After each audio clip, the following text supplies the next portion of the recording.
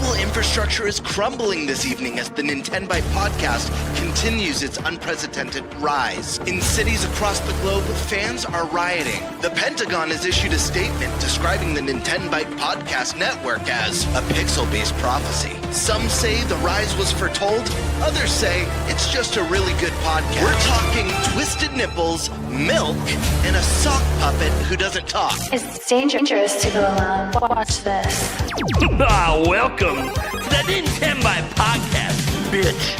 That's right, ladies and gentlemen, you're watching the greatest Nintendo podcast ever! Yeah! Is that a Joy-Con in your pants, or are you just happy to see us?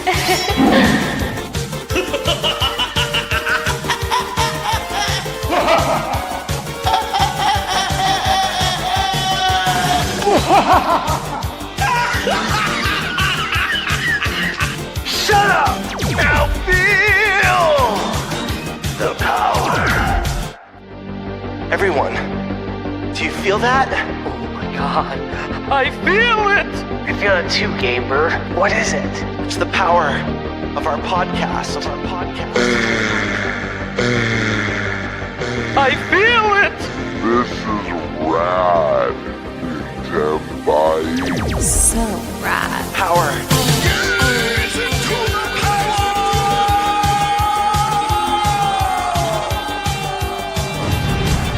Now bask in their glory. I'm Nintendo Brian. Oh, baby.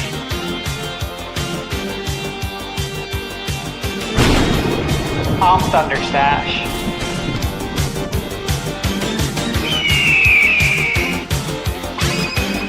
I'm Gamebird Classic.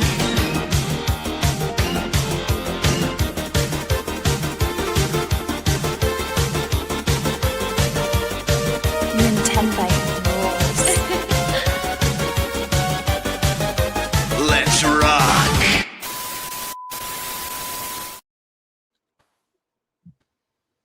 Hey everyone, welcome to the NintenByte Podcast, Season 3, Episode 46. We're going to have a good show for you guys today. Last week, you guys know we did a little bit of a Q&A thing for the whole stream. Well, this week, you ain't got to worry about that. Yes, you can still get your questions super chatted in, and we'll answer them rapid fire at the end like we do every episode. But no, we're not taking half hours to answer questions. Instead, we have some killer topics this week. We're going to be talking about the new news today, the breaking news today from Nintendo about game price changes to Switch 2 games moving forward, at least in regards to Nintendo themselves. Whether or not anyone else will follow suit, we'll have to wait and see on that one.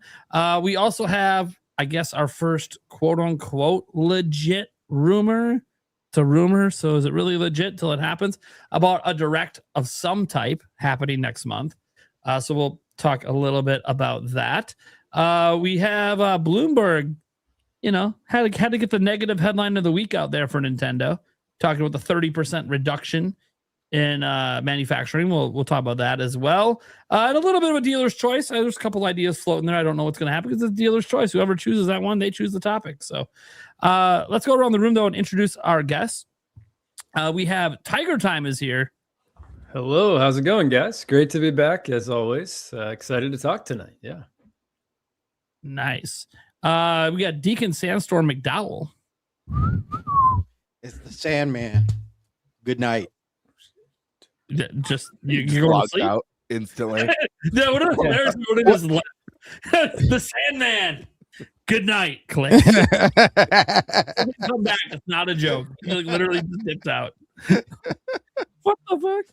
Oh man, welcome, man. Nice to have you here. We have Andres Restart's back. How's it going, bud? You're muted. I'll unmute you. Maybe I remuted you. You're unmuted. Can't unmute because you choked. Okay, you are the only one that got muted. That's a little. Right. Thank you. I don't have the power to unmute. That's bullshit. Anyways, I have control. I've maintained some of my powers from when I used to co-host. Anyways, thanks for having me. I'm happy to be here.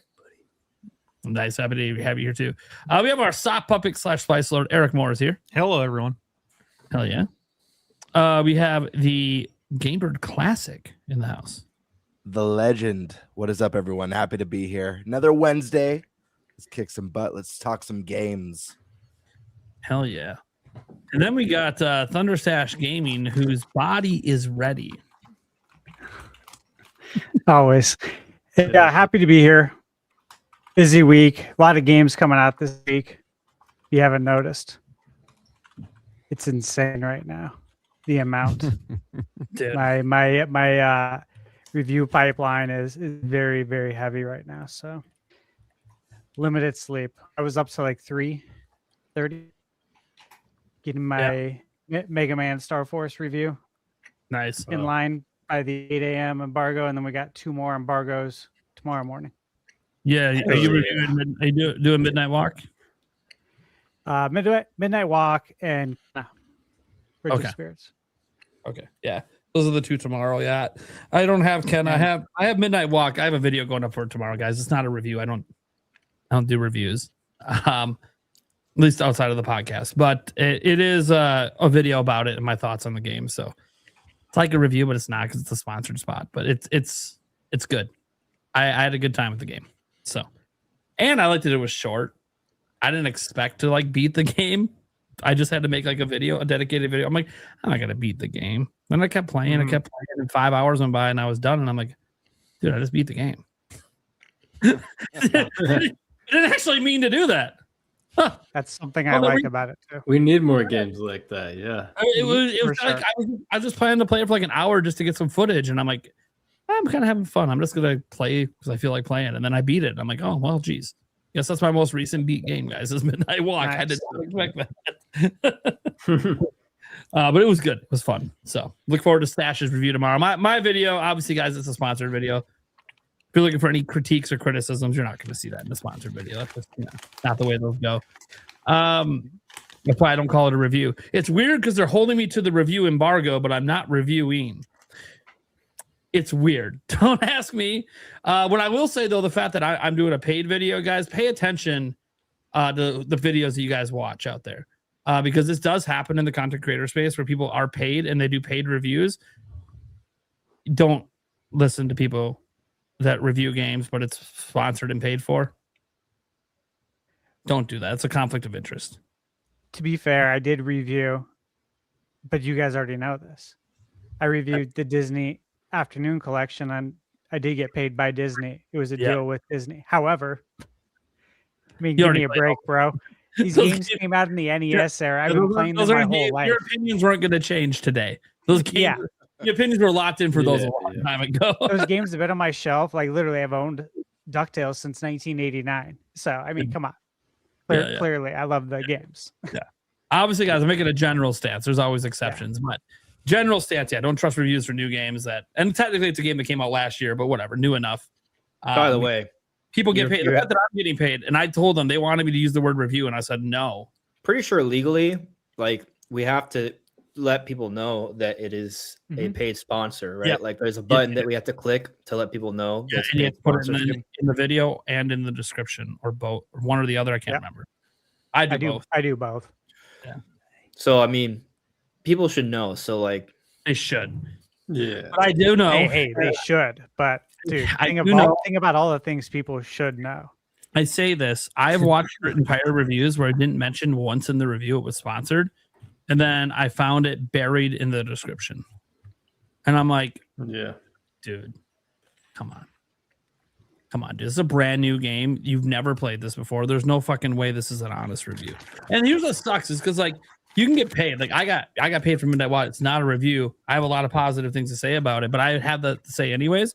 But that's why I told them I can't call this a review because I am not taking money to do a review of a game I've never played before. This doesn't make any sense. Because then one, I don't do game reviews, and two, now I'm doing it because I'm paid. And I'm doing it because I can only say positive things. Like I'm just not doing that shit. But I have ran into other content creators, and I won't name any names that have put out reviews that were definitely paid for. Who? That it's like this is not good. Like I get that we're all trying to make a buck here on YouTube, but at some point integrity has to matter somewhere, doesn't it? I don't know. Maybe I'm off on that. No one seems to be agreeing with me. So I mean, you already know I do, but we know how the world works, man. Like a famous quote, everybody has a price. Say, get the check while you can get it. Who cares? Tell you what, Prime, you can do a Game Bird Classic sponsor on your channel, and you're allowed to critique me all you want. How's that sound? The problem is, it's hard for me to critique someone who's better than me. Oh, you heard it here, folks. So it would just be a suck up video. I think you just want me to advertise your channel to get more subs. I get it. That's probably it. There's always a motive. There's always a motive. All right, guys, I'm Nintendo Prime. What's up? You guys know daily news. Let's go ahead and get to our topic roulette. Who wants to go first? Any takers? I'll go. All right, Sure. Gamer, what one you want? What do we got here? No, boring. No interested. He was involved in the whole discussion earlier. This is boring. This is probably one of the ones he threw out there. Let's do topic 1. Nintendo Switch 2 exclusive game price change. There you go. I'll do topic 3. Well, look at that. Jumping at topic 3. Ooh. 3. I'm actually excited to see what Stash has to say about that topic. I didn't think that was the one he was going to take. I knew he wouldn't take the direct. Everyone's bored about the direct. I know I'm going to end up stuck with that topic, but everyone's bored talking about a direct until it actually happens. I get it. I was gonna say, are you sure you're not gonna get stuck with dealer's Yeah, choice? yeah, I might because you go next. Yeah, you're getting stuck with dealer's choice. Damn it. you at least had an idea. So Well, there's 2 ideas written down. I mean, Neither of them were mine. yeah, there is that. just to put it out there. Okay, cool. So Eric's going to take the Nintendo Direct, and I'll do dealer's choice. Guys, I don't know what the topic's going to be yet. Maybe one of your guys' super chats that comes in ends up being the topic. I have no idea. Sometimes you guys have better ideas of stuff to talk about than me. In fact, I might eventually let members on my channel submit topic ideas. No promise we use them. Just in between episodes if people want to just throw some stuff out. Because sometimes we just need a list of extra topics we can just get to whenever. Like Fantasy Critic's been floating out there for a month. We just keep not getting it. Well, last week was the perfect week, except we did 6 hours of Q&A. Yeah. So what a shocker. All right, guys, let's go ahead and get to our first topic. Game Bird Classic. All right. We got a big one today. This is kind of breaking news today. Nintendo of America announced today that a pricing change for Nintendo published exclusive games on Switch 2. The reasoning behind this stems from the increased cost to make physical games. Thus, beginning with Yoshi and the Mysterious Book, it appears physical games will be $10 more than digital games. For example, Yoshi is listed for $69.99 physically, but is just $59.99 digitally. This change applies to all future Switch 2 exclusive Nintendo published games. Some view this as a discount, taking Nintendo's new $70 standard and offering a cheaper digital version, while others view this as a price hike. Is this? Sorry. I just got off work. Is this people actually saying this is a price hike? Yeah. Yeah, A lot. Yeah. It's all over the internet. Yes. That is so funny. I have a comment on that in a second, but first I want to finish reading this. Sorry. So while others view it as a price hike, taking a game like Yoshi that last gen would have been $60 and charging $70 physically. Concerns as well come up if Nintendo has any more $80 games. Will it be $80 digitally and $90 physically? Of note, Nintendo already has these price discrepancies in Japan and Europe, so this isn't a new move for Nintendo themselves, but is new in the United States. What do we think about this? And the big one, will this make the all-digital future come quicker? Fun note, unrelated, but Prime 4 has been discounted by 52% in Japan, hitting discount bins after just 3 months. This is notably the number 1 or number 2 markets for the Switch 2 in the entire world. Flap? Question mark. So, real quick, I just want to say this part of the subject. I've had a very busy day, so I'm kind of catching up with the news right before the show. But reading this, that others are viewing it as a price hike, taking a game like Yoshi that last gen would have been $60 is one of the dumbest things I've read in a while. I mean, and I could keyword, only last compare gen. that. I could only compare that to cognitive impairment is what I'm gonna latch that onto.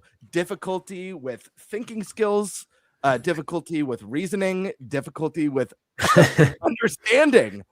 Anyone could sit here, like if Sony announced tomorrow, after this big Nintendo, if Sony announced that going forward, all first-party PlayStation 5 games are going to be cheaper than the physical versions. If someone jumped out and said that's bullshit, that basically means we're paying wait, what did they say? Hold on. Let me see what they said. Because this is like great. Oh yeah, taking a game like Marvel's Wolverine that last gen would have only been 60 and now charging 70 physically. It's literally the same argument because Sony didn't raise their prices till the PlayStation 5 to 70. So if they announce that the digital version of Wolverine is $60 and not 70, are people going to get pissed and say they're charging this way? This is ridiculous. Now, the other part of this, and I'll get everyone else's thoughts, of course. I'm just like, this is just such a weird thing. Anyways, actually, I'll dive more into it when it's my turn. Let's start with one of our guests today. Andres, we haven't had you here in a while. Andres, let's start with you, man. What are your thoughts on this? Are you? Oh, yes, Prime. Time out. So this happened after the topic was made. This was like a little bit ago. IGN got a comment from Nintendo on this.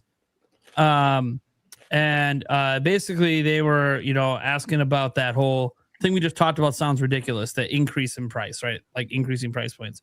So it's found a confusion regarding whether this was Nintendo effectively concealing a quiet price increase by making physical Switch 2 games more expensive, or if it is in fact Switch 2 digital games getting cheaper. Here's what Nintendo had to say. The cost of physical games is not going up. This means that when Nintendo sells digital versions of Nintendo published games exclusive to Switch 2 to consumers in the United States, those prices will have an MSRP that is lower than their physical counterparts. Retailers obviously set their own prices, blah, blah, blah, blah, blah.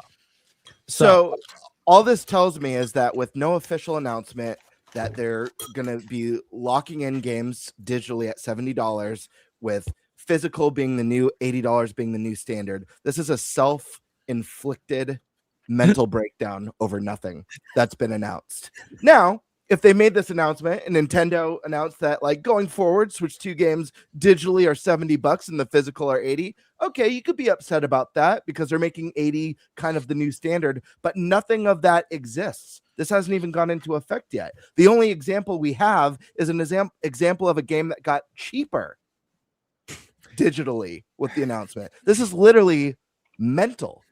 Anyways, Sure. With that being said, Andres, what are your thoughts on this?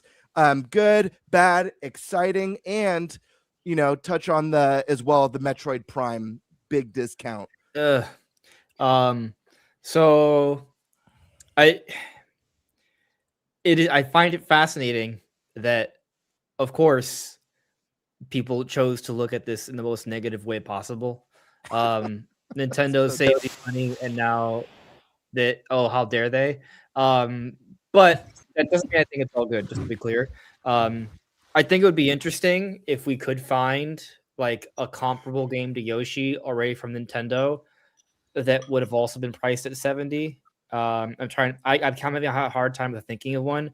I mean, how expensive was Pokopia? $70. Okay. I don't think that's a high budget title. How expensive was Hyrule Warriors Age of Imprisonment? I don't think that was a high budget title either. Has voice acting, but that was $70.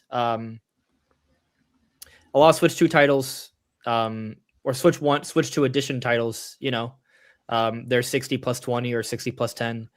I think it's been made pretty clear that pretty much most of Nintendo's published titles, if they are a full game, 2D or 3D, I would say, there are exceptions, like Dragon Drive, but that's an eShop only title, right?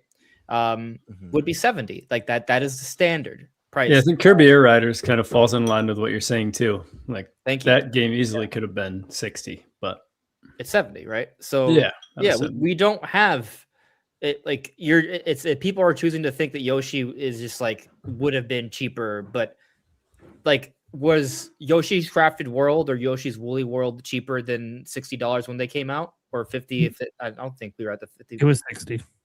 Yeah, so there's no, exactly. They've been full price. They've always been fully priced at launch, right? So there's no actual logical reason to think that Yoshi would have been priced up. I mean, I don't want to say it's completely illogical, but there's not really much evidence to support the claim. Is my point. If anything, be mad Nintendo didn't do this from launch,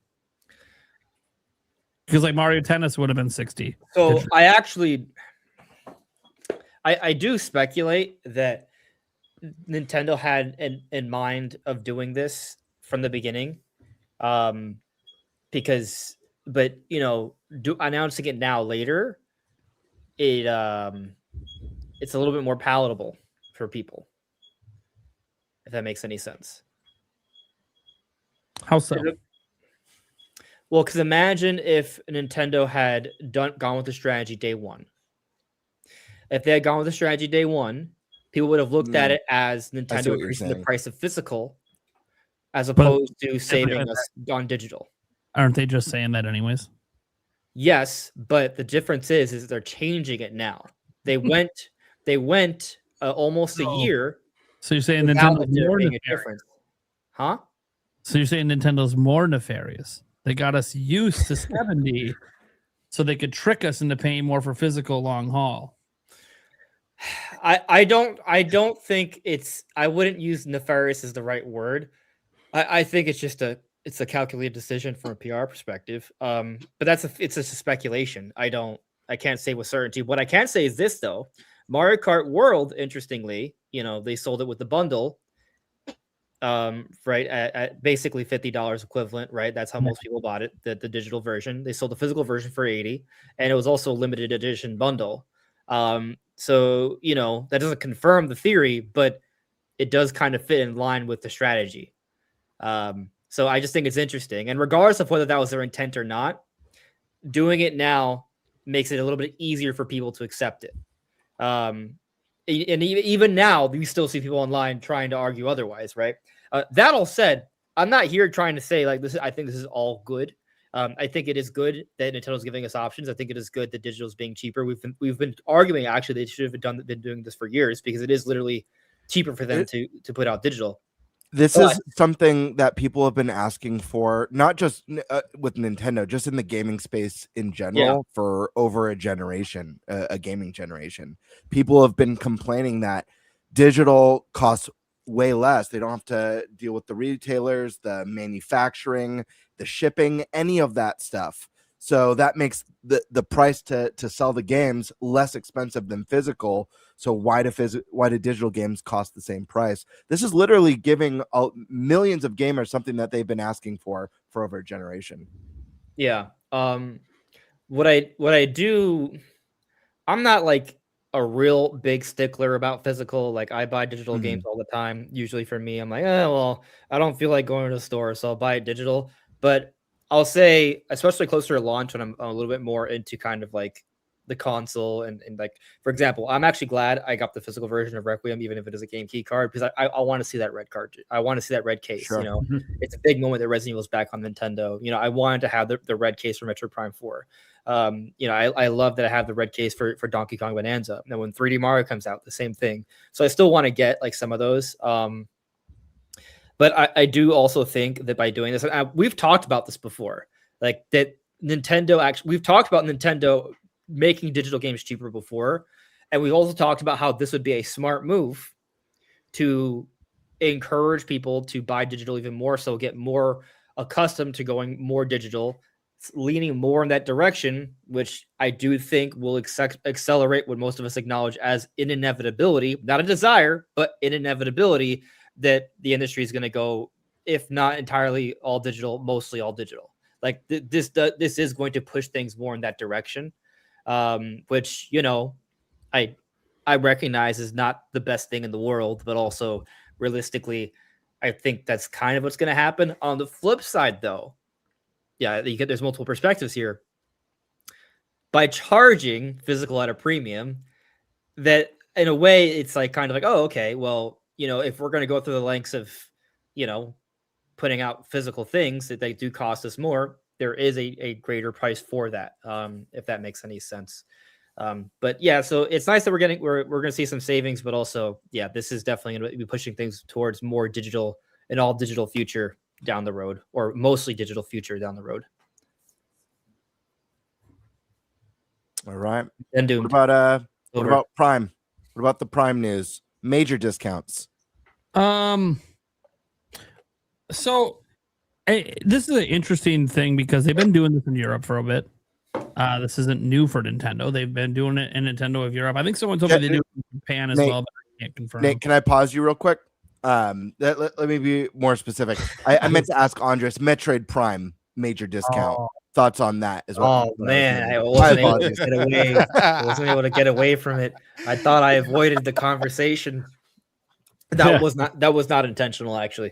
But afterwards, I was like, oh, I got away with it accidentally. Guess not. I was trying to help you out. I knew you didn't want to talk about. I mean, we already knew the game was selling poorly in Japan, so it's just kind of like whatever. Like, I don't think that. Huh? I think it's selling poorly worldwide. Sure, I bet you do. We'll see. I saw it discounted at Walmart today, so it's not a national. How much? It's $20 cheaper. So to me, that means that they're not moving it. I asked them about it. They don't know why it was cheaper. It was a decision. Just that specific one game, no others. Just that game, yeah. Huh? That is weird. But again, guys, because I haven't been able to confirm it outside of my Walmart, I didn't want to put it in my video today because I'm like, I looked it up on Amazon. It is $5 cheaper on Amazon. So that is interesting. And I looked at Donkey Kong Bonanza, which is not $5 cheaper, just to kind of like compare a game that I know is selling well. Also, Nintendo sold Metroid Prime Remastered when it came out in 2023 at a heavy discount also, and it still didn't sell extremely well, which was stupid. I just think it's weird, you know. I know there's a lot of people that don't like Metroid Prime 4, but I think it's really weird just how badly the game was slammed, because I don't think I think it's an underrated game. Like, I don't think it's a 78 on Metacritic kind of game. I think it's somewhere in the 80s, maybe not high. I think high 80s is probably wrong. Low to mid. It's not the best Metroid Prime game, but I still think it's a good game. And I think, you know, it kind of it got too much hate. But also, even if it was praised really well, even if it got like 95s to 99s on Metacritic, I'm not sure if that would have made much of a difference either, sales-wise, because Metroid Prime Remastered was one of the highest-rated games of the generation. Was discounted significantly more than any other major Nintendo title. Was the best-looking game on the Switch One, pretty much inarguably, or at least definitely in that conversation, right? You can't say it's not in that conversation. And yet, despite all those things going for Metroid Prime Remastered, you know, one of the highest-rated games, one of the best-looking games, you know, heavily discounted, it still didn't even eclipse 2 million. So, you know, I don't think Nintendo marketed it at all. You know, in hindsight, I don't think Nintendo really marketed Metroid Prime 4 that much either. They did the Metroid Prime 4 overview trailer, which is a more significant overview trailer than other Metroid than other overview trailers. But it was almost a Metroid Prime 4 Direct, but it wasn't quite a Metroid Prime 4 Direct. And I think that was it's very strange. We know they care, but also, do they care? I'm not sure. I hope that when Metroid Prime 5 comes out, they handle it a little bit differently. But yeah, they didn't treat the game as good as they could have. All right. Nate, you were jumping in, so we're going to go to you next with your thoughts on this topic. That includes, is this, you know, accelerating the digital future, your thoughts on these digital discounts, as well as your thoughts on what's going on with Metroid Prime 4. Take it away. My thoughts on Metroid Prime 4, I'll just get that out of the way quick because you was just talking about it. Look, it's not selling well. It is what it is. That's all that means. It's not selling well in Japan. It already didn't really launch well in Japan. It's not selling well there. Seeing a couple, just glancing online, a couple other retailers have discounted it multiple times over the last couple months. I'm On Amazon, I think it said it sold like 1,000 copies in the last month, or just over 1,000. Guys, that's some sales, right? That's obviously something, but that is so minuscule. Let me just with Amazon, because Amazon actually gives us a little numbers like that's over 1,000. Let me see what Donkey Kong Bonanza said it did in the last month, just for like a comparison on an older Switch 2 exclusive. That has over 6,000 bought in the last month. So like that's a 6 times X interest being out much longer than Metroid Prime 4. So I think the bottom line is, and this was sort of proven with Metroid Prime Remastered, but we kind of tried to use the excuse that Nintendo didn't market it right. Or like maybe them charging $40 made people think like it's a lesser game, so they'll just skip it. I know that seems ridiculous, but consumers can be dumb sometimes. They see a lower price, they think lesser game. That's definitely proven not to be the case with all the indie hits we've seen out there. Like anyone thinks Silk Song's a lesser game because it's $20. But bottom line is Metroid has had a hard time appealing to people, especially the 3D ones. The side-scrolling ones, look at the history, they always do kind of decent, between $1.5 million to 2.5. Obviously now with Metroid Dread going above 3 million. Prime 4 is probably still going to sell. I mean, we already know it's sold over 1 million. Maybe it does get to 2. We'll see. Yeah. You know? I'm of mind that Prime 4 will probably not get to 2. I'll be happy if it does. I don't know if they'll ever update it, because Nintendo only updates when they sell 1 million in a quarter. And I don't think that's ever happening again for the games. I don't know that we're ever going to get an official update on, besides it selling over 1 million combined between Switch 1 and Switch 2. And it makes sense if it's not selling well. It would make sense if they just never talk about it again. They just kind of move on. I think if nothing else, this does one thing. And this one thing is not something I want to be true. But I do wonder if, just like with Other M, it's time to put 3D back on the shelf again. Because it just isn't selling. The interest isn't there. And I know, guys, the budget was inflated because it started with one developer before going over to Retro Studios. So it wouldn't be $100 million to make a Metroid Prime 5. But it's still going to be a significant budget because it is a Western studio. And it doesn't do the sales to justify that kind of budget. Well, so a couple things. After having played Metroid Prime 4, as beautiful as it is, does it really have that big of a budget? Like, it doesn't, it doesn't seem like such a big game that it would have such a insanely... It's just the timeline of it development, just the years. So the 8 years of development, and we can basically how the budget. So the budget number, guys, comes from Kiwi Talks, and he's got his own sources on stuff. That's a rumor. It's a rumor. He said, even if you don't want to believe me, you could just do basic math. You can look at how many people worked on the game when they started working at Retro Studios, the average salary for someone at Retro Studios. Do the math; it actually gets really close to $100 million.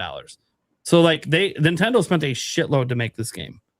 Sure. But let me bring this thing up. Problem.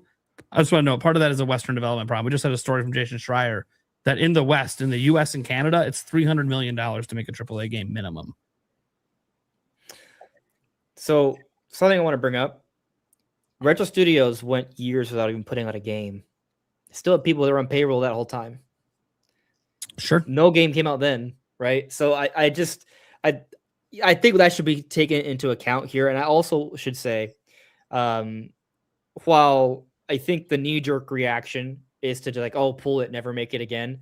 I think what's smarter, and I think we've heard about this before from Kiwi as well, I believe, that the idea that would be best is to kind of be consistent with the series and build an audience, build momentum.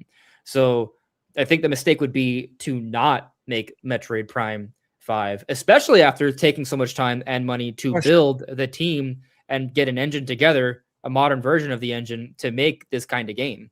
And if it's the size of Prime 4, honestly, if they already have the engine, the people there, shouldn't take them that long, cost them a ridiculous amount of money. Like, obviously it's expensive. I'm not trying to say it's not expensive, but this shouldn't be like a Zelda kind of expensive project, given what they did with Prime 4. If they want to go bigger, I'm all for it, but they better market it, right? They better do something that's going to make it worthwhile. I got a question for you. Do you think they can make Prime 5 on the budget of a side-scrolling Kirby game? Because that's the kind of sales it does. Well, there's a lot of Kirby stuff. Kirby has probably huge, great profit margins. That's what I'm asking. Nintendo likes to make money. They don't just make games to lose money. Yeah, Pokopia probably is cheap as hell to make too. They don't have to make a ton of money, guys. Nintendo's not one of those companies that just chases the highest profit margins. Like they'll continue to make a series even if the profit margins aren't super big. Like I don't think the Xenoblade profit margins have been big for them, but it has been profitable. So they keep it going. Hence the lack of an endless chase of games of service from Nintendo. Yeah. So like they'll settle on games that aren't as profitable but are still worth making because they are profitable. The reason I bring this up is because like it's the side-scrolling Metroid game clearly made them some money for Mercury Steam. Don't know what the budget was for it. Don't know if Nintendo doesn't publish budgets. You can do math like I just did, but Nintendo is not a traditional budget company because they do salaried employees. But I do think that when I look at Metroid Dread and I see, okay, 3+ million side-scrolling, highest ever. Then you see highest budgeted Metroid ever drop. Might have lost them money. Might not even been profitable. And struggling to have any legs. And obviously the reception wasn't as good as it was for Dread either. And obviously there's been your last two 3D Metroid games. I don't know if it's too early to say this, but it feels like Prime 4 and Other M were a flop. And they did have consistency from Prime 2 to Prime 1 to Prime 2 to Prime 3 and saw no during the GameCube era. So which is not hardcore centric. But GameCube was, and there was only 20 million of that. It's easy. That's a weak excuse. Metroid Prime Remaster was on Switch 1 and couldn't sell. Are those not hardcore gamers? Like what? At some point, we got to stop making excuses for why 3D Metroid doesn't sell. You didn't realize it just doesn't appeal. And that sucks because I think the games, even 4, I think is really good. I think the first 3 are excellent. The first 2 especially are excellent and peak Metroid. But they can't find a way to appeal to people beyond this really, really hardcore 1 million to 2 million people. And honestly, it's not the only game that struggles with that.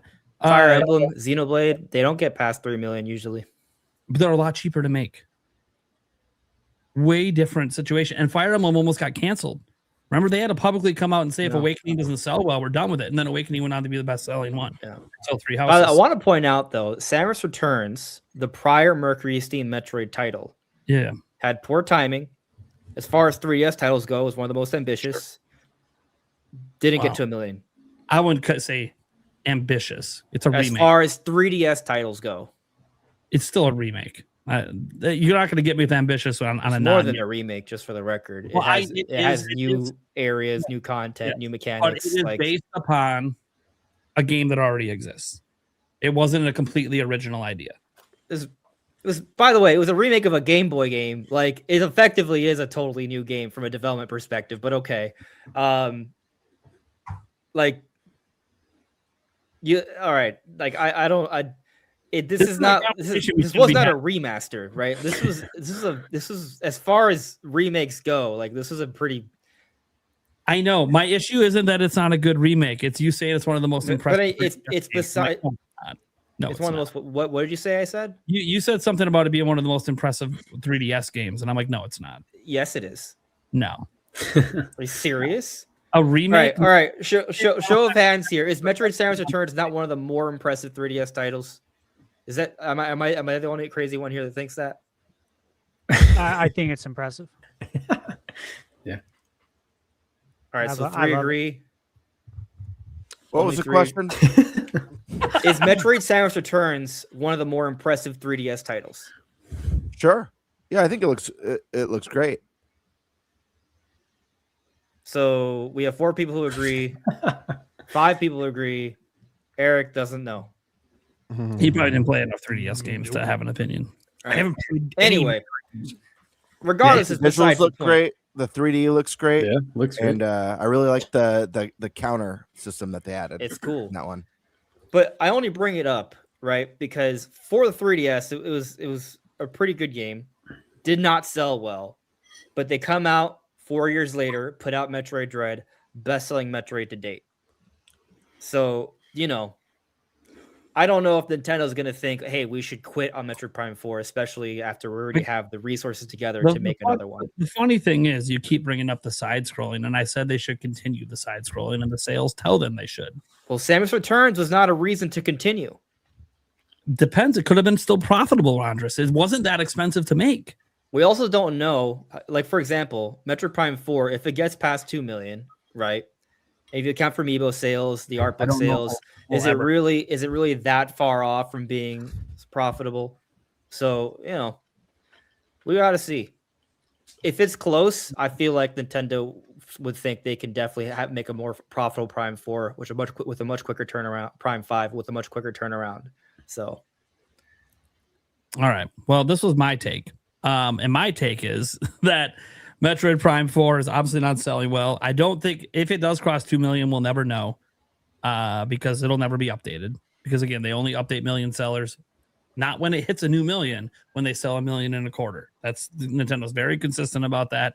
And I don't foresee, even if they gave this away for free, it getting 1 million units in a quarter. And I hate saying that. The interest level is just seemingly that low. And among the people that did buy it, not everyone can even agree it's a good game. So that doesn't help it either. So the word of mouth for it isn't very good either. Now, all of that aside, for me, I think this just means I don't know what happens with Retro Studios. They could just go on and make Prime 5. I'm not saying it won't happen. My opinion is we're just very lucky Nintendo is not a company that lays people off and closes studios, because that's what everyone else would have done in this situation, is already have closed Retro Studios. But Nintendo isn't that kind of company. They see talent. They think they can get that talent to do something profitable for them. What it's going to be, is it Prime 5 or is it something else they put them on? I don't know. I don't think they go back to side-scrolling Donkey Kong, although maybe. But yeah, we'll see what happens. So that's just my opinion. I think Prime 4 is obviously not selling well. I think it's kind of a fact, depending on what your expectations were. It's not selling well. With that heavy discount in Japan, especially.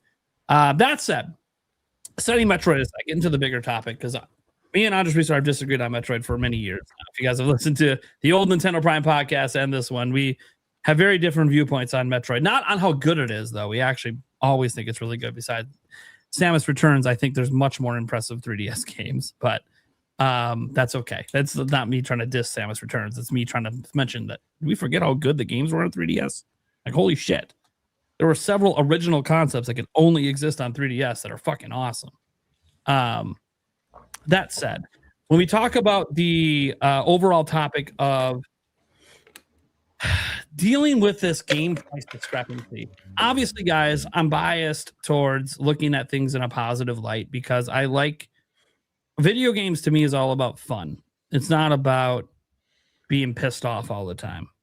In fact, I think if you get really pissed off, or like I saw a comment today saying that someone hates Nintendo, I'm like, if you actually hate them, you're taking video games too seriously.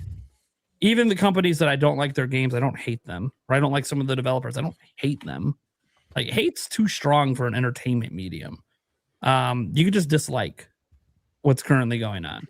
For me with Nintendo, to me, this is obvious because they were already doing it in Europe. And I've talked about it before in Europe. And I was like, why the hell aren't they bringing this over outside of Europe? This is kind of weird. Why is it just a European thing? Then I thought maybe Europe was like forcing them maybe a bit, because Europe has all these special laws.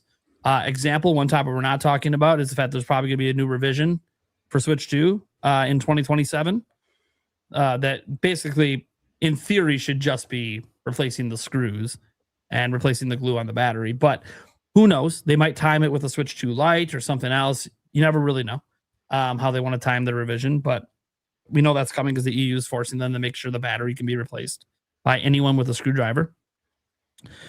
But I do think that this is an interesting prospect, because it's nothing but good for consumers outside of one avenue, and that is it does push physical games out the door quicker. Something that's already been happening anyways.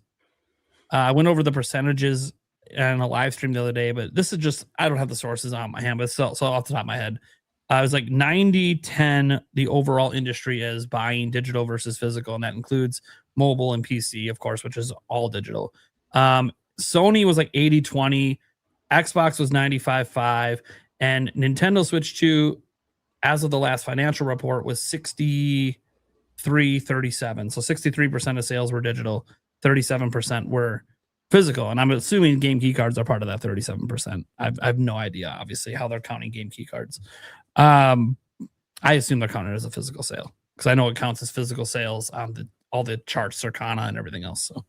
So my thing is, when I see them do this, I just think, well, this is their game voucher replacement program, except it applies to every game they publish. I don't see how this is a problem. You think about the voucher program. What was it? Spend $100, you can get 120 worth of game value, right? You save $10 a game. Same thing here. Except now it's every game. Who needs a voucher program if you're just gonna straight up just say they're cheaper? Look, it is gonna spur the digital age quicker, but the digital age was already coming anyways. So honestly, this is better than the voucher program because there were games they wouldn't count in the voucher program that were published by them in first party. This is for every exclusive Switch 2 Nintendo published game will be cheaper digitally. All of them. They said it themselves in plain black and white. That's a good thing. I don't know how this could be spun to be a bad thing outside of, yes, it's spurning physical going away quicker. There's also a counter to that. Nintendo's setting this precedent that it's okay to charge more for physical. Obviously, we've already seen a couple indie games doing the same thing, charging $10-$20 more for physical. What if this actually spurs, and look, I don't think this is going to spur a lot of them, but what if it spurs some of these AAA games that can fit on a cartridge to be like, you know what? Nintendo's saying it's okay to charge more, so let's just charge more to put a physical copy out instead of a game key card. I think that is something that now might be a conversation at some of these companies. I will tell you, I do not foresee things like, let's say, I'm trying to think of a game that would fit. Like Indiana Jones is fitting, and I think they're charging $70. I don't foresee them charging less than $70 for digital. I think it'd be more like they charge $80.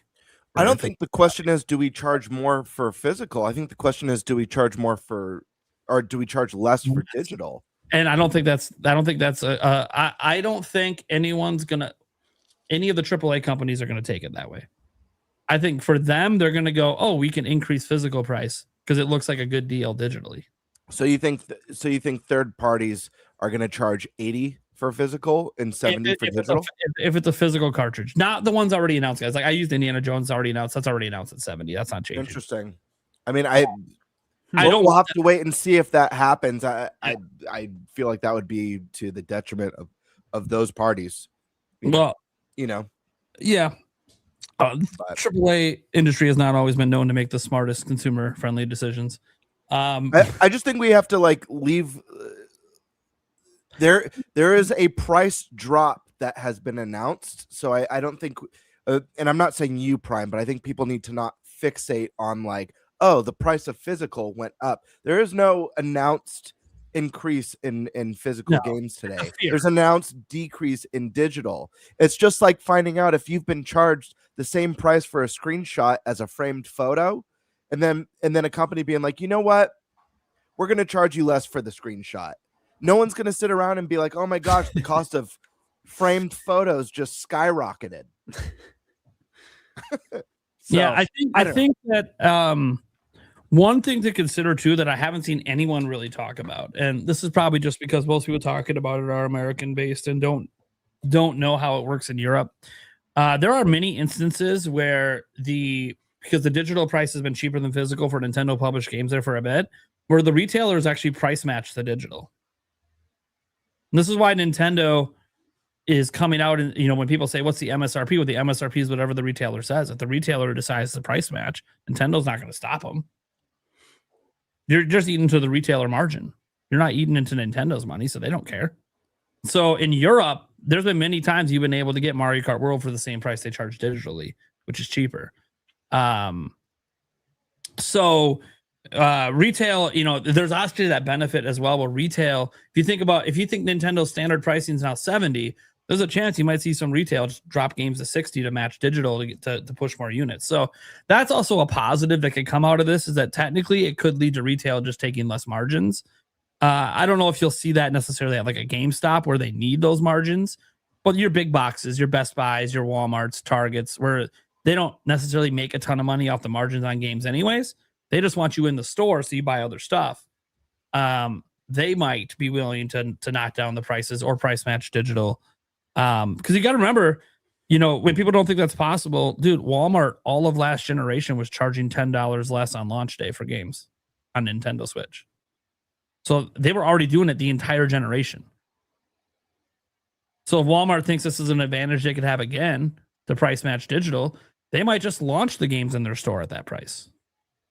So this is a potential benefit even to physical owners. That being said, I think that overall this is just a positive story outside of, I guess, spurning digital quicker.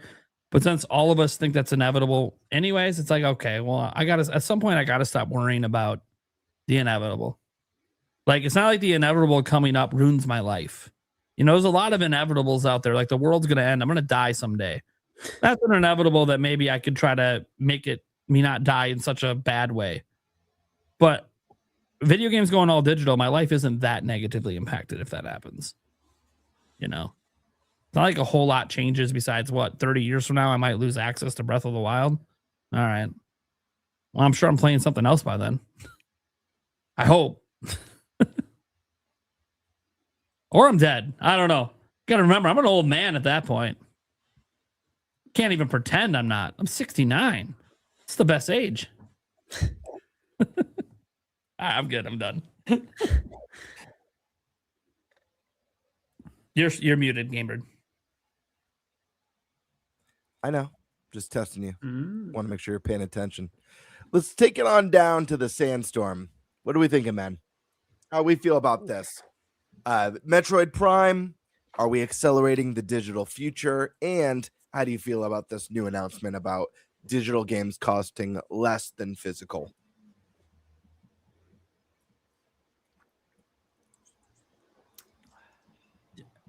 He's bullshit.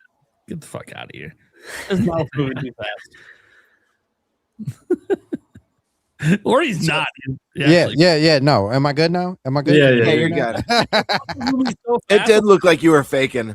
It was like, man, let me talk about Prime. Let me talk about Prime last, but and talk about this digital situation. To be honest with you, I think this should have been how digital and physical should have been anyway, to begin with. I agree with the whole sentiment that there's no extra cost to manufacture cards, middleman, get it to a retail, all of that stuff like that. Even taxes are different. And I just don't buy the whole needing to have digital be the same price. Like it just doesn't make sense to me. So having two different prices for them, I'm all for it. I think it now where we have physical, I definitely think it works, and I definitely think it will push the digital world a little bit faster. I don't know how that looks in the future though, because if games for Nintendo are all sitting at, let's just say, $70 is the cap from now on. We're not increasing any prices, anything like that. If $70 is the cap and Nintendo is putting all their games out for $60 in the digital space where everybody else is going $70, how does that look for like the rest of the industry? You know what I mean? And sure, we live in this time where everybody's like, oh, Nintendo doesn't know how to make hardware, blah, blah, blah, blah, blah. That stupid stuff. But they're selling better than everybody else. Like, so does that do now developers, are they like, dang, we got them on that 70, but we got to go back down to 60. We got to go back down to 60. I don't know, because we've kind of moved, the industry as a whole has been tricked into believing that because games cost an astronomical amount, that they have to sell at this price point, regardless if it's physical or digital. Like, it has to be $70 so they can make a buck. I don't believe that. So it's in the future, I think that looks a little funny, but as of right now that we have physical and digital, I think it's a great idea. To the weird people out there who are always trying to find a reason to like spin something good into bad when it's like a Nintendo thing. Andreas, I don't know if you said it or Prime or even you Gamer, but like if it came from Sony, it'd be like, oh, Sony wins again. We did it. Sony wins again. But like in this situation, it's like the person who came up with the narrative that all the Nintendo games are all $80 is like, oh, see, this is the reason. I told you. This is why they're gonna go $80. And it doesn't make sense to me why you would think that push is. Now, Prime said something about third party and them possibly like looking at this and being like, oh, so we can actually charge the digital at 70 and make the physical 80. There was once upon a time where Nintendo ran everything. I know that's crazy for people to think. They ran everything. They ran the game. They saved the gaming industry. They ran the gaming industry to the point where they had rules and you had to follow their rules. And if you didn't follow their rules, you weren't in. You were out. You were out of the game, right? That time was during a time where like third parties and stuff like that, they decided they were going to be the bold ones and be like, all right, that's fine. We'll go somewhere else and make our money, right? Now, retro, just moving up into today, everybody wants to jump on the Switch for some reason. I don't know if it sells well. I don't know if the Switch 2 is just making money. I don't know. I'm not here to make that claim. But what I do see is a lot of third parties actually moving to that place. What does that look like when you're like, we're making money. Charge them 10 extra. Charge them 10 extra. I don't think you're going to be in the game that long. I don't think people will buy. I do think there will be some buyers, but I don't think you're going to sell like you want to. And then I think that rhetoric of nobody's buying third-party games would actually be true in that case. Because I don't know about you guys. I'm just a regular old dad slash husband, just out here working a 9-to-5, $70. You got to pick your poison at that time. $80. Not me. Can't do it. Can't do it. So I think overall what I'm saying is as far as the digital space, I think that's awesome. I think that's a great idea. Honestly, I think everybody else should adopt it. It's not like Steam hasn't kind of already adopted that, with constantly going on sale, but that's just me. But I do think it's really a really good idea going forward as far as the digital and physical space. Now, with the Metroid Prime thing, it's unfortunate, man.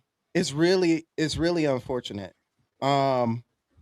I have sat back even when we were still talking about Prime and it hadn't came up. Andreas, I've seen your live reaction. I've seen Prime's live reaction. I don't know how many times I've watched a live reaction on people in that spaceship just dropping for the first time and everybody just being hyped off of their balls, just like, oh my gosh, this is it. This is the one. And I feel like I know you guys, you guys are all hardcore gamers. I feel like it was just all for show, man. Like the support, yes, it wasn't always there for Nintendo. I do feel like they could have done a better job. But I feel like all those people who were like hyped on the show, I don't feel like all of them really bought the game. And if they did, I feel like because of who had that first, who talking about the game first with the with your tag along. I can't remember what his name is. It's been so long that I played the game, but the guy who's like, oh, you got to do this and then you got to do that. Miles McKenzie. Yeah. My and buddy. that just continuously moved on to like why this game is bad. I think Why it you was a shouldn't pick up the VGC game. preview. Yeah. Yeah. Yeah. And it just constantly moved in that way. Now, me personally, do I like the game? Love the game. Will I say it's the best Prime game? Nah, absolutely not. Definitely not the best Prime game. But it it's is still a good game. But it's still a good game. I still enjoyed myself. I had fun. I feel like my money was worth it. I don't understand.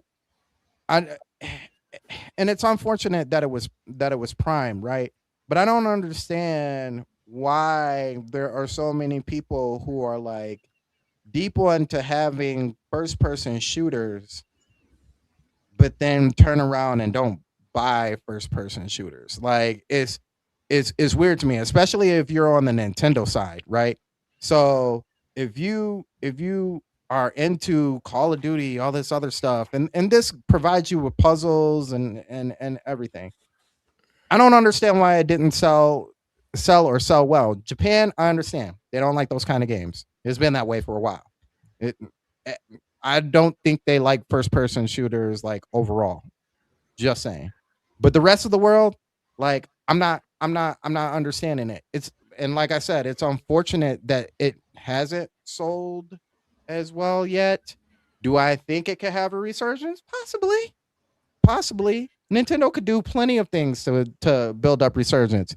Watch them drop a Metroid Prime area in Orlando, and then everybody started buying. Right? Watch them put on a 20-minute episode like they did with Star Fox of Metroid Prime, and watch people start buying. But it'd be crazy if they had a Lemoore Lab section added to the park. That'd be so cool. Yeah, you know what I'm saying? Oh my God. There's It'd be so many cool. ways. There's so many ways for it to for them to build. Unfortunately, just at this time, I mean, Prime looked it up. The game's being discounted. This is what I really don't want to happen, is that this is like a telling sign of them being like, well, you know what? Like F-Zero, y'all weren't buying, we ain't supplying. Move on to the next thing.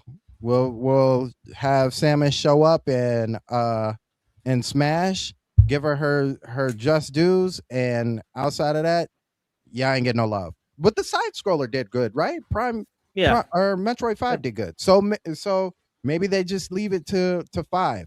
What I also would like is for Retro to maybe just part of that was their problem, right? Part of that was their fault, and Nintendo being like, yeah, go ahead and do that. We need the Breath of the Wild stuff in. I think once they move away from the Breath of the Wild stuff and take that mechanic out, I think we're back to it. But I would also like Retro to finally just make that game that they wanted to make, that they had in their mind this whole time. Finally put that down. People get hyped, buy it, don't buy it, whatever, and then come back to Prime 5 like, hey, yeah, we're not done. This is the one right here. And that could also generate Prime 4 sales, because if they build right off of that, it's like, okay, I didn't buy that before because everybody was talking about my man's. I'm gonna go back and now I'm gonna buy it because I need to know what happened before this. So that's a really good point, actually. Yeah, that could help. So I'm thinking Prime 4 situation. Yeah, it sucks as of right now, but there's always still time. You're still in your first year. It hasn't even been out a year yet. I know sales kind of change between different games depending on what shows up and what doesn't show up. But I know personally, a co-host of mine, shout out to Trey Vito, he just picked up a Switch 2, and he's actually playing the I'm catching up to you guys game. I'm not going to jump into current games that are out for the Switch. I'm starting off with my Mario Kart, my Donkey Kong. He's like, next is Prime. So there are going to be other people who are going to be similar to him, where as the Switch sales move up, as people start buying, they're like, okay, I missed out on some of these games. I need to go check on these games before I just jump into what the current is. So that's my piece, Gamer. Muted. Silent Awesome. again. Yeah, I know. Just testing you again. Just got to keep you on your toes. All right, let's. You give me an bring it idea on. while you were talking about it, if you don't mind me bringing it up. Like, Sure. Go for it. like I've been playing a lot of Resident Evil lately, and I've been noticing that like a lot of the structure for Resident Evil is honestly pretty close to how a Metroid Prime game should be. Absolutely. And something that modern Resident Evil the Requiem did, they have the first person, but they also have third person, and you can choose either or. A lot of people are turned off by first person, right? Like me, I'm a purist. I play the way the developer wants me to play it, right? So with the gray sections, I always did in first person, but I know a lot of people did not want to do first person, so they just played Grace in third person. And so, maybe that's a big thing they could do for Metroid Prime. Just develop the game to have both a first and third person mode. Will take a little bit of extra work, but it's not like you have to make a whole other game to do it, right? So, and that might make a big difference. That might even help it in Japan. Yeah, I was thinking about that too, because 3D Metroidvanias, that's a weird genre. There aren't too many other games besides Metroid that are kind of really popular 3D Metroidvanias, but one that I thought of, Batman Arkham Asylum, that series. And that's, I would argue, Tiger, well, not to cut you off, but I would argue the original Souls trilogy, including Bloodborne, is a Metroidvania. Hence one of the reasons I would have loved for FromSoft to take a stab at Castlevania. I think it would just be so cool. But go ahead, continue your point. Yeah, and it's interesting that they're all the ones that I could think of, and Resident Evil was one that I thought of too, where it's it's kind of on that line, more of a puzzle game, but they're all third person, like you were saying, which is interesting, and they're all very dark thematically, which I was also finding an interesting theme, because I'd also thought of the Souls series too, Game Bird. So I don't know what the takeaway there is. I don't know if changing the structure of what the actual Metroidvania elements are, and kind of, I don't know. It feels like there's the third person element is a potential, but like in Resident Evil, when you get a new item, it has high stakes. It adds a lot to what's happening in that moment, and you can kind of sense that, rather than just a power that allows you to, get to a certain area. Like there are more elevated stakes to it, and maybe adding that level of kind of stakes to really the Metroidvania aspect was something I was thinking about, of how in the world could they take this to the next level, because 2D Metroidvanias are very popular. Like those do really well. And so there's the third person is one thing that I thought of, but it's so interesting to talk about what that distinction is. And it's something I've thought about a little bit, but haven't really delved too deep on. But Well, since you're going, Tiger, why don't you share your thoughts on the digital decrease in price, or digital difference in price, as well as your thoughts on, is this going to accelerate the all digital future that we all see, coming in the distance? It's definitely going to accelerate that. It was interesting. I came home from work and I saw the topics list, and that was the one that I was realizing was evolving as the day was going on. So I kind of had this fun social experiment where I was also trying to figure out what the heck is going on. And so dangerously, I went on to X, and as I've heard from comments on my videos, I can't believe you're getting news from X. And so sure enough, I was in the maelstrom, and it was a mess. At first I was like, wait, are they increasing physical prices? Like, what is happening here? And then you kind of look at which accounts are posting what. You slowly figure it out. You realize the agendas that are behind every account and who's been posting what consistently. And you have to cross-reference so much. But it was just a weird social experiment to finally get to the piece, to realize, okay, this is not a physical increase. This is a digital increase. And this is, from what I can tell, from all aspects, just consumer friendly at this point. After looking at everything from the, again, kind of brief time I had to look at this, it seems like it's just a good thing overall. And one good thing that I really took out of this was Nintendo's quick response to clearing this up. Because, one thing that I've talked about, and I know people on here have, is like their lack of clarity with some statements. And even with the pricing of things really early on, you had to go all the way down to the bottom of a website, and it was kind of at the bottom of that. And with this, they had someone locked in reading what the heck was going on the internet. And they put out their own statement stating very clearly what in the world's going on. And it kind of, it shut a lot of people up, which was nice to see that instead of people having to bicker and this just becoming a whole thing. It was like, nope, here's a follow-up to all of that crazy feedback that we're seeing right now, or the crazy questions. So that's one really good thing that I took away from this, on top of just, it seems consumer friendly to me. I think that the choice to do this with Yoshi was potentially a confusing aspect, because that is a game that kind of inherently, like Andres was saying, kind of like Kirby Air Riders, one of those games that you could see maybe being a $60 game rather than a $70 if you were just kind of looking at it from afar.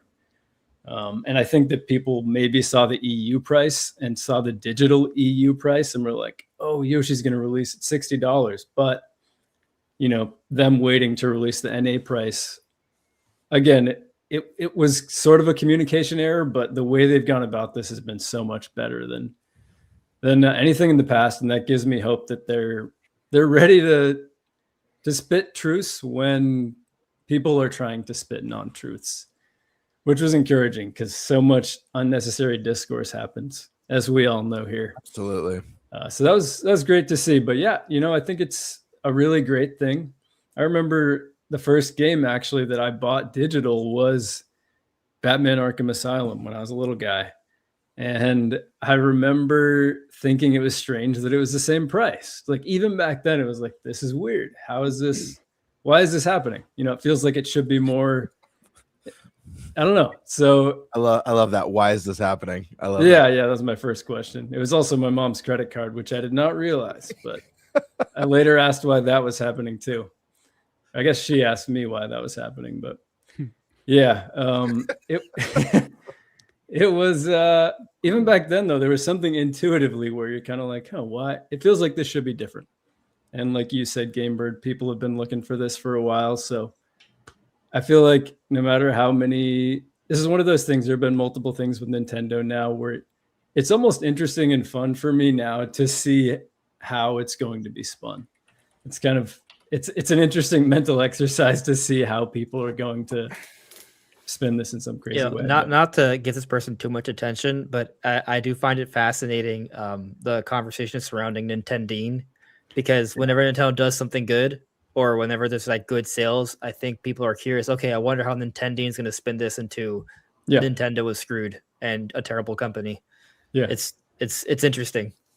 Yeah, I know. I hesitate to say I have a few more names in my head, as I'm sure you do too. There are few people that I, it's not hate watching, but it's kind of like a morbid curiosity to see, to see how their brain works. What were the mental gymnastics that they went through to put this together?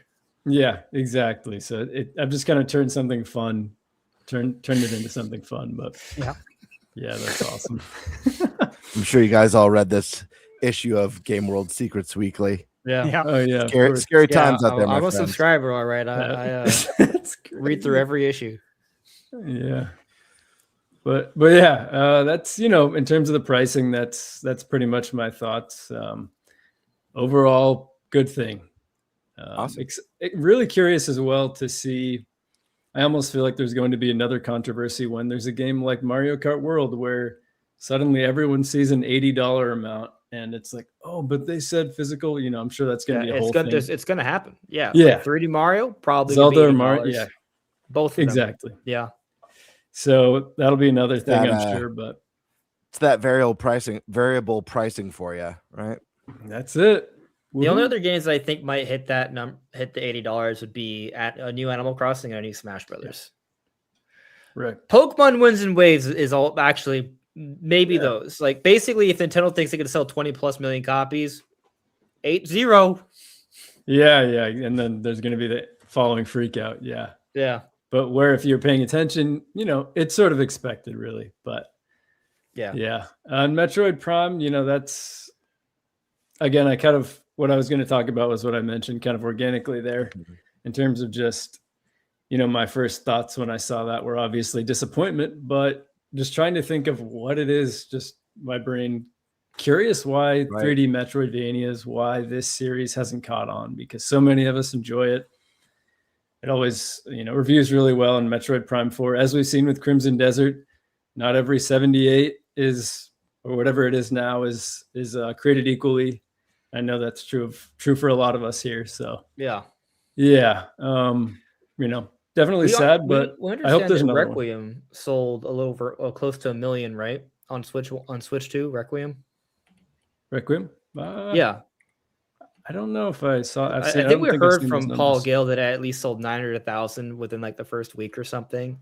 So it makes you think that if Resident Evil Requiem can sell 1 million on Switch 2, obviously it's not the exact same kind of game, but there's a lot of similarities. There are. We talked about the third person element, but here's another thing. Like, what if they just went full rated M? Like, maybe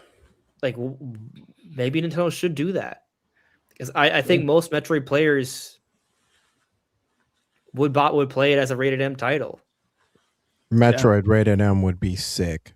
That's Put out a sick title, yeah. Put out a movie right next to it, rated R too. Oh yeah, because the thing is, that's another interesting thing. Like, what if they just went for a Metroid movie that was like Alien? Yeah, what the series was inspired off of. Definitely watching that. That'd be sick. Holy cow! Yeah, no, I think Maybe you're right. I Nintendo's feel like just most scared. Yeah, I do feel like most of the Metroid Prime player base is mature, so I feel like they'd appreciate that. But yeah, Awesome. Let's move on down to the man who makes Thunder. I don't know. I have got nothing. Thunder Sash. Well, what are we feeling on this? Digital prices? Is this accelerating the digital future? And thoughts on this big discount for Metroid, and kind of just your analysis of that, I suppose. Yeah. So, I saw the takes. I saw the news right when it came out. I look at it as a win, right? Obviously, there's nuance to these things, and Sure. And people do spend for a living. You guys. I think you guys mentioned Nintendo, and I've never seen one of his videos. I have zero. Same here. He reminds me of that guy that Prime debated. I already forget his name. You remember? No, but I'll tell you, I don't watch Nintendo. Vigilante? Yeah, that guy. Oh, yeah. As a Game Bird debate. It's too, funny yeah. because he's on my channel on Saturday, but More of a talk. I never actually click on a Nintendo video, by the way, because I don't support it. But I still am sometimes curious about the headline. I've never seen it in my feed. Nothing. Yeah. I've seen on X people talk about him, but this is his brand. His brand is to do this, just like the Angry Vigilante guy. That's his brand. This is how they get their views. So you can't take people like that even remotely serious, because like their job's to lie. Yeah. It's so funny. I just feel like I can sense them not taking themselves seriously too. Like it's You would like hope sometimes so. it's I don't think they do. I think it's a so personality. I think it's just a shtick. Yeah. That is. Yeah. That does well. People that and I never really know how to classify it, but there's people that just always view things negatively. Like that's just their personality. Like it's always everything's negative all the time. They can't see the positives. Yes, negative people. Yes. Yeah, Right, you but to kind of complain and hyperfixate stuff like that that, on too. one specific Well- hobby is like nutty. Well, sometimes because people hyperfixate positivity on one specific hobby too. It goes the other way. I think a lot of it is that Extremes are bad. That's the extremes are bad. moral. But the reason that I think it happens with video games a lot, both extremes, is it's kind of a safe space to do it. In the end, video games are not that important to the grander world. Like, I'm not saying that there's not billions of players. There are. That's not what I mean. It's just it's an entertainment medium. It's optional. There's other forms of entertainment out there. So like, it's kind of like when I see people let out their frustrations arguing about sports. because they'll start bringing up things that are just totally irrelevant and then trying to tie it into sports. They're just letting out their life's frustrations in a place that isn't going to hurt anyone. Like these creators like Dean or Angry Vigilante and all these others, like they can just let out their frustrations through video games, whatever. Who cares? You want to do it by talking about it? Some of us do it by playing them. Whatever. Like you're just going to be negative about everything all the time. Every story is negative all the time. Cool. I mean, that's not factually true. There's no way that every story ever is always bad, but whatever. If that helps you sleep at night, that helps you get your work frustrations out, your parent frustrations out by putting it into an irrelevant medium that's not going to bite back and hurt you. Whatever. So sometimes I think they do kind of believe it, but they believe it in the sense that they're just trying to let out all their life's frustrations in a way that doesn't hurt them. Because you think about it, like let's say you're really frustrated with your wife. Well, if you go to your wife about it, it's probably a fight, right? And that's not going to do any good. That's not probably going to be a healthy, productive conversation. So bitch about a video game instead. And I don't think it's just video games. I think people do it with politics. They do it with lots of things. They take all the frustrations in life on all these external things that they really have no control over. But that's you can tell a lot about. Yeah. I'm not going to call them idiots or say anything like because I don't know them. I'll just say that I don't agree with that take on content. I also think being positive all the time isn't always good either. Again, extremes are not great. You want to try to find a ground in the middle. Although I'll say, never apologize for being happy if you're actually happy and not pretending. Being actually happy is, dude, you got billions of people chasing that. So never apologize for that. Facts. All right. Yeah, no, I agree with you. All right. So to answer these questions, right? As far as the physical and digital. So what I was going to say is I don't see this at all as a negative. The way the internet, some of it is reacting to it. If anything, Nintendo being the first company to come out and price digital and physical differently based on actual cost is to me the big takeaway here. I did see a lot of people retweet it and post like it's about time Nintendo did this. Yeah, they should have done this years ago. Other developers have been doing this for years. It's like, it's fundamentally wrong on so many levels. And that just goes to tell you that people don't know what the fuck they're talking about, like rarely. And so this is why when I talk about like the average consumer, I'm not trying to talk down to them, but they don't know shit. And that's why when it comes to the average consumer and buying, a game at the store, they don't know the difference between a physical and a game key card. They don't even think about that. That's not on their radar. They have no clue what that's all about. They have zero interest in that. And to me, this is similar because I can't tell you how many times over the years you could buy a game physically way cheaper than digital, or you could buy a game digitally way cheaper, or vice versa. This happens all the time. And people buy the more expensive one because they have no clue. And because they don't do any research whatsoever. They don't say, hey, this Assassin's Creed game that came out like 10 years ago is $70 on the PlayStation Store. That seems a little high. I wonder if it's cheaper physically. And then you go look, oh, I can buy it physically for $10. It's the gold edition with all the DLC. If I were to buy all the DLC, it probably would be $150 for this game digitally. I could just buy it physically. People don't do that. I think it's absolutely bonkers, but that just goes to show what the average consumer, what the average gamer doing their research. They'd rather spend more time complaining about shit than doing any sort of research to see if they could get a better deal. Honestly, they complain that nothing ever goes on sale. It's just like, no, man, you're just not paying attention. Yeah. You're not cross-referencing pricing. So again, to the main point that people were saying, it's about time Nintendo did this and like they're behind the 8 ball. Again, these people are smoking crack if you think that, because nobody else has done that. Look, we've talked about this. All of us have. Everyone in chat has talked about this for decades. Literally decades, that physical games and digital should have different pricing. Why does it cost the same amount of money to buy a physical game that comes with a box? Obviously, the disc or the cartridge might have an insert in there. Versus, and you know, it might have the actual data on the disc or cartridge. And it's the same price digitally. And obviously, there's a lot of people who've never understood that, how it could be the same price.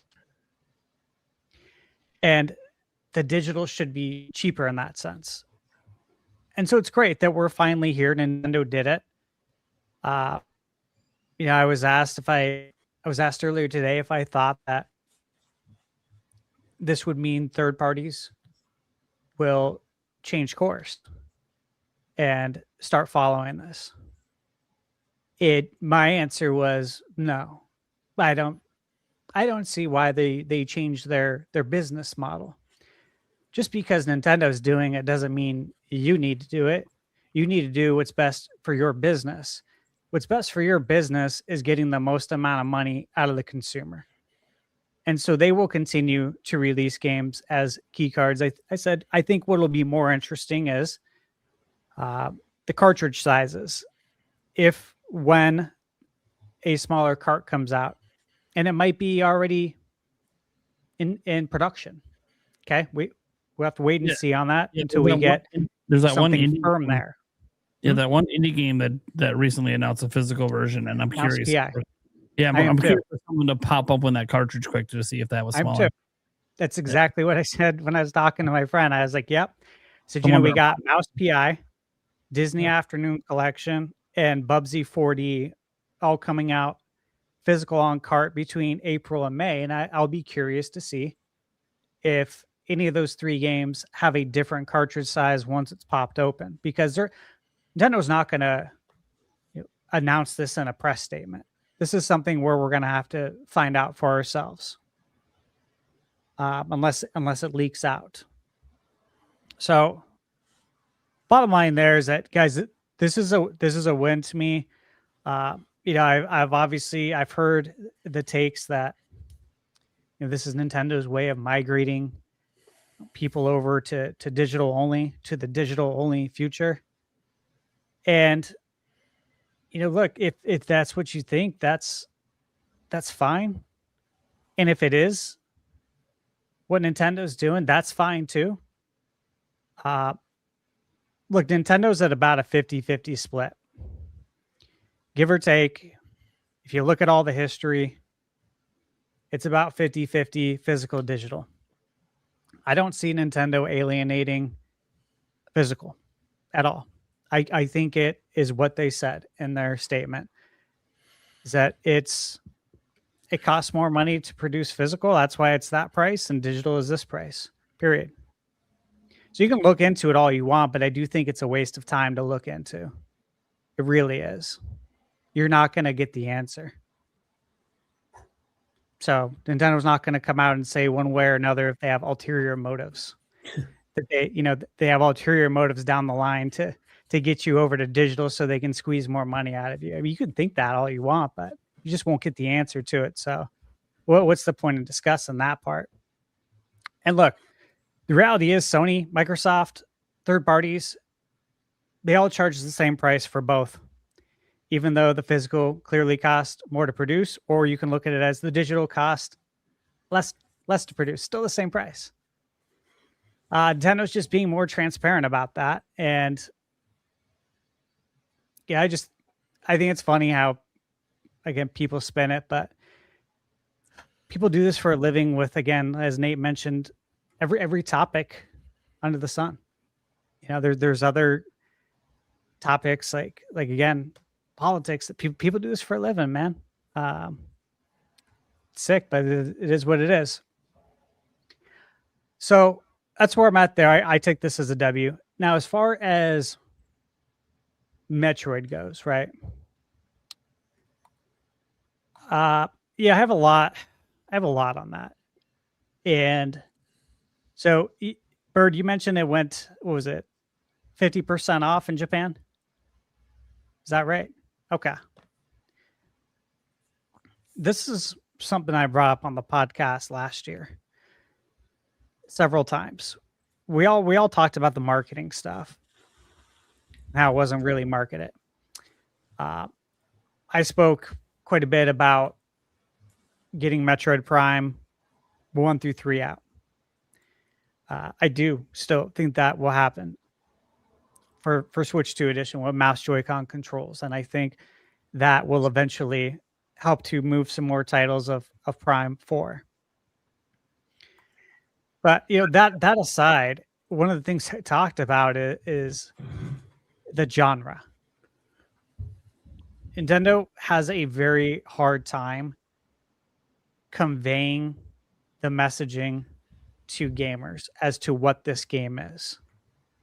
I had talked about that quite a bit here on the podcast, and that, look, this is a first-person adventure Metroidvania that also happens to be a shooter. You are shooting in first person, but this is an adventure Metroidvania game. And then this one so happens to have a lot in common with Zelda, Ocarina of Time, as well, depending on how you want to look at it. Okay, so that's really hard to explain to people. And you can go back as far as when Metroid Prime came out on GameCube and Halo was on Xbox. And people were calling Metroid Prime Halo with a chick. That's the IQ you're dealing with, bro. Like, that's the IQ we're dealing with. I'm serious. I don't engage in that shit. Like, that will make you dumber. It really will. It's fact. And so when people simplify it like that, Nintendo's got a big job in front of them to try and get some clear messaging. And we all know Nintendo's messaging so far hasn't been the best, right? When you look at Japan, though, first-person games don't do well there. And that's what I mentioned quite a bit last year. And I thought they would be very wise to put a third-person mode in there. That's what everyone's doing. That's what everyone likes. That's what the kids like. Okay, they want to see the hero. And when you're in first person, it's harder to do. Now, I also argue that it's kind of tough because part of having that game in first person is the visor. It's like if you play a RoboCop game, like the actual RoboCop game that came out, right? The visor's badass. Sure, third-person games, they're fun. I love them too, but it's really good as first-person because of that.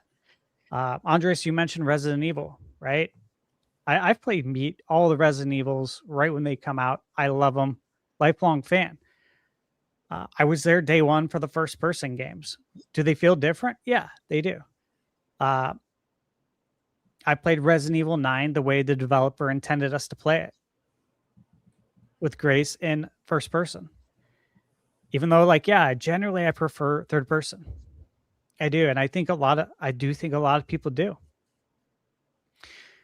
But if you just look at Japan, though, man, they don't play the first person games, and obviously the 2D games do better in Japan.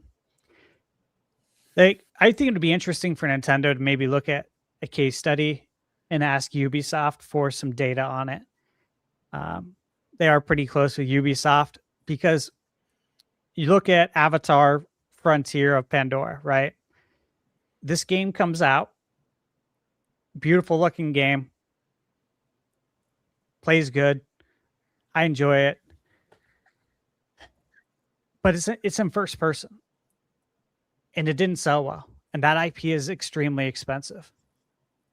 It's Avatar, dude. That game should have sold like hotcakes, especially with how good it looked. Here's the problem. It's first person. They added a third person mode. They just basically relaunched the game in December with that third person mode and the new DLC.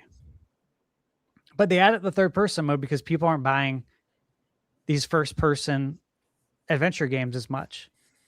Especially when, like, if you look at Metroid, the other problem, and again, we all talked about this, multiplayer. This would have been a really good opportunity to add some multiplayer there to help increase the sales. When people, like, generalizing it, when people think first person, they think multiplayer, right? First person, they think GoldenEye, Perfect Dark, Halo, Call of Duty, all these games with multiplayer. And then when you get a first person game without multiplayer, people feel like it's missing something. Why isn't there multiplayer? We all saw that. A lot of people asked, why isn't there multiplayer here? And it was an assumption that it should have multiplayer because it's first person. Because a lot of those people asking for multiplayer had no idea Metroid Prime 2 even had multiplayer and didn't even play Metroid Prime 2. They just assumed that it should have it because it's first person. Look at Indiana Jones. Amazing game. Love it. Yeah. It would have sold so much better, though, had it had a third person mode. That's the first thing I thought of when you said that. Because people want to see Indy. Like, That's the hero. You want to see him. Yeah. Now, look. Good point. Yeah. It was a great game, though. It was. Yeah, and once you play it, doesn't the first person feel actually good? Because, like, it almost feels more like you're Indy because it is in first person. However, people aren't willing to give it a chance because it's not the way they envisioned it to be. And so they don't even give it a chance. And that sucks. Yeah. But that was their decision. I think it would be interesting if they went back and they added a third person mode to Indiana Jones. Yeah. I think if they did, it would actually sell quite a bit better. They would see a bump in sales. Now, a couple more points here at Metroid. Look, again, mentioned this before. Samus, she is one of the first female protagonists in gaming. There's a lot to be said for that. A lot to be said for that market. And I think Nintendo's proud of that.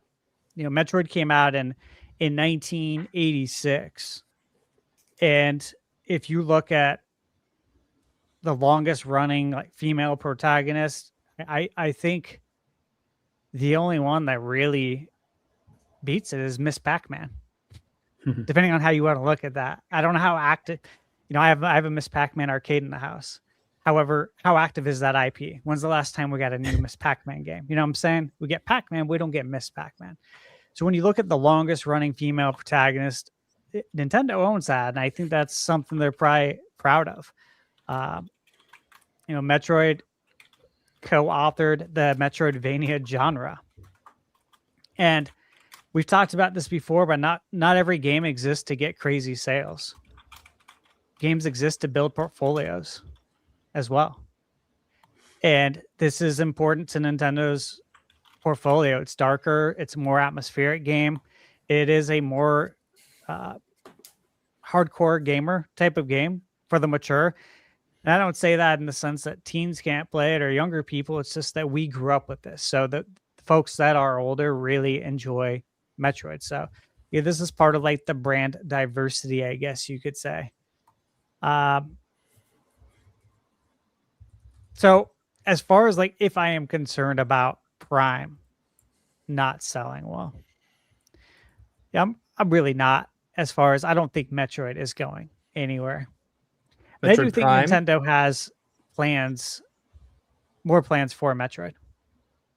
Metroid Prime or just Metroid?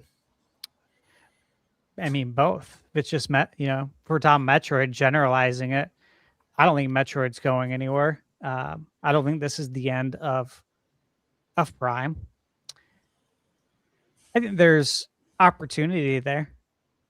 I honestly really believe they should think about the third person option. And if you are going to do a Switch 2 edition of Prime 1, and if you are going to bring over Prime 2 and 3, it'd be a really good opportunity to kind of relaunch those games with a third-person option and compare the sales. Let's see how they look. I bet you anything, they are going to sell better. Dude, with if the they third-person launched option. Metroid Prime Remastered Switch 2 Edition with a third-person mode, Be a that would game be changer, wouldn't it? crazy. It would be crazy. That'd be sick. I really think they should, because look, give us both. Again, Avatar just did it. Ubisoft did it. If Ubisoft did it, you can do it. Okay, give us both. Everyone's happy. Both the first person and the third person crowd gets fed, and you bring in so many gamers with that third person mode. Yeah. You know, like you look at Requiem, best of both worlds. You can do whichever view you want. There's the views that the developers intend for you to do, which is, hey, half the game's first person, or however you want to look at it, the gray sections. And the other part is in third person with Leon. And I thought it was great, man. It felt like you're almost playing two different games, having these two different characters, and the difference in play style. Like with Grace, I was much more stealthier. And I planned on doing that when I was playing the game. I knew I was going to be stealthy as possible with Grace. And with Leon, I'm gonna absolutely annihilate and whoop some ass. And it was a lot of fun to have those two different gameplay styles. And the views really helped with it. It does make it more intense when you're playing with Grace because you can't see as much. Your field of view isn't as wide. And so I think you could do that with Metroid.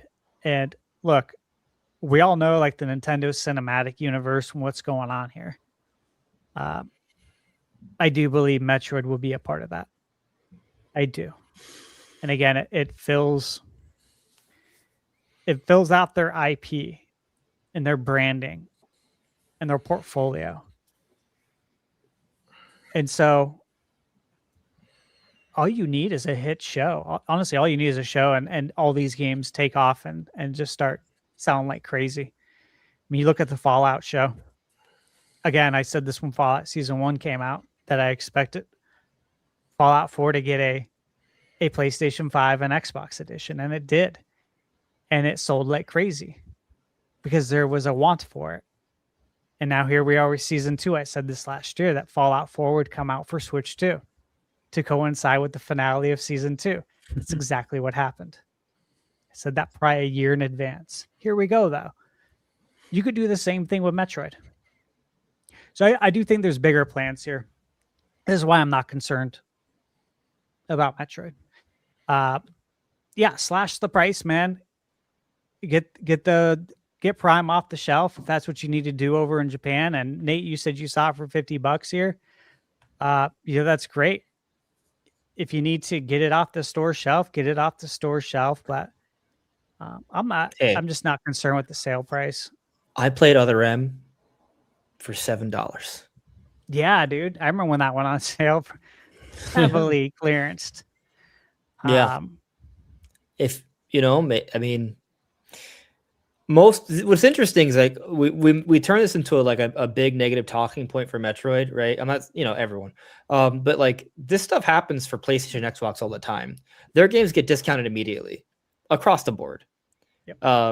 So maybe it's not really that big a deal. Yeah, this is nothing new, man. I mean, this is like Ubisoft's playbook for every game. You know what I mean? And look, it is. I enjoy a decent amount of their games. I do enjoy some Assassin's Creed. You won't catch me playing Skull and Bones. There's a lot of games I don't play, but hey, man, even though their games go on discount, a lot of them good amount of them I do enjoy, regardless of if it goes on sale. That doesn't matter to me.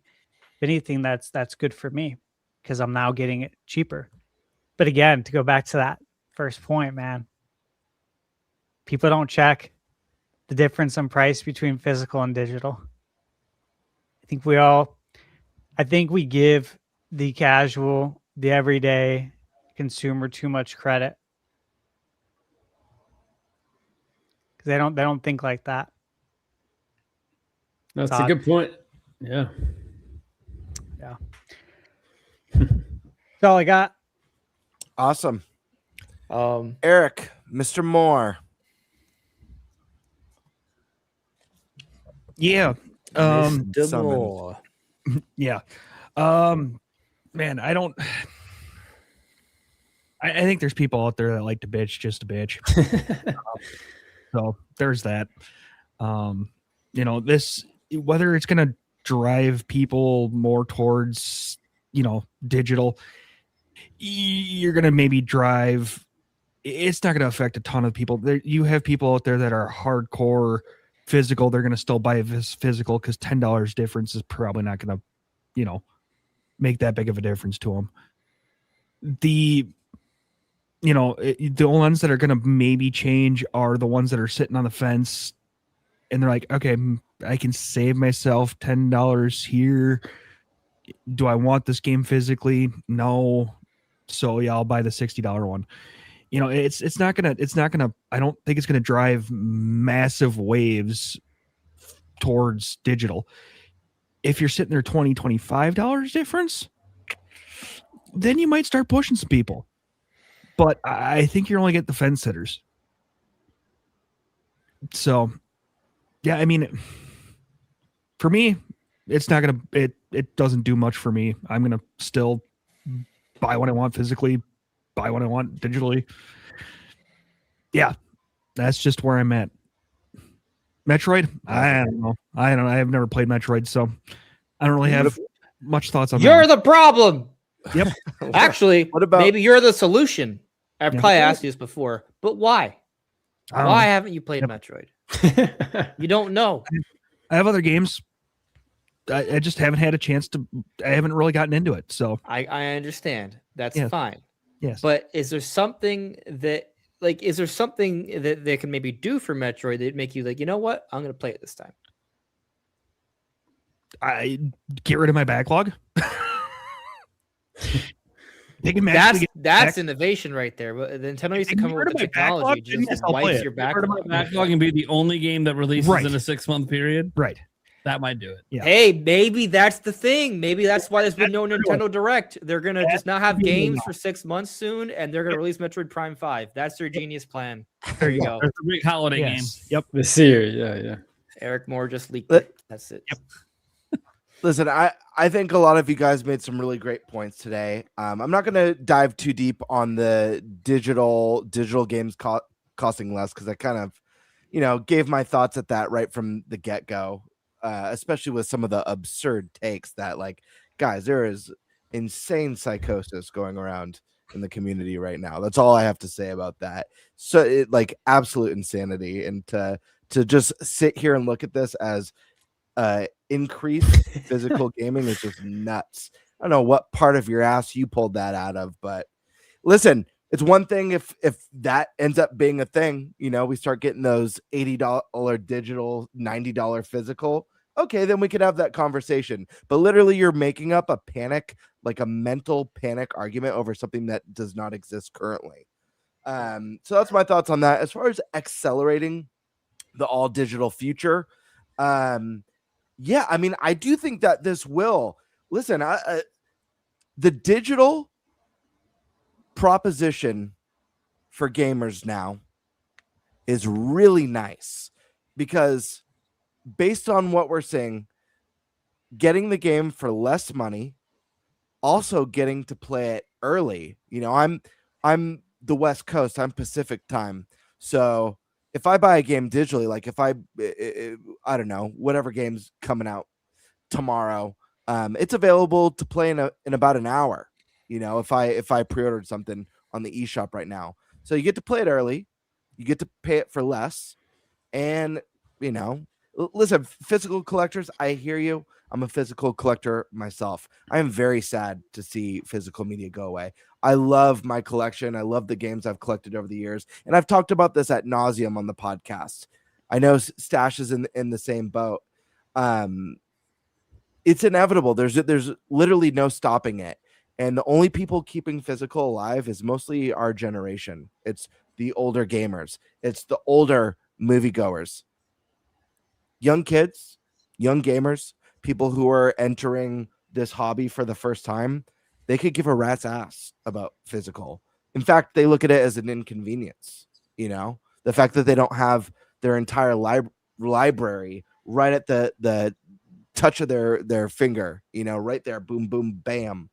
So we're in the minority. We're dying out. We're dinosaurs, and it's sad. Cherish the games you've collected, and I do think there's a good opportunity for companies like Limited Run or I Am 8-Bit in the near future, but eventually, these companies aren't going to be offering disk drives. They're not going to be offering little cartridge slots. Eventually, someone will make the jump to full digital only with no substitute, and others will eventually follow.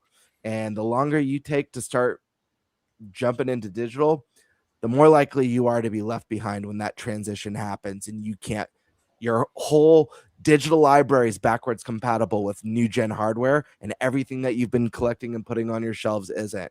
Not a problem if you take good care of your old hardware and you sit like I do. I've got my NES and my SNES and my Game Boys and DSs and Game Gears and all those goodies throughout the years, but not everyone does. Some people trade in, for new hardware. So enjoy it while you have it. It won't be here forever, but embrace, this is a consumer friendly thing. So embrace the positives until we see negatives. If we see some negatives announced, then have an opinion on that. As far as Metroid goes, man, this one makes me sad because as a Metroid fan, as a Metroid Prime fan, this is obviously a title I've been waiting for such a long time, and it certainly felt like all or nothing with this one. And I really feel like it's the really unfortunate news that Metroid Prime 4 hit a perfect storm of like basically almost everything that could have gone wrong went wrong. Nintendo not happy with what the first studio was putting out, having to restart development, getting locked into an 8-year development cycle. Poor marketing. Like the marketing was terrible for this game. In my opinion, I think the marketing was horrible. And I think that's been a theme, Stash touched on it.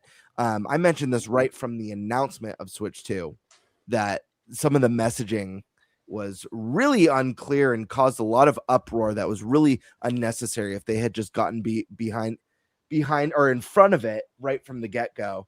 But poor marketing, I think it really hurt this game that this game isn't a Switch 1 title. The fact that this game came in a post Switch 2 world did this no favors. People were already ready to move on. Also, I talked about this on the podcast leading up to the release. This is a title that, especially because Nintendo has such a difficult time showing this game in a way that other people understand, this is a game that I truly believe would have benefited from being in a bundle over that first holiday in December when it launched.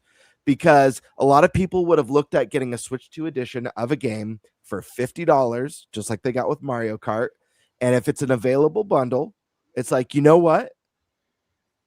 This game's at a discount. I get it. I'm getting it with this bundle. I'll give it a shot. I've never heard of this series. I've never played this series. I just think there's a lot that could have been done. They could have marketed a Pro controller with it. That being said, I think one of the big things with it is that with the way they presented this game and the poor marketing, I don't think they presented it in a way for people who don't understand it that made it look very interesting or exciting. They made it look like a first-person shooter that moves really slowly and is really boring and has no multiplayer. I think what would have been really nice is if Retro had innovated a little bit more instead of just doing Metroid Prime again with an open zone. Because I don't think open zone was the way to go. I think one of the biggest strengths of Metroid games and Metroid Prime games is the brilliant level design, how intricate, how interconnected the world is. I think just throwing an open hub or Some people wanting it to be more of the Breath of the Wild of Metroid wouldn't do the game any favors. And I think there's other ways you could move the series ahead and innovate. I think voice acting would have been huge, obviously, for this. I think it's very awkward that Samus doesn't speak. She doesn't need to speak much, but I think that would have been a big step forward. Another thing is I would have loved to see a Samus in this game that's more agile and nimble.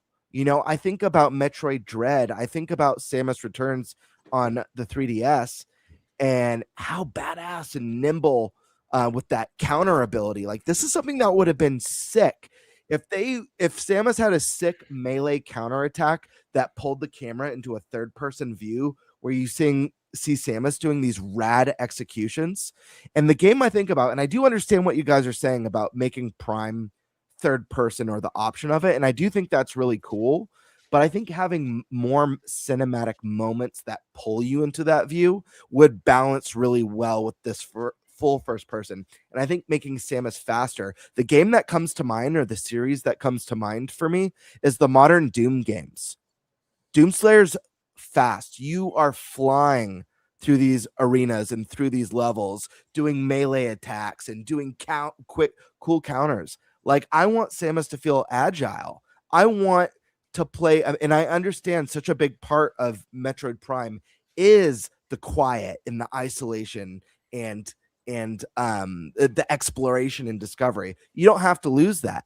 But the most silent killer. Yeah, absolutely. Like a puma or something, But there's no denying that in this game there are moments where you're just surrounded by a shit ton of enemies. It happens multiple times throughout this game. And how exciting it would be to feel that epic and get over here like Scorpion grappling people towards you, melee, putting the blaster up to someone's chin and blasting them and counterattacking. Like, there's a lot of really cool stuff they could have done that would have made people go like, oh shit, what is this? This looks epic. And then have that really cool, quiet isolation sense of exploration. I mean, Stash, you nailed it. Like Resident Evil Requiem teeters, like it almost feels like two different games. You're more creepy, scary, more isolated, feeling like afraid of what's around the corner, to this like I'm a moment where I'm a badass and I'm going to take all these guys on. So I just think they needed to push the envelope a little bit. I think they needed to innovate, do something new. I don't think the motorcycle was it. I think the motorcycle is really cool. I think that open zone was a dud, unfortunately, for most people. And a game like this, the multiplayer would have been smart, and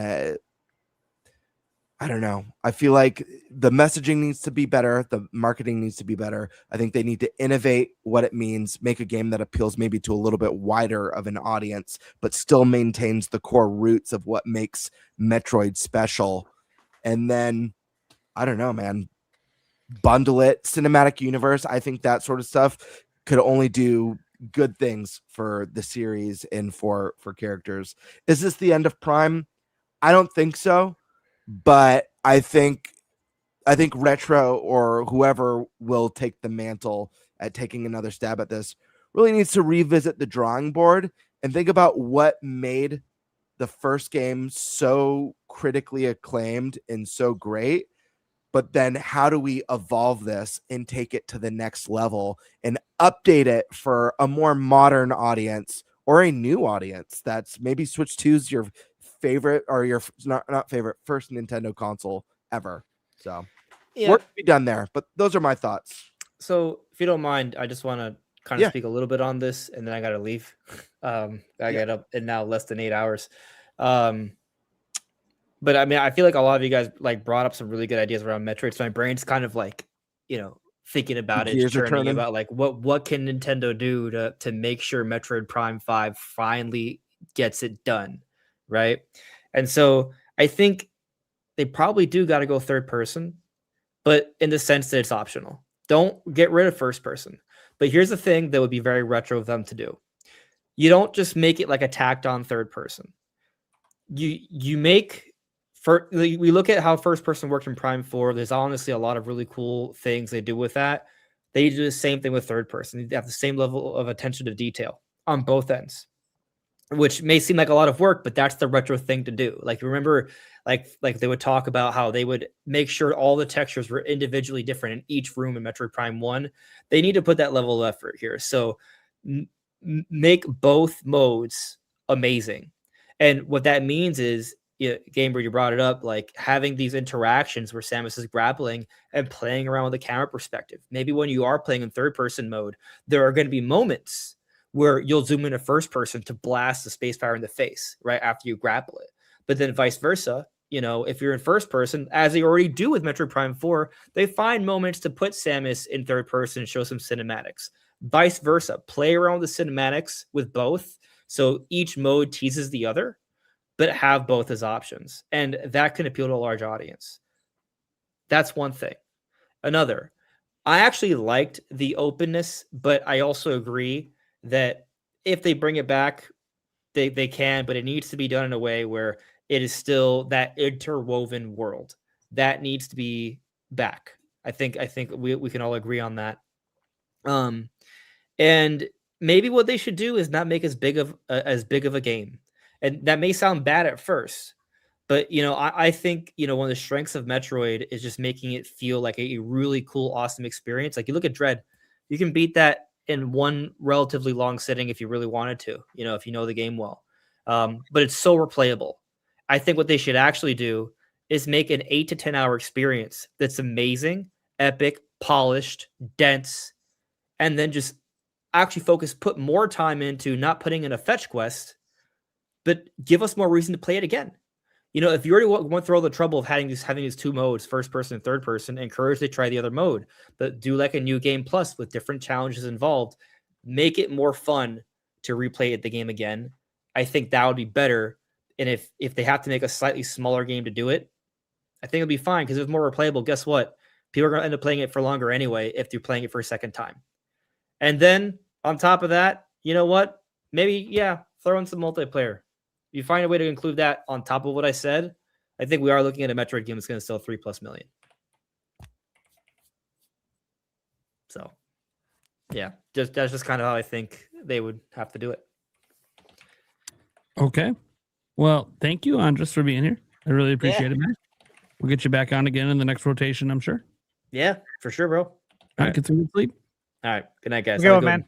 Nice to meet you, man. Bye, dude. Thanks. You too. And then there were 6. Are we ready to move on to our next topic? Let's do it. All right, that was Stashman who jumped in. He literally jumped in. He wanted to make sure he got this topic before someone else did. All right, let me pull this up here. Okay. So let's see. All right, Bloomberg. And again, this article, it's behind a paywall. Yep. We could do probably a whole topic on articles behind paywall. I read the entire article on my video, guys. I'm still waiting for Bloomberg to ping me for that. So I just I Googled it. I got an article up here, of course, from VGC, regurgitating probably everything.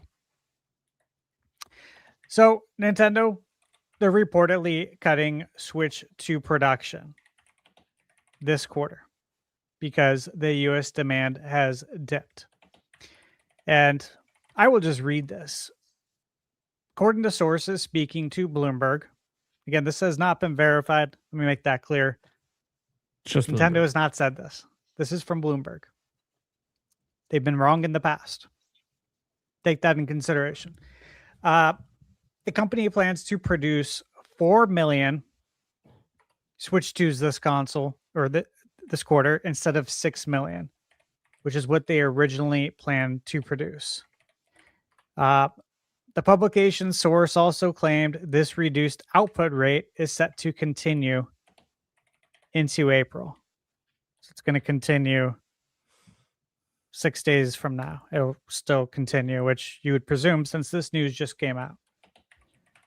While Switch 2 remains extremely popular in Japan, this was the only market that experienced severe stock shortages. In the US, following a record breaking launch, Switch 2 sales slowed over Christmas and ended up being down by around 35% compared to what the original Switch managed during its first Holidays. Christmas period in Yep. 2017. Yep. Bloomberg sources say that the critical and commercial success of Acopia hasn't yet caused Nintendo to start increasing Switch 2 output yet, with the company instead waiting to see if it and other titles continue to have sales that are consistent enough to justify an increase in console production. So that's the gist of the news. Again, this is from Bloomberg, is what they're saying. The projections went from 6 million to 4 million. Of course, I have my thoughts on this. I'll go last, though. I want to hear from you guys. How do you feel about this?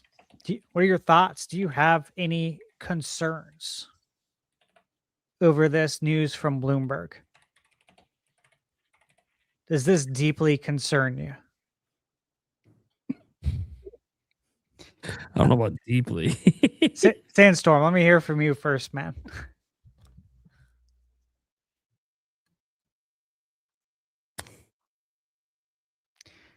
This is perfect time to remind everyone, including ourselves, that we need to much. I was just testing you guys. Gamebird told me to do it. I was just having a whole conversation with somebody about this earlier. That they were saying, all this stuff from Bloomberg, blah, blah, blah, blah, blah, and that it was going down to 4 million. And they used Genki's post of Furukawa saying that holiday sales weren't as expected. And so that was like, oh, see, he said this, so that means this. And I'm like, that doesn't prove your point. Like that's an educated guess. Yeah, that's not a source at all. And so the argument came up as like, well, he said this, so you can clearly tell that this information might be true. And I'm like, wait a minute. What Furukawa said was that holiday sales were lower than expected. I said, so if I was a businessman, and you guys can tell me if I'm right or wrong, because Sandstorm is smart, but he ain't that smart. But if I was a businessman and I say I'm gonna sell a console and I'm looking to sell 24 million in a year, right? And so every quarter we're going 6 million. I'm gonna do an even 6 million all the way through, right? First quarter comes through, I said 6 million, but I made 8 million. Second quarter comes through, I said 6 million, I made 4 million. Does that mean I switched my overall projection down? Because those numbers are still the same. I haven't gotten my true number for the third quarter. Now, if the third quarter was lower, then maybe I may make some adjustments. But we've only been through 2 quarters now. So is it logical for my holiday sales to be a little bit down, and then I'd be like, yo, change it all, move everything around?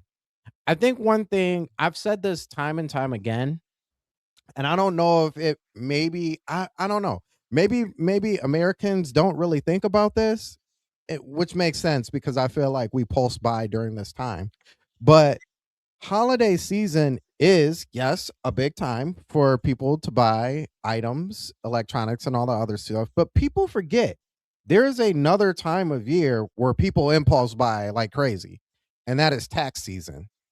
Yep. March, April, May. And some people who are lucky to get it February, and dang it, if you get it in February, I wish I lived like you.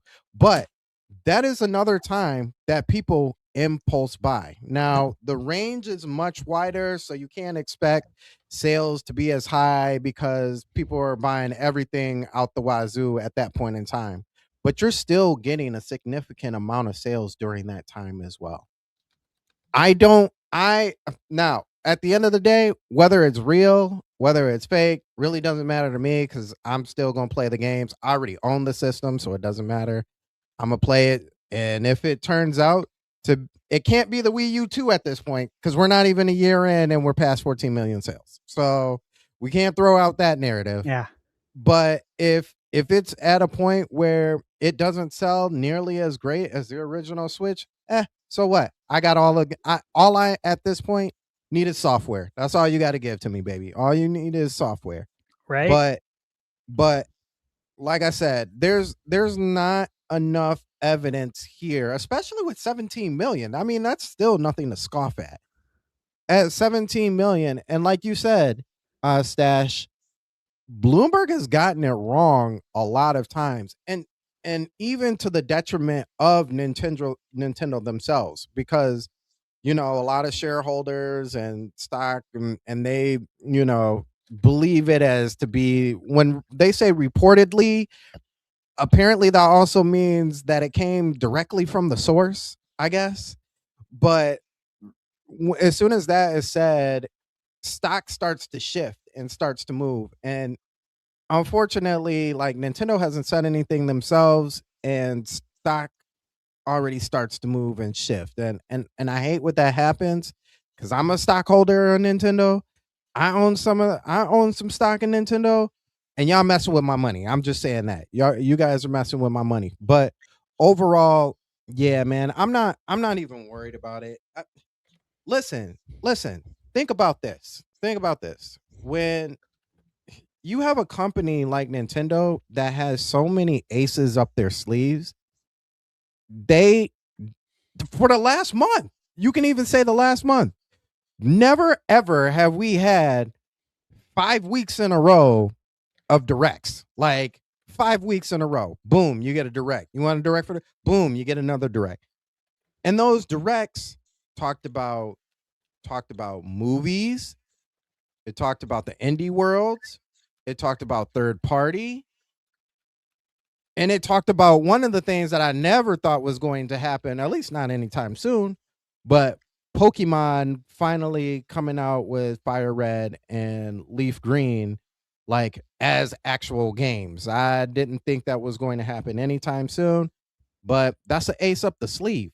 You know what I mean? Pokemon Champions, as much as people want to call that mobile slop and blah, blah, blah, blah, blah, regular consumers don't care about none of that. All that slop word, all that, they don't care about none of that. They're buying, they're going to play the game. Those are aces. Those are what people, and then when they find out, like, oh, I can actually play this on the system, they're going to buy the system. So I think it's too early to come up with the deduction that they're moving from 6 million to 4 million just off of the really essentially holiday sales. Yeah. So one thing I want to add, and because you asked us, you mentioned the forecasting, right? Mm-hmm. And in my list of points I was going to go over is that, Nintendo had their initial forecast. Then they increased it. Okay. Mm-hmm. Then here we are. They've made an adjustment again. Now they've lowered it. We're right back at square one, bro. Just like you said. So, not only that, you mentioned tax season too. Yeah, tax season's coming up. Most people don't get their refunds until a little bit later. Mm-hmm. Like you said, most people are not doing it in February. But retail in general is terrible from January to March until the tax refund comes in. Every part of retail, everywhere. Restaurants, they get destroyed. Obviously, I worked in the industry for 10 years. Mortgages, they get hit. People have a hard time qualifying in the first few months as well because they use so much credit around the holidays, and now their debt to income ratio is too high, or they have late payments. Now you don't qualify for your loan, for your mortgage, for your purchase, or for your refinance. these are the slowest days of the year. To me, it is fiscally responsible. It's a sound business decision to adjust the forecast, adjust the production right now, as they're doing. That's smart because this is a slow time. Why would you keep it at the same right now? You got to make those adjustments accordingly. And again, we don't even know if this is true because it's Bloomberg. I have no idea. It's not going to affect my day to day, whether it's true or false, though. I'll tell you that much. I'm still going to wake up the same in the morning and go to bed the same way. Yep. And it's not going to affect me in between the day either. I care less. You know, and you mentioned about Switch 1 numbers. Like, if it doesn't hit Switch 1 numbers or anywhere close, yeah, who cares? Look at the NES and the Super Nintendo. I love both systems dearly, but I think we can all surmise that and agree that the Super Nintendo is a better system. Super Nintendo sold less than half of the Nintendo. Super Nintendo is the superior system. Switch 2 is a superior system to Switch 1. It's a Switch 1 and a Switch 2. You know what I'm saying? Like, it doesn't matter for us. We're going to enjoy it. So yeah, these sales, whether it's true or false, they don't mean anything. And if they're true, I'm just glad Nintendo's, they're monitoring it closely. That's what you should do. That's what any sound business should do. If you're producing too much, you don't want them sitting somewhere in a warehouse collecting dust, especially if you have to make a revision to it. Keep that in mind too. If you got to make that battery revision that's being talked about. Yep. Because it's not accessible. And let me tell you, I got my Switch 2 right here. I've taken it apart. Taking the Joy-Cons. I did this all myself. I did it with the controller too, with the Pro controller. Where the battery is located, an Extreme Rate hooked me up with this stuff. And I said, look, I can't do a video on my channel and tell people that they can do this. Because I believe maybe 10% could do it. It's not easy because of where all the stuff, where the battery is located, the things you have to take apart. It is not consumer friendly in the least bit. It is not a fun process, and people will probably break their systems. And therefore, I will not tell anyone they can do this and make a video on it and make it sound easy. Can't do it. And so, again, take that news that just came out of the EU about them having to change where the battery is located and make a revision to the Switch. Couple it with my experience I just told you about, and I've done plenty of handiwork over the last few decades on systems. I won't get into detail on it, but I've definitely taken some stuff apart and done some soldering. This is not okay. If someone needs to replace their battery, it ain't gonna happen. They're gonna have to go to iFixit and pay out the ass. The iFixit, you break it or whatever. So this is not a good deal. And so it would make sense to probably reduce the number down a little bit while you're working on getting the revised model out and having that hit production, wouldn't it? That way you don't have more of these Switch 2s that have the battery located where they are sitting in a warehouse when you can say, wait, let's lower production. Let's get this out the door so we have more of these going out. Honestly, I think that's the solution. I think that's the answer right there. I don't know if he'll ever tell us the truth, but I bet you that's the answer. All right. Tiger Time, what are your thoughts?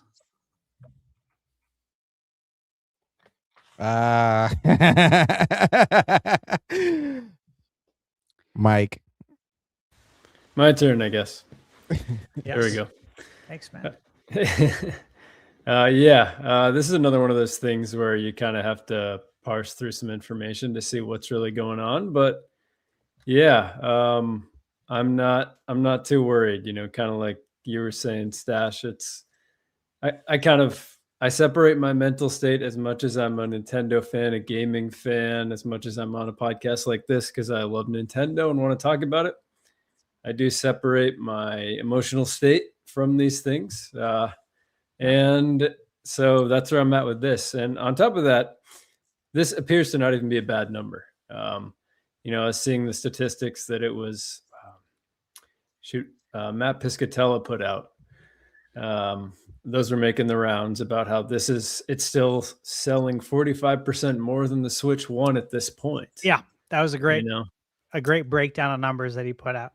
It was, yeah. I think the only Nintendo console that it wasn't was the Game Boy Advance at this point in their life cycles. And so, I mean, just seeing that comparison to Switch 1 is already 45% insane, especially when you start thinking about how, Switch 2, the games that have been released, there haven't been anything like, I think at this point, the numbers of Switch 1 were starting to creep into the Mario Odyssey territory in terms of the time frame in which it'd be reflecting.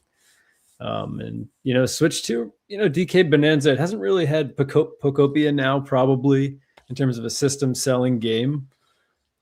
It's had a great lineup in my opinion, but it really hasn't had that massive appeal game, Mario, Zelda, like we talked about, that really moves units, and it's still 45% ahead of the Switch 1. So I think that's pretty insane. I think that's a good thing. I just think I'm not too panicked about it, really.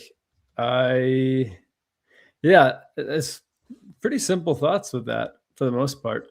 But yeah, well, I mean, I think you're in a good state then. Like you said, you separate your emotional feelings about that. Yeah, I'm just curious to see, forecasting is it's an interesting thing. It's something that I kind of have one foot in operations, one foot in fulfillment at my job. So forecasting is something that I spend a decent amount of time looking at spreadsheets, looking at previous numbers, trying to forecast that because you have to tell investors, it's a weird thing, right? It's a science, but there is a bit of an art to it as well, because you can use the past data to try to determine this, but ideally you're increasing those numbers and you're setting a goal, but there's some optimism there too. And you want to tell these people this certain number because that's how much money they're going to give you. But you also need to make sure that number is, you don't meet it, it's going down to a realistic number so that there isn't panic. Like what you were saying, Stash, where the number is now at a realistic number where they were overestimating. Now that there's kind of a solid baseline to go back to, it kind of limits that panic. But Nintendo as well, they're optimistic in the past of their sales numbers. That's kind of a trend that they have. And so when I see this, and I'm looking at forecasting numbers, I kind of see how it goes. And just because something is less than you were expecting at a certain point in the year, there's plenty of time to compensate for that for the rest of the year, in the next quarter, whatever it is. Most of the time when you're looking at it in kind of 9 months periods, it's not the whole picture. There's so much more to play out. Every quarter tells a different story. And especially with Nintendo's case here, what games are releasing? What's going on with gas prices? What's going on with tariffs? Yeah. Every different quarter has so many different variables that to draw from these 9-month periods is, you're playing a dangerous game in terms of trying to attach too much meaning to it, especially at this point so early on in the console's life. But even with all that said, and if I had to guess blindly, I probably would have guessed Switch 1 might be doing better with everything that's going on with Switch 2 in the world and how there haven't been the same type of games, right? There's so many hurdles right now with everything going on in the world, like all the uncontrollables, right? Right. And that was again, that was something I was going to bring up. And now that you have just kind of mention what I had to say, but Yeah. being in the restaurant business too, obviously with mortgage, you do tons of forecasting. Every day I'm forecasting. And then in the restaurant business, I mean, you literally have to forecast your meal counts, right? You have to forecast your labor. And of course, labor rules are different in different states. Like when I managed the same company in California, it's different than Arizona because they have labor laws. And in Arizona, we don't. You can work 12 hours straight. And I love that about Arizona. Because I used to do that. But, Cali's completely different. And so you have to forecast your labor, the meal counts, all that. And then you have to place your order. And, I was telling Michaela, because I don't think she knew. I don't know if I ever told her, but at the restaurant I was at, we would get 60, 70, 80 sacks of potatoes in on an order. And we get orders three times a week. And these are huge 50 plus pound potato sacks that you're just lugging around. And she's like, yeah, that's a lot. I'm like, well, that's not even accounting for the other like 1,900 items that are on the truck that you have to unload. And it's just, you put so much wear and tear on your body, but you have to forecast all of this also based on what's going around, what's going on. I remember when The Dark Knight came out, and I was managing the Islands restaurant location at Mira Mesa in San Diego. And it's right next to the only IMAX theater in San Diego. Do you think we had to adjust our forecast for ordering that week? Hell yeah, dude. We did an insane amount of meals. You know what I mean? And you also have to adjust it if nothing's coming out. And you look to that movie theater to provide business for you. And again, gas prices. Like I went to get gas today here in Arizona. It's $4.99 a gallon. Okay. I put in my phone number. I got 5 cents off. Yeah. $4.94 a gallon. Yeah, I put I think I put like eight gallons into my Jeep Wrangler. And obviously it's expensive. It's like I think it's like $80 to fill up. But that's the point, is that you have to make adjustments constantly with what's going on in the world. And based on the things that we know, right? Based on the things that are out there. Also, probably a good move. Right? There's a lot of things that are going to be going up in price. Yeah. If the strait's not opened up, there's going to be shortages. Prices are going to go up. Do you think there will be as much demand for a video game console if that happens? Probably not. And that goes for everyone. So this is just smart. This is smart business, man. What it comes down to.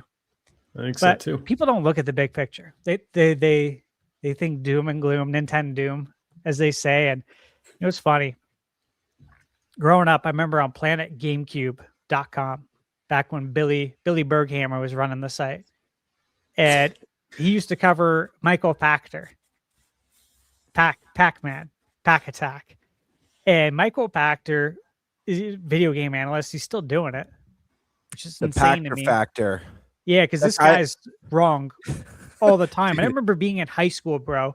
Hosted by Stupid Games, baby. Dude, I remember having my girlfriend in high school. I'd show her this guy and tell her, like, back in the day, this guy's such a whatever. Very foul mouth I back predicted then. the end of Nintendo so many Dude, times, man. So many times. And Oh my when I was in God. high school, guys, I've already been to my 20-year reunion and back. This is a long ass time ago. I'm talking like freshman, sophomore year, watching this and being like, this guy's an idiot. Yeah, he thought the Wii was going to How flop. does he have this job? How does he have this platform? He was the worst. I know way more than him. Like way more. This guy's an idiot. And it's just crazy though, because people like this exist. They have a platform. They make money. He's been doing it since I was longer than me being in high school. He's been doing it since the 90s. Yeah, I don't think he makes money doing this. Because he not only does it for the Sifted network, which barely makes enough money for one person. I think he just does it, one, because he's friends with the guy at Sifted. And two, I think he was doing it at game trailers just because he was buddies with people. Because he's an actual like stock analyst and does like actual detailed reports and gets paid for it. This isn't what he does for a living. Thank God, man. It shows. But it shows in his work. It's no different than sports analysts, though, that say the dumbest shit ever, and you're like, "How's this guy have a job?" He says the dumbest things. It's stuff like this all the time, you know. But there's a lot of just doom and gloom over this, and no one looks at the big picture. Nobody does. They just go straight to the negativity. Because look, that's where people gravitate. I always say this, and it's sad, but the world is, regardless of how many positive people might be here on the show and in chat, the world gravitates more towards negativity. Mm-hmm. I do not, but I know most of the world does. That's the way it works, sadly.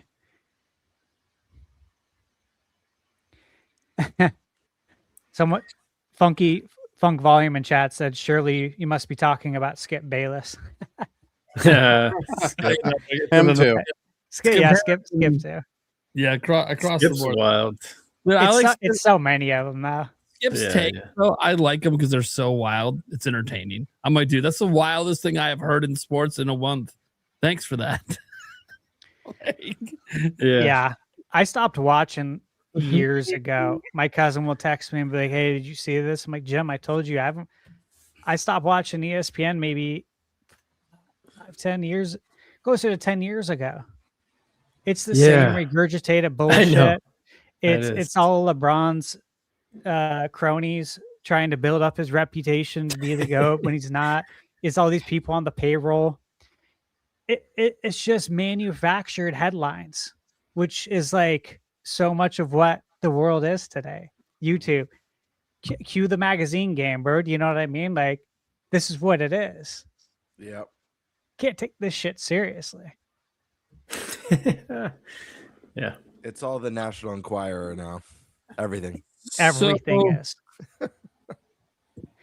Just to get some thoughts out on this. One, I do think the report's probably accurate. I don't really feel like there's any reason to doubt it. I think Nintendo and all these companies, Sony, anyone making hardware, Apple, they're making quarterly adjustments on production numbers all the time.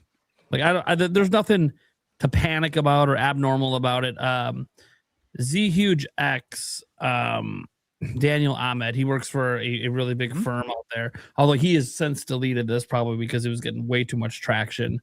And he wasn't trying to like insult a fellow person in the industry. But he did say the article was poorly framed. Even with a cut in production, this is still extremely high for a quarter one. It's like, did anyone bother to do the research to see that this is really high for Nintendo in quarter one, even 4 million? Like, they normally don't produce 4 million units in quarter one of any year, like ever. So it's kind of crazy that Nintendo might have had even higher internal projections. And I say this because, and you guys could speak to this obviously a little bit more, because I never really worked with like having to project things out for other people, only ever myself. Like my YouTube channel, I have my own projections, but like they're just for me. It doesn't really matter. But Nintendo's a publicly traded company, so they have to have public numbers, and then sometimes there'll be some private internal ones that they're not sharing. That's what Kit said. He was aware of this when he worked at Nintendo of America. That they had the public number, but then there was the internal one, and the internal ones he made it sound very pipe dreamy on almost all of their products. Like the internal numbers were quite high at what they wanted to do versus what was actually happening, and then there's their public conservative numbers, which are usually below, but because it looks good for investors to overperform than underperform, which obviously that's all obvious stuff. Like when they projected 15 million, Nintendo's internal projections might have been 25 for all we know. But 15, they're like, well, that's safe. We should be able to hit that. And obviously they've exceeded that. And probably will hit the revised 19 million. So like, I don't even think like this reduction's affecting the revised 19 million. I think it's just affecting their internal they probably were projecting somewhere in the 20 million range, 22, 23 million, and they're not going to get there. They're probably going to be right around 19 to 20 million. So they look at it as, hey, let's reduce our numbers now because we didn't perform as well during the holidays as we expected. And people might go, well, why does that matter for now? I'm like, well, because there's more units on store shelves, more Mario Kart World bundles that they thought wouldn't be around right now. They thought those would be all sold out by now. And they're not. They're still on store shelves. So we probably shouldn't just keep slamming pedal to the metal when we have a bunch of units still sitting on shelves. And you might go, well, that sounds like bad news for Nintendo. And I said, well, no. They are probably selling within their expectations for this quarter. It's just they have more left over from holidays than they planned. So because of that, and I don't know what they were thinking this holiday. I don't know how they thought Kirby, a spin-off Kirby game at that, not even a mainline one, and a spin-off Zelda game were going to somehow be the driving factors of holiday sales. And I know Nintendo internally was probably thinking, oh, it'll be Legend ZA. You mean with the bundle you stocked one time? Or Metroid Prime 4, maybe you thought that was going to be a bigger deal than it was, and these were both on Switch 1, so you didn't have to buy a Switch 2. So you had two games come out this holiday you had to buy a Switch 2 to play, and neither one of them were high-demand games with, like, huge audiences. So while they sold well for what they are, like Kirby Air Riders has outsold the original already, and I think Age of Imprisoment's on pace to be, like, the fastest selling that they've had so far, the Muso series, and probably will beat Age of Calamity overall. It's still, like, these aren't system movers. People aren't picking up the system to play Air Riders or to play. It's something you pick up, you buy if you already have the system. Agreed. So they didn't have a very strong holiday lineup, and I think they look back at that now in hindsight and go, damn, maybe we should have organized things differently. Maybe Donkey Kong maybe should have been holiday. Maybe these other games should have been before Donkey Kong as filler. Go Mario Kart World, then Donkey Kong holiday, then Pokopia in March. I think that probably would have been a better overall layout of the games they did release. Obviously, besides just saying, get another game out. If you didn't have anything else, well, then I think you could have organized things a little better. I think they just kind of thought that Mario Kart World bundle was going to just carry hard in the holidays, and look, it didn't. It doesn't help that by then the reception of Mario Kart World wasn't the greatest either. So word of mouth wasn't helping the game. So I do think that, they just had a weak holiday lineup, especially when you go back to Switch 1. I've seen all the Switch 1 comparisons. Yes, it did sell worse than Switch 1's first holiday. Two notes about Switch 1's first holiday. One is that they had Mario Odyssey. Let's not beat around the bush. It's the highest selling 3D Mario game of all time. You think that didn't make a difference during holiday season? Of course it did. And two, holiday season 2017 was the very first time you could walk into a store readily and buy a Switch. It was pretty much out of stock until the holidays. Nintendo didn't do that this time around. They overstocked intentionally because they didn't want scalpers to rule the day. And guess what? Outside of Japan, scalpers didn't rule the day. They were definitely able to curb that. So they successfully did that. That also front-loaded sales a bit. But I also feel like Nintendo's just being smart. That overloading and overstocking, that was always temporary. They weren't going to keep, all the store shelves fully plumped and have 4 million units sitting in a warehouse. That's not realistic. It's not smart. You're wasting money on storage. You'd rather actually start to reduce the numbers down where you're just producing what meets demand rather than exceeds it. And when you think about 4 million units, look, if they somehow sold 4 million this quarter, that's incredible. That would be one of Nintendo's best ever Q4s in company history to sell 4 million. So that's already like an incredible number and would put them well ahead of the 17.37 million they had sold by the end of December, at least sold through to retail. I don't think they actually sold 4 million, to be clear. I still think they're overproducing the amount they're selling. It's just in a much more conservative way because we don't need to make, because look, I truly think that some of this isn't really just about holidays. I think some of this is also about the next quarter. And right now, Nintendo has no system seller next month that's exclusive. It is Pokemon Champions. It's a Switch 1 game, also on mobile. I know it's not on mobile right away, but Switch 1 game. You don't have to get Switch 2 to play it. And Tamagotchi Life, which doesn't even have a Switch 2 version or a Switch 2 upgrade. It's literally straight up just a Switch 1 game. Your next Switch 2 game is Yoshi in May. So I think if you're looking at that, you say we got Pokopia, Switch 2 is selling well this month, and maybe it'll trickle in the next month a bit. They don't think that's carrying for the next 3 months. So they just don't think, they just look at their own lineup and they go, yeah, the next 3 months of sales aren't going to be that great. Which, look, traditionally Q1 of every fiscal year for them, which is literally the spring months, usually aren't that great for Nintendo. Usually March will have a pop, not just because of tax returns, but because Nintendo usually has that one game to sell right before the end of the fiscal year. This year was Pokopia. But then, yeah, they're usually kind of done till about July, sometimes end of June. So Nintendo's just being smart and being like, look, we're not, even the amount of units we're selling now in Q3, we're not, or Q4 of their fiscal year, we're not going to sell even that amount in Q1 of our next fiscal year. And we're okay with that. I think it's all about what happens in the 6 months after that, which is the second half of the year. And that's right now what a lot of us don't know. We know Fire Emblem and Dustbloods are somewhere in there. But outside of that, we don't really know what's going on in the second half of the year. So that's obviously where people get to the fact that we need a direct, and we'll talk about that later. But I think the report's probably true because I don't really have a reason to doubt it. And it just kind of makes logical sense. Look how packed the store shelves have been all of holidays. I'm like, I don't think Nintendo planned for that, for them to just be packed to the brim all holidays. So yeah, it makes sense. They probably are getting smaller orders now from the retail outlets, and that's what makes the adjustments. If the retailers were still ordering millions and millions, yeah, they keep making them. But the retail orders have probably toned down a bit worldwide outside of Japan. So they're going to tone down their production. This is just total supply and demand. This all makes sense. Them still producing 4 million means it's still a pretty hot item for them. So the question obviously is, how do they convince people to buy it next quarter or into the future? And a lot of that's just going to be, you got to have a direct eventually, and you got to throw your games out there and get people excited again. Because right now, Pokopia came out, and for some people it was a surprise hit. I don't know if it was considered a surprise for Nintendo. I know they didn't produce enough game key cards for it, but also maybe Nintendo would rather you just buy digital. So I don't know on that front. So I don't know what Nintendo's anticipation was for that game. But even with that game, even if they expected that one to be a hit, I can't name one game right now that the Switch 2 fan base is universally excited for from Nintendo. Now, like, I'm excited for Fire Emblem. I know Gamebird is excited for Fire Emblem, but I don't think the general audience that owns Switch 2 is excited for Fire Emblem. Splatoon Raiders, we don't even know if that's this year, right? So we don't even know if that's a game we should be looking forward to this year. Wind and Waves looks great, but 2027.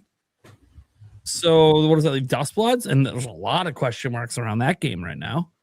And the fact that they might not have the greatest appeal to Nintendo's fans. So what is the one game now that Pokopia is out to get us excited for the rest of the year for the general audience? And the answer is, we haven't seen it yet. They haven't shown it yet. Maybe it is 3D Mario. And guys, I think you'll be surprised if it is 3D Mario and it's in the next direct, how much the conversation around Switch 2 will shift with everyone if it looks fantastic. Yeah, that's the key. Yeah. But or Smash almost always looked, or always looked fantastic. So it'd be really weird if it didn't look fantastic. That's a whole nother conversation. You made that'd be wild, yeah. Oh well, we could have got that on Switch 1, so why'd we wait so long? So there's no way. And they've always been pretty impressive with Mario. They were even impressive with Mario Wonder. So yeah, I got a feeling that this is probably going to wow some people. Then the conversation shifts. Yeah, even if we have to wait till holiday and they don't have a whole lot of between. Well, now suddenly Fire Emblem doesn't look so bad if that drops in July. Suddenly, if Splatoon comes out in August, doesn't look too bad. Suddenly these tweener games, Dustbloods, doesn't look so bad when you got that massive holiday game coming that they're continually driving hype for the rest of the year. So I do think that this whole lack of production or toning it down, I think it's normal.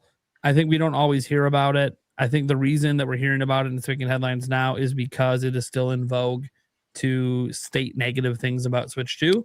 Yes. Even though we've had a month of positivity, we truly have. It's been good story after good story. Pokopia, obviously we had the boost mode getting added to Switch 1 games. Now we're getting digital games cheaper. Like, these are technically all just positive stories. We had to have a negative slip in. Listen, I don't necessarily know that it's like it's the big thing or the popular thing to do. I think it's a very niche thing. I think when you zoom out and you look at whether it's your casual gamer, someone who's curious about this new Nintendo hardware, I think the average gamer isn't thinking about any of these hyper fixated negative points. I think they're just looking for the next great console and next great games to have fun and play with their friends and family. And because then they market.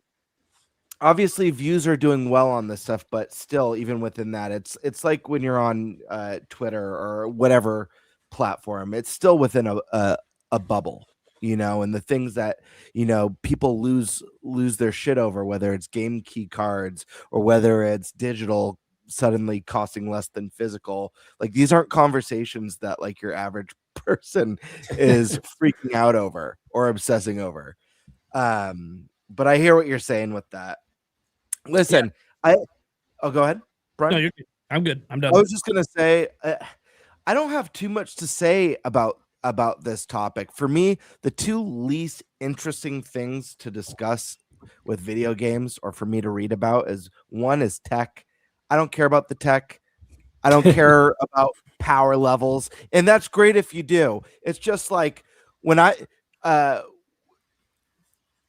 opening up a brand new console to me is probably like, it's exciting in the moment, but after that moment passes, it's all about the games. It's not about anything else. It's not about anything that's inside of it. It's about the games. It's about the great games and great experiences that I hope I'm going to have for years to come. So like, tech stuff is really boring, hearing about teraflops. They got to use the tech too, right? The what? They got to use the tech. Like, terrible. Yeah. what about PS5 when we played it? And you played, we all played the packing game, right? Sure. Yeah. Astrobot. Oh my God. The way it took advantage of the controller was insane. But how many games are doing all of that? Right. Not It's a like, lot. I mean, HD Rumble was very incredibly impressive tech when it was brand new. Yep. And playing 1-2 Switch and feeling the marbles and milking cows, my personal favorite, Yeah. was it was an experience, let me tell you. But that was very impressive tech, and then we just never really saw it again. The tech side, it's cool if you're a tech head. For me, I care about the games. That's what's most important to me. It's always going to trump everything else when it comes to a new console. It's one of the reasons why Switch was 155 million plus seller. Wasn't because of its tech, wasn't because of its power. It's because of its insane lineup of excellent games. The second thing that's really uninteresting and boring for me as someone who's in this space and talks about video games is sales numbers. Listen, I want consoles to do well. I don't care what platform it is. If it's Microsoft's platform, Sony's platform, Nintendo's platform, I hope they all do well. I hope they all kick ass every single generation. I could give a rat's ass if PlayStation 5 outsells Switch 2 or Switch 2 outsells the Xbox Series. Who cares? Big what? It hasn't won a single month in the US this year. It's the end.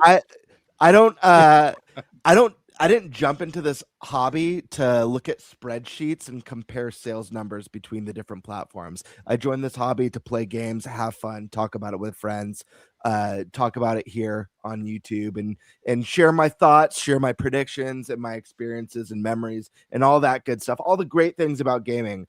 The only time I care about sales is an instance like Wii U, when it's like there's such a problem with the sales that this console is going to come to an end, or this company like Sega is going to come to an end. The sales concern me with Microsoft because there's going to be a major shift. Even though I'm not the biggest Microsoft fan, they're at the bottom of the three juggernauts for me. It's scary and sad what's happened to them and what's happened to a lot of the studios. So anytime numbers are bad, I do care and I do hate to see that. But as far as like nickel and diming and cherry picking and who had a better January who gives a shit? Unless that's your job, if that's your job, if you're a news channel, Prime, I get why you discuss it. So I'm not trying to downplay that. You're a news channel. That comes with it. And if you like numbers, be my guest. For me, it's not interesting. What I can tell you, as someone who doesn't read up on sales on the regular, I see the articles, I see the headlines, but I don't study it.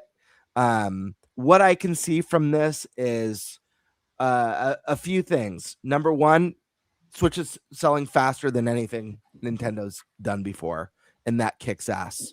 The other part that I see is they overprojected some expectations based off of the initial launch, and they cut it back to a more realistic and original expectations, which were already fantastic. So that's great news.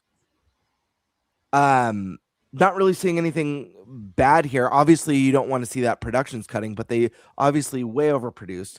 Prime, you hit the nail on the head with, over manufacturing to make sure everyone can get this console in their hands. I love the idea of actually marketing that stock is limited while also overproducing just to get like the scalpers like super giddy and buying as many as possible, just to get a nice little launch day boost. But it sounds good. I think the biggest issue I've had with Switch 2 so far, and I do think this does affect sales, because as fast as Switch 2 is selling, I think it could have sold better. Prime, you touched on one of these things.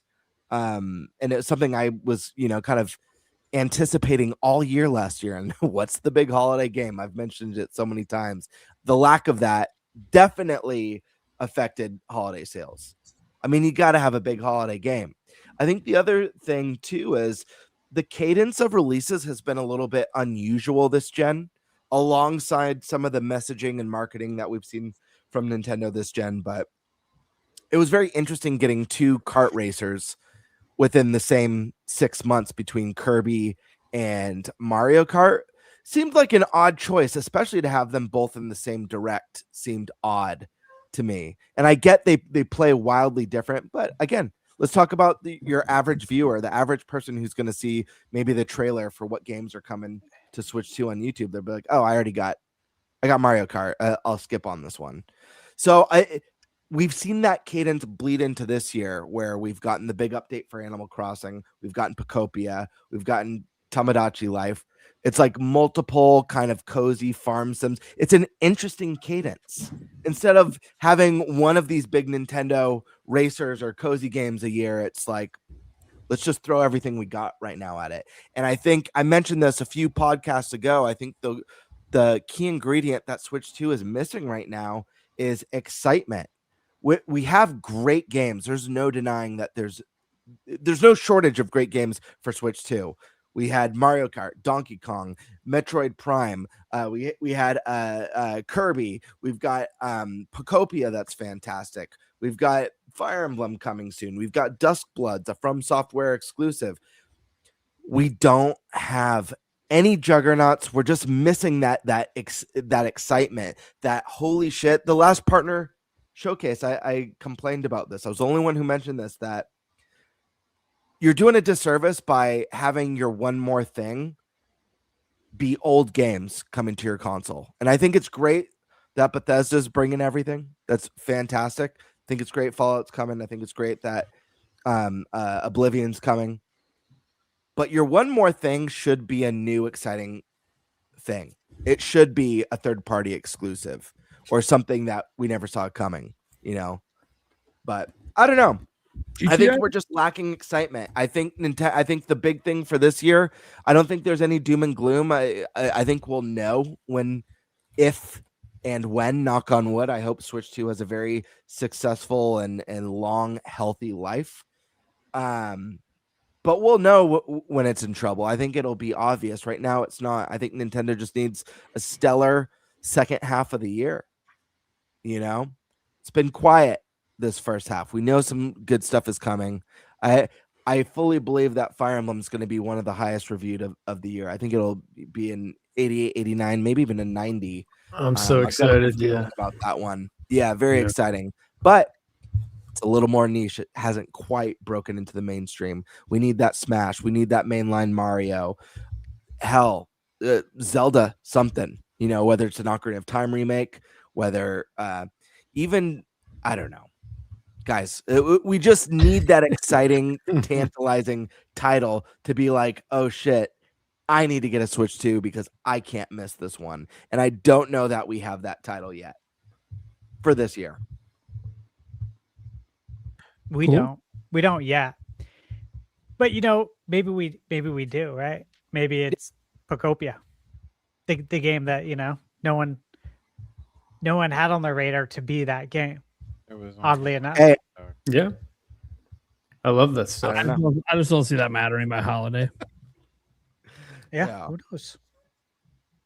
I mean, by the way, this isn't me saying that the game's not going to be evergreen, guys. I think it's got a really good chance to be really evergreen. But like, when you want the pop in console sales, it's never the old games. Those are the games that just consistently sell the new consumers. It's always the new games that get them in. Obviously, right now it's new. It's selling systems this month, absolutely. But I'm thinking later this year, probably end of the year. I don't think it's going to matter as much for console sales. Although I think it will sell well this holiday, especially if it happens to get any discounts, even if it's just ran by retailers. I was going to say, you never know. It could be like Animal. Could be like Animal Crossing. Can I ask you guys something before we move on to the next person? Just based off of like some of the stuff that I was saying for everyone. Like, I know Nate's stance. I know, Nate, you're interested in numbers. I know that you run a news channel. So this is like important stuff for you to cover. And there are people who care about it. But is anyone else with me like that, like the numbers side, unless something's failing, really isn't that interesting? Or do you guys care who has the better month? Or who has the better holiday? Like top, that doesn't matter to me. Sure. Yeah, it doesn't. I use that metric purely for trolling other people. Sure. Sony's best ever. No. Look at the numbers. On that. So he's one of the trolls out there, guys. Yeah, best believe.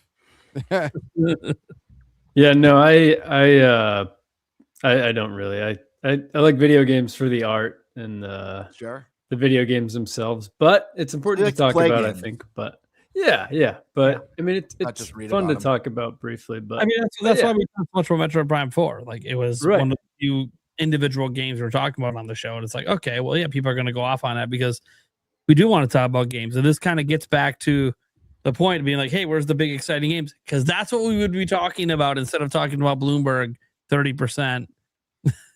Give us some exciting games to talk about. I think that's a good distinction. I think game sales, yes, I do feel a connection and curiosity and interest there, but console sales, I'm more detached. I think competition is good, parity is good. I don't want, as much as it sounds crazy, I don't want Nintendo to blow the competition out. I'd love them all to be up here so they're all keeping each other honest, so that someone's hot on Nintendo's heels, urging innovation, urging them to be a better company. That's the best spot you can be. Absolutely. Guys, what would it be if Sega was still in the game? Go ahead, Stash. Sorry. To say, for anyone who grew up watching wrestling, compared to 90s wrestling, Monday Night Raw versus Monday Night Nitro, when they were going head to head, we got the best wrestling back in the day. Like, it was extremely entertaining. That's what we need here. When Madden was going head to head with NFL 2K and NBA Live was going head to head with NBA 2K. These are the things we need to keep each other honest. So yeah, dude, I completely agree with you on that. 100%.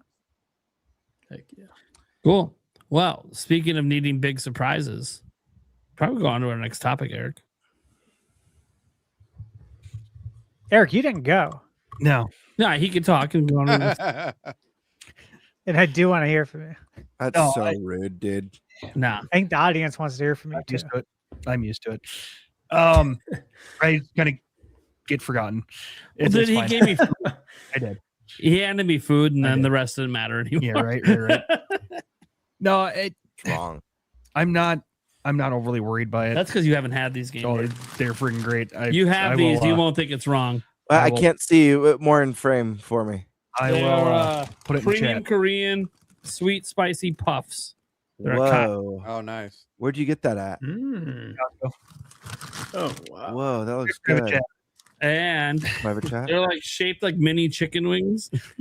What the hell? It looks like pork rinds almost. Pretty good. Or am I just not seeing it right? No. They're like puffy.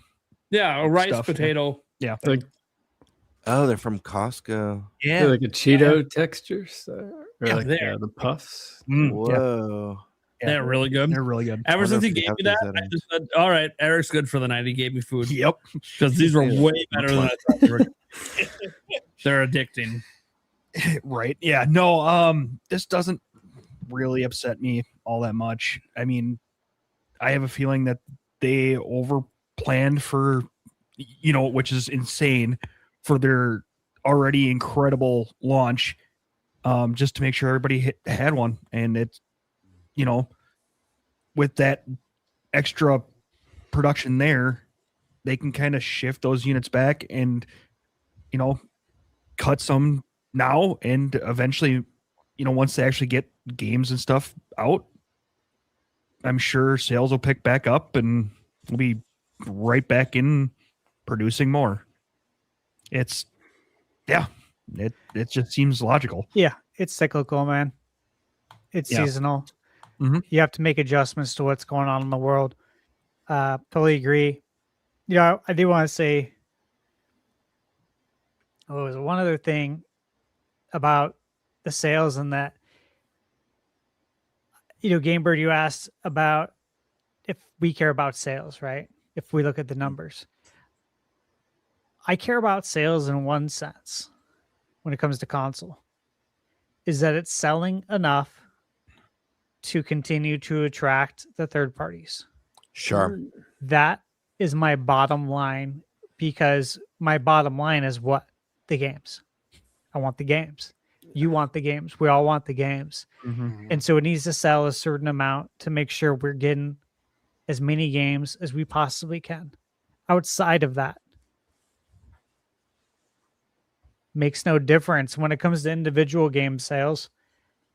I think like any of us who really enjoy a game, you hope that it sells well enough to warrant the green light for a sequel. That's it. Yeah. Outside of that, don't care. Yep. All right, Eric, take it away. Sweet. All right, I'll flip the banner here and then jump over to the topic list. All right.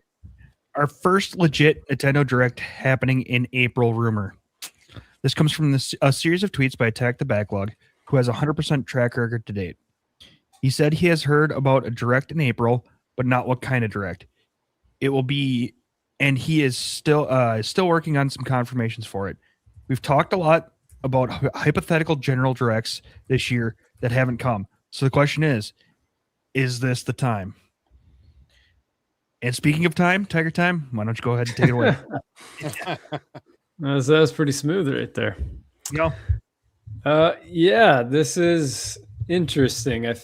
Again, something I looked into. I feel like what I gathered from this and what he was saying, it seems like, yeah, he's being very careful with his language, of course, as he always seems to be, which is good. He's not overpromising. I don't get the sense that this is going to be a general Direct quite yet. I don't know if I feel like I'd lean more towards an indie world probably, but I don't know, because the Partner Direct still feels like it was so recently. I can't remember. Indie World's even more recent. That's the thing. I think I'm mixing them up because the Indie World was just like less than a month ago, right? Yeah. Yep. So I don't know. The timelines are all, it's so condensed now. So messed up. Yeah. So I don't know. I don't necessarily, I feel like I've been on the June General Direct train from everything that I've been seeing, from what I think makes the most sense, because they still have a lot of clarity to give people about the end of the year. And if there's any, particularly big holiday game and some release dates, it still feels too early for April. Still feels too early for some of the stuff that I think they'd want to talk about. But June is kind of the last point where it's like, okay, there's stuff like Splatoon Raiders, Fire Emblem. If Mina's going to be in there, all these games that still have yet to come out. Duskbloods, like they need a proper direct, and so that April, May, June, it's got to be. There has to be one in that time period. Again, I still think it would be June. Attack the Backlog is someone that seems like he doesn't say things unless he feels good about it, though. So it's been a really conflicting thing trying to figure out what it could be. I still lean towards a partner showcase for me. That's obviously the other option. I just feel like I'm not sure. They showed a lot of stuff at the last one, and obviously, the Switch 2 is more and more attractive to third parties. So, I'm sure that they would have some more stuff to show. And I think there may be a personal bias. As much as I love to see them all, the partner showcases they're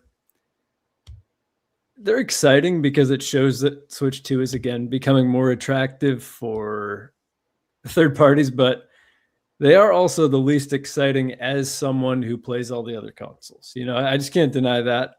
So again, I like to see these third parties being on the Switch too, but I don't know. The partner showcase in the indie world still feel like they've been so recently. So I don't know. This is a weird one. I feel like I would almost say nothing's going to happen is what I'd lean more toward, but just because of the recency of those two, I feel like the direct is going to be in June. If I had to say a date, I want to be wrong, to be clear. I don't know. Again, I feel like even though we just had an indie world, that would be the thing. There's so many cool indie games to show out. I feel like they could have an indie world like every other month or every month, really. There's so many cool games out there. It's a great opportunity for developers. So, I would say Indie World in April if I had to pick one, and I don't want them to be wrong, but that's where I'm at with it. Love there to be a general direct. Again, there's so much to talk about. There'd be some awesome reveals. People are desperate for this, but that's what I got.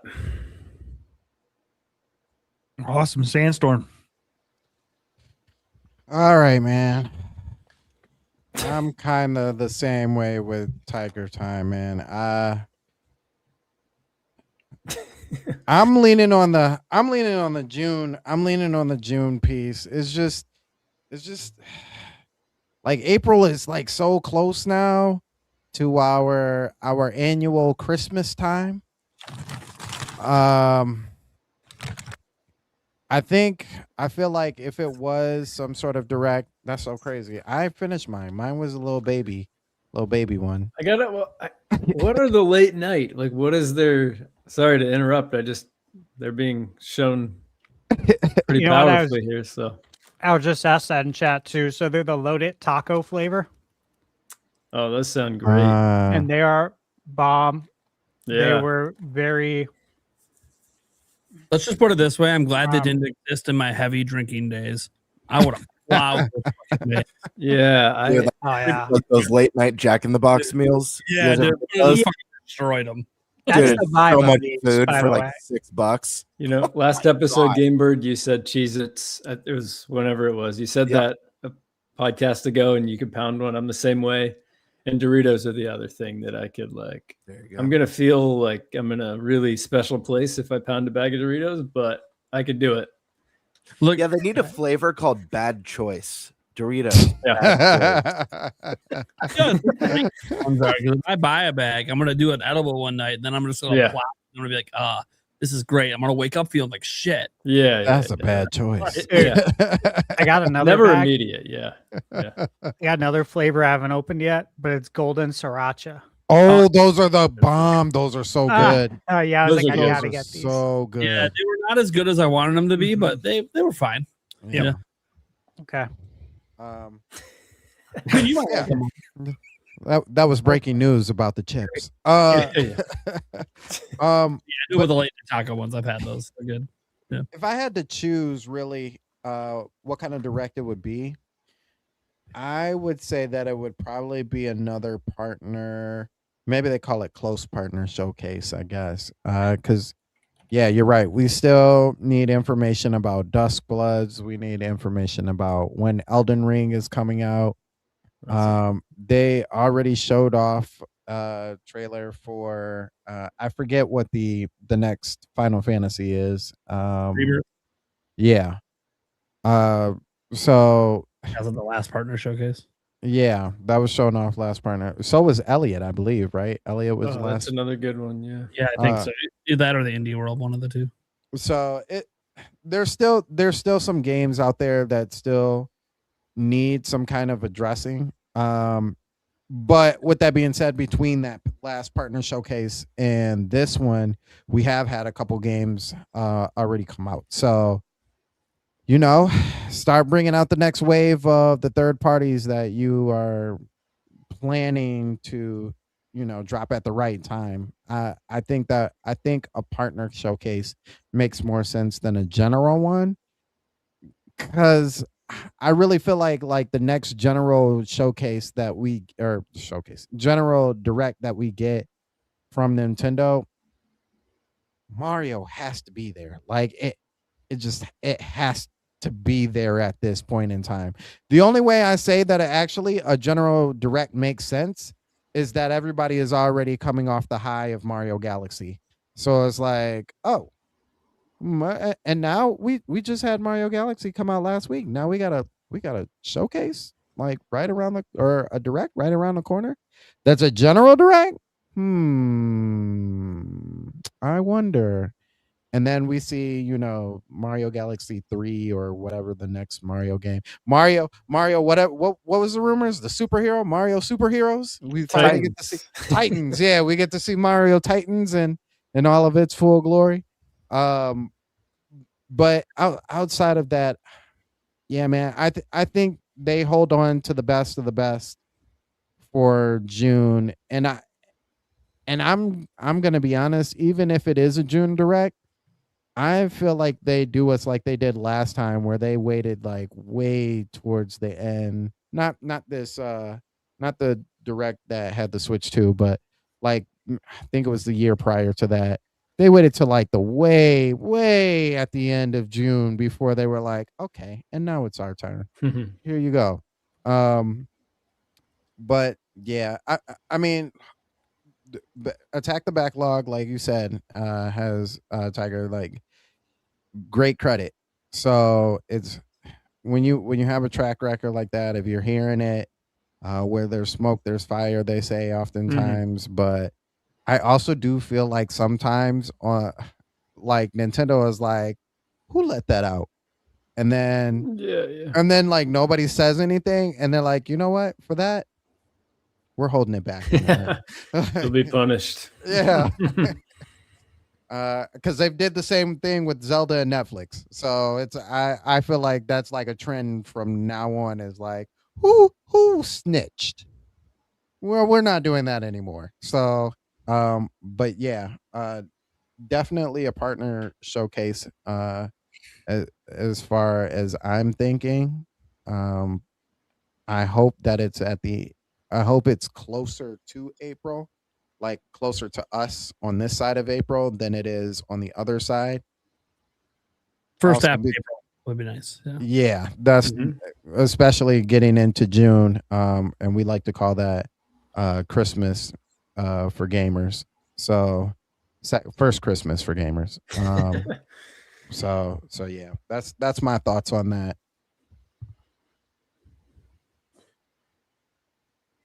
Hell yeah. Birdman. Yeah, so I wanted to save this for the podcast because I actually know a thing or two about what's on the horizon. Breaking news. From what I've heard, shall we till Stash gets back? Is this rude? Nah, I'll just go for it. Nah. From what I've heard, he doesn't like rumors anyways. From a very, very reliable source, is that Nintendo is planning a very special direct for April.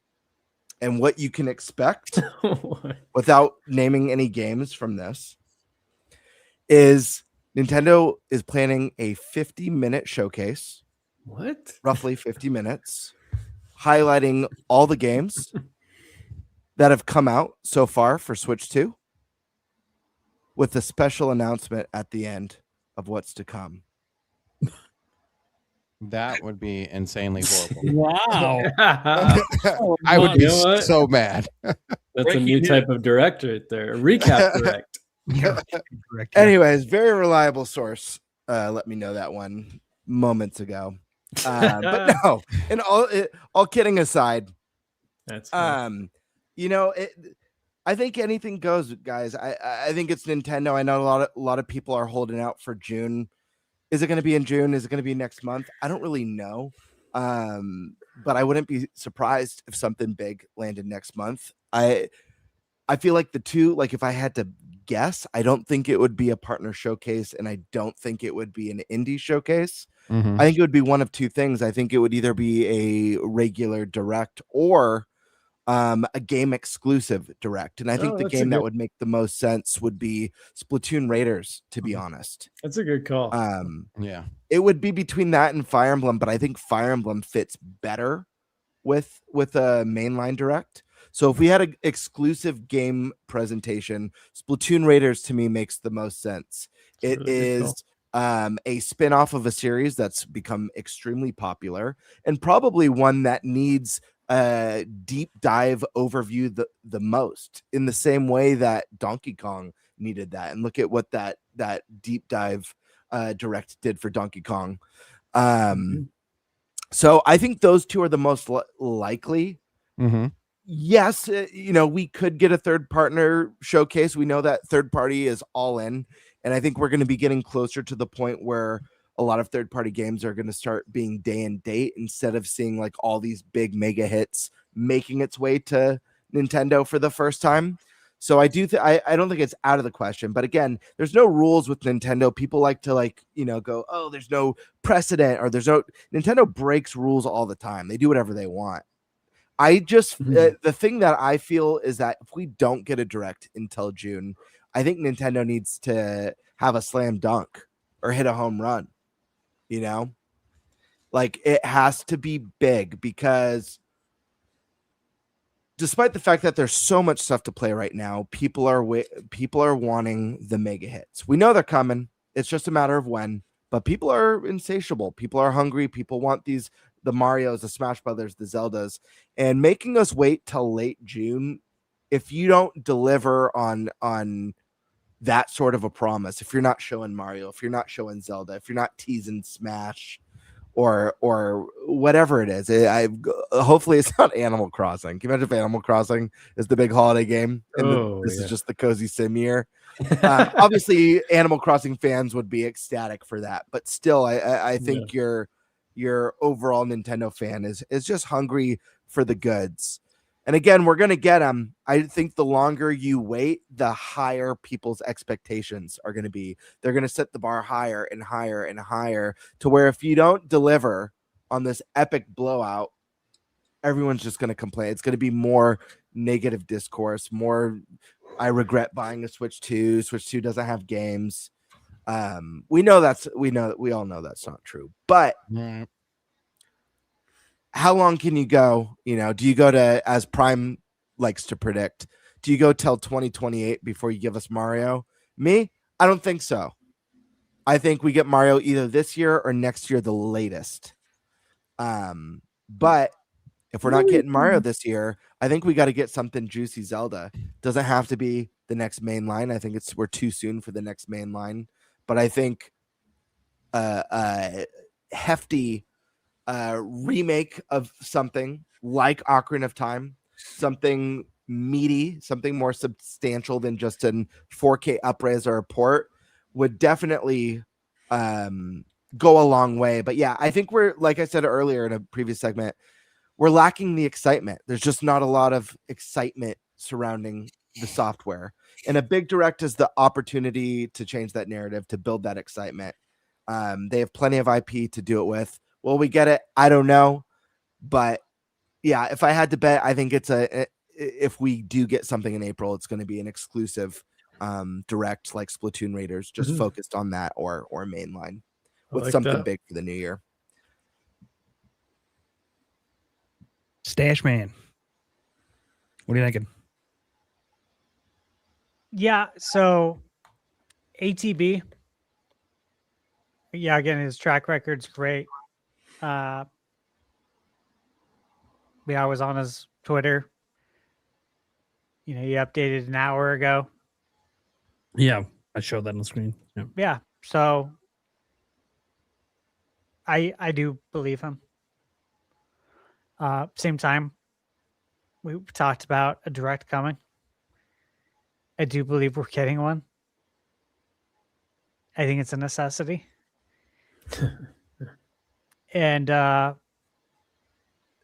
lean more towards general or a third party. Not an indie, because we just got one earlier this month. So I would say third party or general. I would lean more towards general, but if there's still, I don't know if we're going to get one in April and then another one in June. I don't know if they're going to stay with the same timeline. That's about it, though. I will say, though, that as I always say with directs, there's so many freaking games out right now. My pipeline of games to review is massive. These are games that I've been following. I've hand selected these games to review. So these aren't just like emails I get from developers. If I tried to cover every email I get from a developer, it would be insane. These are games that I'm like legit have been interested in following for some time, years. And so for me, there's tons of amazing games coming out. They're on my Excel sheet. So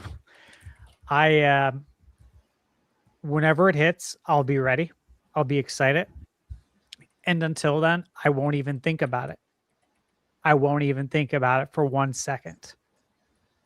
That's how busy I am with previews. And I say that to encourage others to go out there and play the games that are available to you right now. Go play your backlog. So much. Instead of staring at it. Right? Or instead of it, looking down at you. I have a massive backlog. If I didn't have games to review, I would play those. But I have new games to review because that's what I do. But yeah, play your backlog, or there's an insane amount of games out. You just have to look and be open to trying new things because there's a lot of great stuff out there. And if you do that, when the direct hits, you'll be excited just like I am. You'll be really excited for it. You won't be like, finally, I've waited forever for this. This better be an A-rated direct. Otherwise, but I'm going to be that's pissed. how Or I'm going people- to trade in my Switch I'm gonna 2. sell my Switch 2, But baby. that- Take But that. how many directs do we hear that though? Every direct. Everyone. Every single one. That's what Yeah. I'm totally making light of it because it's just like, bro, this is what happens when you live for directs and all you do is look to the future and you don't enjoy the present. The present's right there in front of you with open arms waiting for you to embrace it. And you don't. And when you just look to the future, you can't enjoy today. So for everyone, go play some games, man. There's so much good stuff out there. I have so many reviews on my channel of games that I'm told in my comments, people didn't even have these on their radar. And they play them, they buy them, and they love them. I'm not the only one who does this stuff. There's other reviewers out there too. There's good stuff out there. So you don't need to wait till the next Mario or Zelda to have a good time. Right. No, dude. Freaking Tiger Time is messaging me earlier today about Wild Arms. It's all I've been thinking we were talking about it too. Yeah. Dude, Great game. Dude, I've literally been thinking about it since because I've only played the first Wild Arms and I loved it. I Yeah. love the So cool good, dude. Western, It's so like good. sci-fi Western themed turn-based JRPG. So weird. I never had to play the rest of the series. And he mentions that game, and I'm like, dude, how do we get that whole series on the Switch too? Yeah, right. That's epic. That's an example of like not every direct is going to be it for everyone. Because if we got a direct where an announcement of the entire Wild Arms series was coming to Switch 2, like I'd jump out of my seat. I'd be so excited for that. But like a lot of people would be like, okay, next. Right. And that's the thing. Like I'm going back to play a PS1 game, and like I'm having a blast playing this game, and the direct is going to be so much better when I know if it isn't exactly what I wanted, I can go play Legend of Dragoon or, you know, like all these games. Like I can go crazy with all these games, you know? I was thinking when you guys were talking about Wild Arms of Legend of Dragoon, and when it hit the PlayStation Premium, like that was a big deal because a lot of people were really excited to play it, and so many people hadn't played that game. And it's like, this is a really good game. But just a lot of people hadn't played it. We all have so many games like that other people love, and for some reason we just didn't play it back then.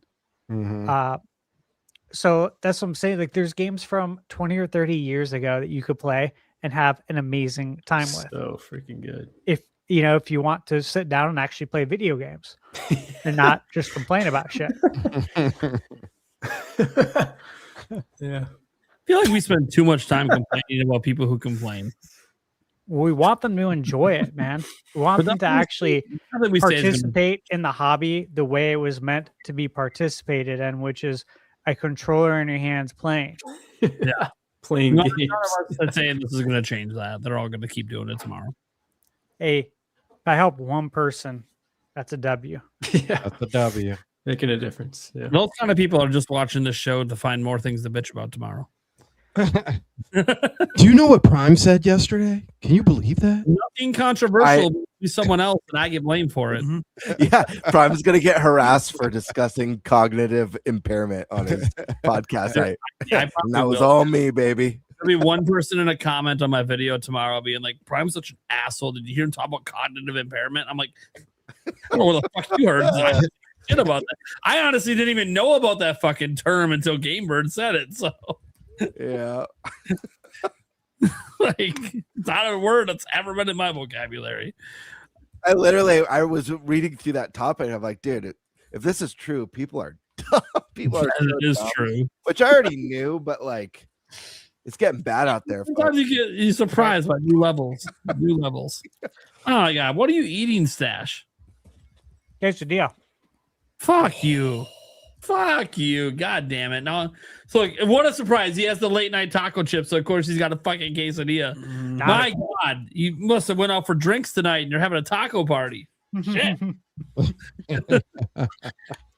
I guess that's me next. Or? Yeah. Okay.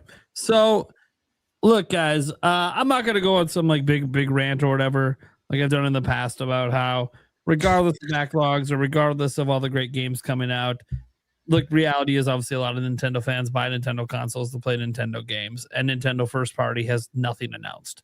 So I've already done that rant. I've done it a couple of times. I know some people love it. Some people hate it. In the end, it doesn't really matter because Nintendo's going to do what Nintendo wants to do, right?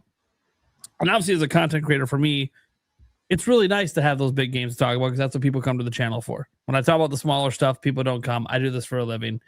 But I still talk about it. It just gets tied in with bigger stories because in the end, I know that people aren't here for that stuff for my channel. I'm not a review channel either. So you're not really going to get heavy opinions on me on some of the smaller games because I'm not here to do that.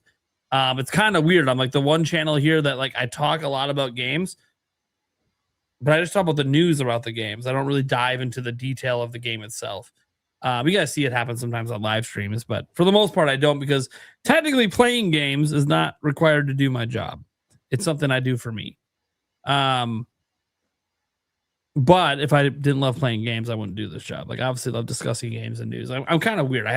It's weird where I'm passionate talking about video game news, even of games I'm not playing. It's weird.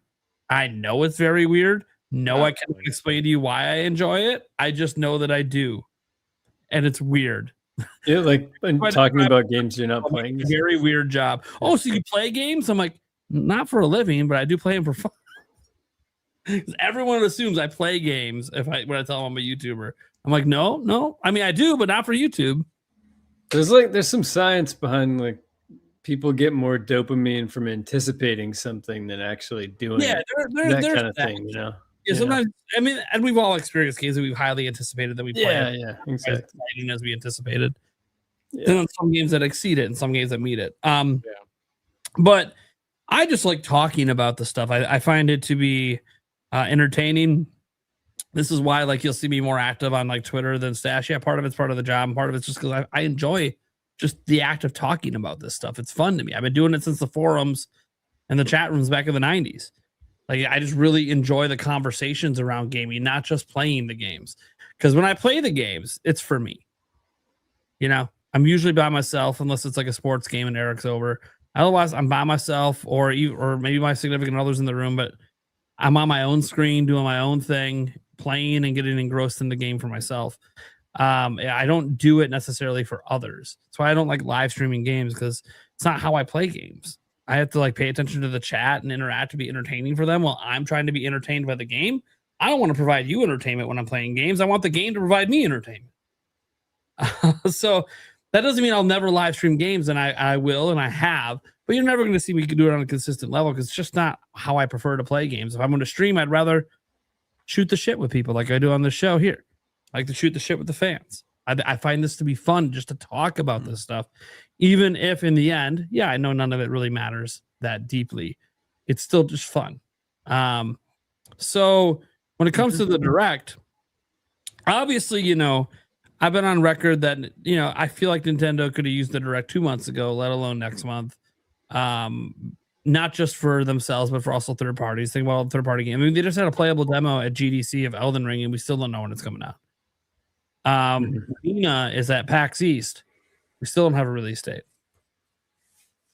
No, I'm not saying if I was at PAX East, I could have just asked and they might have told me privately, but I wouldn't be able to say anything about it. So what's the fun in that? Sometimes like Stash and I have been sitting on private information about Mina for like 7 months, and it sucks that we can't talk about it because it's fucking cool, but we can't say a word. So sometimes knowing isn't that exciting because you can't say anything. That's the one thing too. Like, you know, I always wonder, like, if Stash ever starts getting early review copies of Nintendo games, and like we're hyping up a game that's coming up and about to release, and Stash is already playing it. It's like because he's under NDA, he basically can't fucking say anything. So all we can really ask him is, well, Stash, is the game this, or this? That's about all you're gonna get out of him because he can't actually give any details. Thankfully, at least for the show purposes, he doesn't get it early. For himself, he'd prefer to get it early and have to shut up when it's time to talk like that. But which is something we always respect, guys. Like, if I'm under NDAs, I'm not going to say things about certain games. Doesn't mean we can't talk about it. Sometimes I don't like to know things if I'm not allowed to talk about it. In the case of Mina, it hasn't really bothered me too much because we don't talk a ton about indie games on my channel, but it's still like it comes up every time we talk about directs, and I'm like, I want to talk about why you should be more hyped for this game than you probably already are. It is so ambitious. And I'm very curious if the demo they have at PAX East is a new one. I hope it is. Even though I'm not going to be there to go hands-on. That's the one thing I regret about not going to PAX East, is going hands-on with Mina again. But that's okay. I think that Attack the Backlog is very accurate. I don't think there's any reason to ever doubt Attack the Backlog. He's not just a personal friend of mine, so I guess there's some bias there, but he's just always been right. He's very careful, being very careful right now. You know, he has a pinned tweet saying that he hasn't heard about a general direct, and just because he says he's hearing about one next month, it doesn't mean it's general. He hasn't had the word general direct be communicated to him. Of course, he hasn't had the word of what the presentation is communicated to him at all. As he put out, he said, "Hey, it's something. I don't know what. I'm still trying to get it confirmed and clarified." And I will be clear, he does not know a release date either for the event. He hasn't heard a date, just the April. One thing I do find notable, and other people already found this notable earlier, and I can just share a little bit. I'm not going to share much.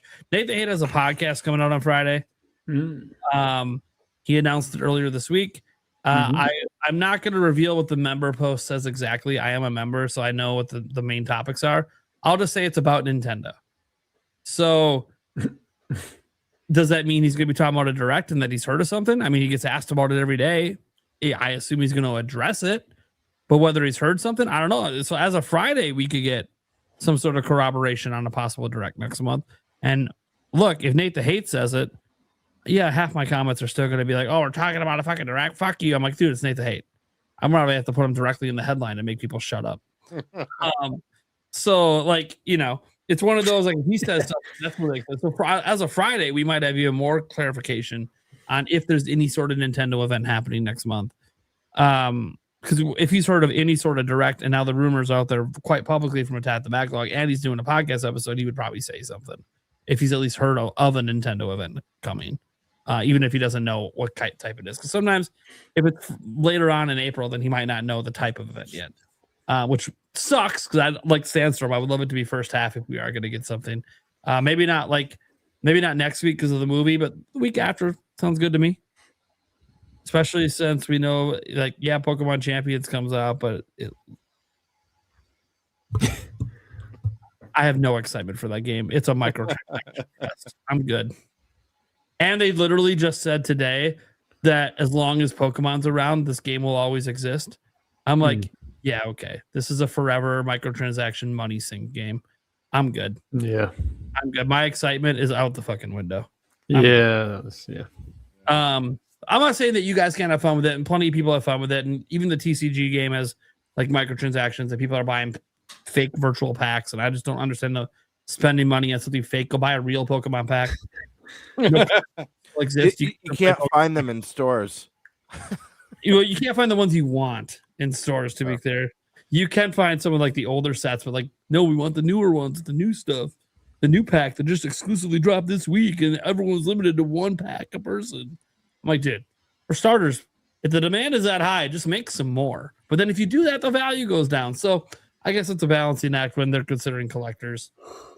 I don't think TCG should care about collectors, but I guess at this point, it might be the most important thing for them is the collectors at this point, not the people who actually play the TCG. Yeah. That said, I'm not against the TCG app either. I think it's fine, and you never need to spend money, and you can have a good time with that app. They give you enough packs on the daily that you can get by and still play and do okay. You're not going to beat the best, but let's just be honest. You're never beating the whales anyways in any of these mobile games. The whales will always have the advantage because they pay for it. Mm-hmm. That said, like, there's no shame in losing to like someone's got a way better deck than you do. They spent money. You didn't. Don't worry about it.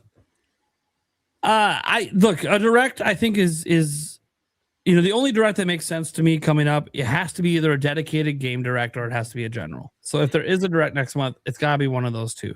I look at dedicated games and I go, well, they just dropped a demo for Tamagotchi Life.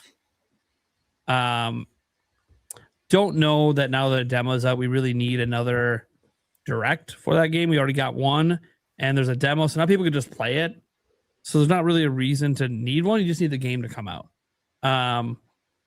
Then you go, well, Champions. Well, they just did the big overview trailer for Champions. That would have been a direct if they wanted to do a dedicated for that. So don't see that happening. And then that leaves Yoshi, which has a release date in May. And absolutely, there could be a dedicated Yoshi direct. I don't think they need one. But if they feel like they do, I guess. I personally probably wouldn't do it for Yoshi, but you never know. Obviously, you could also throw possible third-party games in, like what if Orbitals? I don't think we have a release date on that one yet. So maybe you end up doing an event for that one to explain more of it. Maybe Dustbloods, it's a dedicated event, and we get a release date and all that for that game. So there's possibilities for dedicated directs, and the way Nintendo's going, they're doing a lot of them in the Switch 2 era. So I wouldn't be shocked if there's a dedicated game direct. But I also feel like if that's what it was, I don't think Attack the Backlog would have hurt because that's about a single game. And I just, I think he'd know if the direct was just about the one game that company has. Like, I just feel like he would know if it was a dedicated single direct. So that kind of leaves that he probably has third-party sources just based on stuff he's gotten correct in the past being about third parties. And it's like, okay. So that kind of leaves in, and usually it's AAA. Like, I know he knows stuff about Capcom. So it's like, okay, so maybe it's, a partner showcase and or a general at that point. And it's like, okay, well, which one makes more sense? Well, a general makes more sense to me because anything that's in a partner, you can put in a general. And then you just have more. And people don't think about this. April is the 1 year anniversary of the first ever Switch 2 Direct. Maybe April might become the new month they do General Directs in. They just decide, hey, we're not doing that February stuff. No, we're doing April. And then I don't know when they do the next one to be September, I guess. But I'm hoping You never know. But you never know with Nintendo. And here's the thing: there's no rules. If there's going to be no rules, the last couple of directs were like an hour long. So what if their thing is we're just doing 2 a year, but they're going to be really long? I'm cool with that. April, September, I'm fine with that. Then you have your partner showcases and individual directs in between. I think I'm cool with that. I think between those 2 directs, you can pretty much get most of the lineup out that you want to hype up. It just means that this April direct would be beefier than what a February direct would be, because this is the one revealing the rest of the year. Okay. I'm actually okay if that's what they want to do and change things up from their usual February, June, September ways for generals. I'm actually fine if that ends up being what this is indicating, because that's exactly what they did last year. Guys, we didn't have a general after April until September. It's literally what they just did last year. So they did have other directs, partner showcases, indie worlds, and yes, tons of individual game directs. A lot of them. I think every game that came out. Dude, Kirby had 2. I think every exclusive game but Dragon Drive and Welcome Tour had their own dedicated direct last year. It was kind of nuts. Mario Kart did, Donkey Kong did. Did Age of Imprisonment get its own? I can't remember if that one got its own. But then we got 2 for Kirby. Did we go for Metroid? Yeah, I don't think any of the Switch 1 ones we got dedicated ones for. But either way, I do think that there is a chance it could be dedicated, but I just don't think he would have heard about it because he would just know straight up. If it was, look, his source would know straight up if it's just about one game. So it could be a partner, even though they have one in February.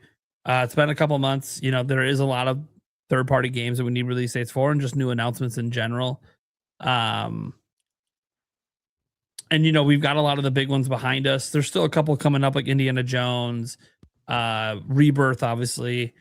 So there's still a few big ones floating out there, but there's just ones that we don't know about. Elden Ring's the big one that obviously they just had an updated demo at GDC, so that one's got to still be coming. Borderlands 4 has been canceled. I'll be honest. I feel like of all the direct types, the one that will irk people the most is a third-party showcase. I think that would by like a landslide. I think even like an indie one. I don't think people get over still be hungry. I think a specific game, if it's a game we haven't really gotten to see, like I mentioned, Splatoon Raiders. People are like, okay, well, I'm hungry for the direct, but I am curious what this game's about. I think the third-party showcase is going to be the one that would be met with the most backlash. The most backlash for sure. The only way they could avoid it is if they did this. Would be, well, 2 things. One would be a GTA 6. That's fair. People would literally, if that happened at all, then If it was day and date too. Yeah. If it would happen, it's over. It's over. Dude, people, they would instantly forgive it and be like, okay, well, they obviously did a dedicated to GTA 6. That's your showstopper. You're not going to announce Nintendo games next to GTA 6, right? That I could get. Or I'll say if they announce a partner showcase, but they announce that including a 5 to 10 minute feature on Dustbloods. Okay. People might then be okay with it because that's an exclusive that we do need more information on. And now 5 to 10 minutes of that direct is dedicated to that one really big exclusive game coming. But even then, people might still be like, yeah, but I don't care about Dustbloods. So they might just get mad. I don't think you can avoid that with a partner showcase. You could avoid that with a general direct. Now, if you don't bring the goods, then you can't avoid anything. You got to bring the goods. And no matter what, people are going to be negative because they always are after every direct. But you just got to have that big game. 3D Mario is the one that seems to make the most logical sense. But look, guys, it's 7 years since Luigi's Mansion. So LM4 could easily be on the table for that. You assume we're going to see more of Fire Emblem, probably more of Dustbloods, maybe Splatoon Raiders. But there's got to be more. So to me, I'm on the train that I just don't expect a direct until summer. I've been on that train for a little bit now. Most of that is just to keep my expectations in check. This doesn't affect the coverage I do at the channel. Like, I'm still going to cover the rumors when they come in from people I think are worth covering. Nate the Hate says a general direct is happening on Friday. He says it's happening in April. I'm going to be like, well, shit, of course we're talking about it. And now, if he says it, yeah, okay, I might start to shift from summer a bit because Nate the Hate is just too reliable for me to be like, oh, yeah, it's still going to be this summer. All right, hear me out. What's the discourse if it is a third-party direct, but the big one more thing is Grand Theft Auto 6, but the caveat is it's a timed exclusive for Switch 2, and its first year will be Switch 2 only. Well, what's the discourse? Nintendo fans are super stoked and shitting all over the console warriors that said the game isn't coming. Yeah. Wow. Everybody, Master Race included. The rest of the world is pissed. Everyone else is pissed. Only Nintendo fans are happy. Everyone else is just ready to fucking burn Rockstar to the ground for making that deal. I mean, on the bright side, it will be on the most affordable next-gen console. My question would be, how much money did Nintendo have to pay them for that to happen? Oh, so much money. I mean, the whole value of the company, $10 billion in the bank. So much money. Dude, that'd be so much to convince Rockstar to do that. And it's Rockstar, and they don't like Nintendo, so they're asking for extra. They want to own 51% of the company in order to make this deal happen. Yeah. It'd be funny though, because you would see so many things in Twitter like, oh, wish you were a Switch 2 owner. Too bad you weren't a Switch 2 owner. It's funny if it even comes right after Nintendo cut production by 30%. Right. Suddenly can't get it. Even if it was delayed. But like it was announced for Switch 2, and even if it wasn't day and date, right? Like that alone's already gonna get Nintendo fans to just laugh at all of the haters. Day and date would make it. Exclusive is just, what are we? You guys saw Dust Bloods, was it? No. This was the ace Nintendo. Nintendo had a hole that nobody knew about. Oh my gosh. So many people would throw up at the site. Like I feel like people would legitimately end their lives. Whole new level of backlash. Oh yeah. Also, if Nintendo did it, they're selling a record amount of Switch 2s this holiday. Oh, absolutely. A record amount. You're talking, guys, US alone, they might sell 15 million units. Nintendo, you better ramp that production back up. Because you're fucked if you're the only system that has it this holiday. They would sell a lot of that, and they would make a lot of Nintendo Switch Online available today on Nintendo Switch 2. Outside of laughing at haters, it wouldn't make me happy because I don't care about the game, and it'd be like, oh, Nintendo did this in lieu of a first-party game. Fuck. But also, they'd have something crazy like you can wear Mario's haters and actually wanting something I want to play come out.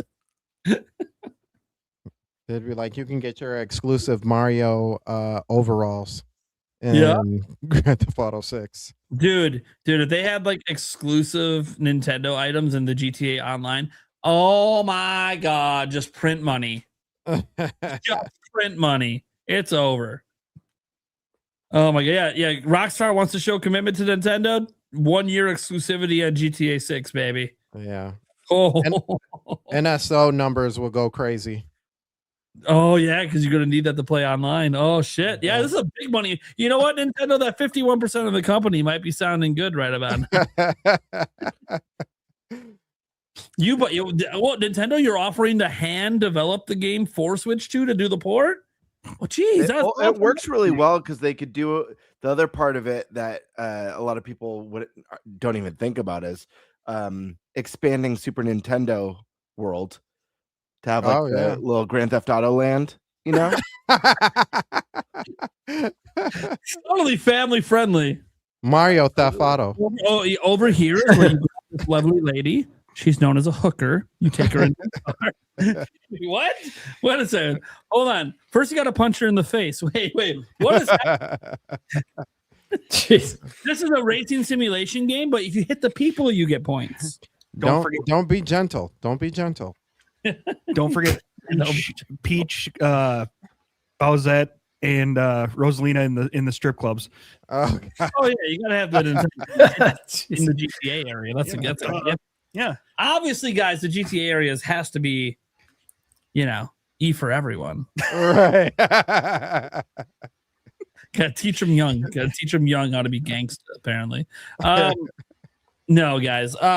Look, I think that there's obviously a chance for a direct any month because we haven't had one, right? Until we have a general direct, like once we have one, we're not having one next month, obviously, or probably the month after that. Well, no shit, because we just have one. But until we do, it's gonna. And I get some of the people like when I made a video, here we go again. It's every month. I'm like, well, technically, it has been every month. One was a person who I'd never covered before who said it was in January. That was wrong. Notice I've never covered them again. Then we had rumors for February that were about the partner showcase. Those actually ended up being right. And then we had Nash Weedle for March. And obviously, well, we had 5. I won't be covering him anymore. So that's another one kicked out. So now we got to tap the backlog for April.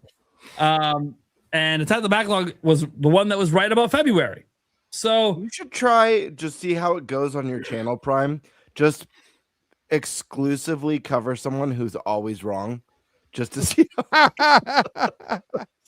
just for like a month. Again. So like, beg Samus to make a comeback. Yeah. You gotta hit it. Yeah, I gotta hit it now because I had to say it. Damn it, where is it? Here she comes to wreck the day. Anyways, no. So I really enjoy directs, and I hope we get one next month. A general would be sweet. I don't know if we will. I trust it had the backlog. We're getting some sort of event, I'm sure. What it ends up becoming, anyone's guess. Yeah. Eric, you got any thoughts on this topic? It's yours. Yeah, I mean, you and Gamebird hit it. I really think there is something happening this month, and it's down between a general and a single game, whether it's Duskbloods or Splatoon Raiders. Okay, that's what I'm kind of thinking. All right, we'll call that topic there. My bonus topic, I'm going to make this a quick one we've been trying to get to. Let's get the Fantasy Critic. Yeah. Come on, guys. Let's just get this out of the way. We don't spend a lot of time on it, but it's just giving some updates. By the way, guys, if you're interested, please follow us on Fantasy Critic. I don't know if we're on page 1 yet, but I know we've been stupidly close. I'm going to get on there right now and follow you guys. Yeah, you just have to sign up for an account that's free. Yeah. I'll drop it in the chat here. But we'll go over and update the Fantasy Critic here that we have. So you can obviously see the scores don't really matter as much yet. They're not going to matter until way later in the year. However, you'll notice some trends. Like I'm not doing too hot. I need a lot of reviews to go my way to come back and reviews to go other ways for other people. But remember that this is looks like a 5-person league. So it's the 4 of us plus one of Gamebird's friends that's GMing and running the league. He's been I always forget his name because until I have to email him. Colin, that's what it is. Yeah. So you see Spice Lords here. This is his team. He's actually off to a pretty good start this year. He's got the 89 for Requiem, so he gets 19 points for that. Even Crimson Desert is an 80 on Open Critics, so he's lucky that Open Critics would count and not meta. So he gets 10 points there. Monster Hunter Stories 3, 85, got him 15. You're seeing Demon Tides at 85, 15. And the one that's getting them right now is there doesn't seem to be enough reviews for DLC. There's no page for it. So yeah, I don't understand why it's on here if it's not going to have. So doesn't make sense. So I drafted Ghost of Yote for 0 a few weeks back. Yeah, and then I made a critical mistake because I realized, oh snap, the legends from the original game only got 2 review scores. A game, so it's a free update. So unfortunately, when I realized that, I was like, oh yeah, this first one does not, like the first one only got 2 scores. It's not going to have enough to generate a score. I dropped it like the same day. Yeah, it was a waste of a draft, waste of a drop for me. And then I saw you picked it up, and I was like, oh no. Felt really bad. Yeah. But yeah, it may. I mean, it may. The first one didn't get a score, but it may over time. So. Well, I'm sitting with 2 without scores. I mean, I've Caves of Cub without scores too, so this is what it is. Reanimal for 11. This is on Colin's team on Intelligent Systems. Escape from Ever After an 80. So he's only got 2 right now counted. Obviously, he's picked up a number. He's got very few spots left. And then we get to Game Bird Classic, Birds of Benefits. He's having a very good start to the year. I would call it very almost everything is mid 80 or higher. So Neo 85, Eugenics 89, Cult of the Lamb Haven 86, Pocopia getting up to that 90. Can I talk a little trash right now? Is that okay? I mean, it's good sportsmanship. I want to talk a little trash. Not only am I off to an incredible start and kicking ass, but I am the only player on this podcast who's not playing with a handicap. And what I mean by that is I'm only drafting games that I have no idea how they're going to review. It's purely on instinct. No ports. No ports of games that I already know are incredible. Just want to throw that out there.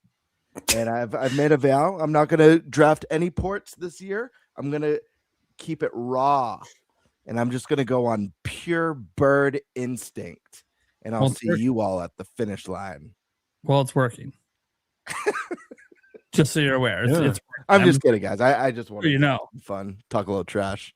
Then Thunderstash. He's also got a pretty decent start to the year. Not quite as good as the Birdman, but still good. Dragon Quest Reimagined at 83. Final Fantasy VII Remake Integrate at 88. I think it's his big one here. Mio at 83. Someone locked in Edge of Memories on him. Oh, good. I didn't realize someone used their counter pick on Stash. No, what is that? What does that mean again? That means it cannot be dropped by the player. So Stash has been counterpicked twice. Whatever score, he cannot drop that game. So he is locked in. So when you counterpick, you want to counterpick a game that you think will get a low score.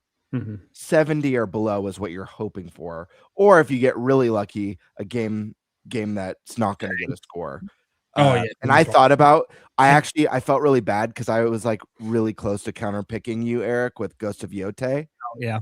But I felt really bad. And I was like, I also like, even though the first one didn't get a score, if it does this time and it gets like a 90 or an 89, like I just didn't want to gamble with that. Yeah. With that. Who counterpicked But I mean, you should be able to see if you highlight. I will see it in a moment. I don't think anyone's. No, I think Colin did. It'll say. But yeah, it was Colin. Okay, so Colin. So the person who counterpicks gets negative points based on what the game scores. Yeah.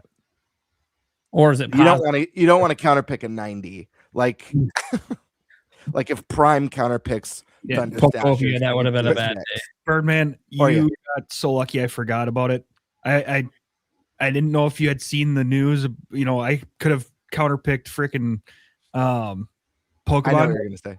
Yeah, and anyways, and I gave you a little bit of time because I didn't, didn't see the news yet, and then it was still a week later, and I'm like, holy shit, he still hasn't dropped it. Well, fuck this then. And I kind of completely forgot about it, and then you dropped it. I'm like, son of a bitch. Yeah, so drops happen before like bids and picks go in. Yeah. So if you drop something early enough, you'll be good to go if it's early in the week. So you guys know I had a loss in the family. So I knew about it, and Colin actually called me Saturday. He's like, dude, you got so lucky. You did he's like, I'm surprised, like none of us counterpicked you. What the heck? And I'm like, dude, I had other stuff going on. I was like, I was just gonna take the L on that one because I had other stuff going on. My strategy is simple. So lucky, like unbelievably lucky. I'm not trying to win. I'm trying to prevent thunderstorms. That's my only goal. Maybe one of these years I'll be like, all right, now it's getting so boring preventing him from winning. that now I'll bother to try. It's just a strategy I have. We'll see if it lasts past this year. It sounds like an excuse for losing. Well, I am doing the worst, guys. I'm doing the worst. There's no bones about it. I got a game that's not going to get scored at all, and I got 2 games in the 70s.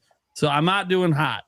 I need all my games to overperform, and that's probably not going to happen because that would also require their games to underperform, which is probably not going to happen.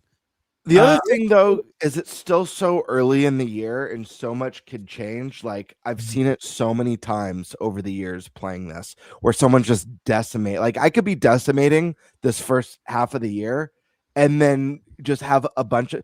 We're going to get stuck. There's no doubt in my mind that each of us are going to get stuck with some mid-70s games. Maybe worse. Because... the number of drafts and the number of games that are going to hold out on release dates because they're waiting on Grand Theft Auto 6 to be like, no one wants to like drop when that game drops. We're going to be stuck with some mid-level stuff. So a lot can change. You know what I mean? Well, I am already at the mid-levels. I need that not to keep happening for me. That said, we get to Nintendo Prime here. You see, Yakuza Kiwami 3 Dark Tides did not work out for me. Really, it's not that bad though. No, the other one scored way higher. Yeah, this is like no. I mean that's true. It's like 10 points lower than the other ones were scored. It's pretty bad. At least it wasn't negative, but it's not great.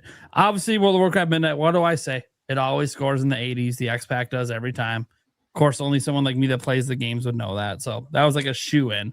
But here's the one that got me. This one disappointed me. I looked at every review in this franchise in the history of Open Critic. All of them are in the 80s until this year. MLB The Show. Oh yeah, that's right.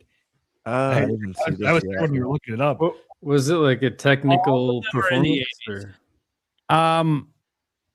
Like, from what I read on the reviews, they're all like, it's the same game we know and love. They did some iterative updates, which, by the way, that's what sports games always are, right? So I'm like, why does it matter? Why is this the year it's being held against it, and not all the other years? Because I picked it. Because you picked it. Because we debated sports titles a couple weeks ago. Yeah, it's exactly why. It So always funny. scored in the 80s. Then because the one year I'm like, all right, I'm gonna pick MLB The Show. It seems like a shoe-in because it's a shoe. Yeah. Literally every version of it's always been in the 80s. It's never been below. Yeah. And now it's the worst rated MLB Show game of all time. It And just goes to show. read the reviews, they can't even come up with anything negative to say. The negative to say is that, well, they're just doing the same thing every year. No shit. It's a sports. It's a sports game. Yeah. Roster update, baby. Now you can never pick it again because now maybe finally the reviewers have caught on that it's the same game every fucking year. So I'm never picking the sports game again. I was never going to pick Madden or any of the other ones, but this one I was like, oh, look, it's 80s every year. no, Why would I not? Like I said, I was there when you were looking it up. I'm like, huh, yeah, that is. Should have went with WWE. Right. That one scored in the 80s. You know, it's like 83 every year. I was like, what? I didn't know. Yeah. That's random. I should have went with that instead of with the show. I do have some ones on here that I'm pretty excited about. Obviously, Dustbloods and Mina, I think, are going to be really big. But you guys all have big games, too, that I think are going to score in the high 80s and 90s. So I like the Blood of Dawn Walker, too. That could be. You know what one I think is going to surprise me now? And I was, Eric, when you picked... I did get Rebirth, though. I'm happy I got Rebirth. When you picked Mouse PI... That was a good grab. If you remember on draft day, I was like, I don't know about that one. I'm worried it's style over substance. I've been hearing some really great things from the previews of that now. Yeah, coming up. Hands-on. Yeah, the previews. You may have actually got yourself a kick-ass game there.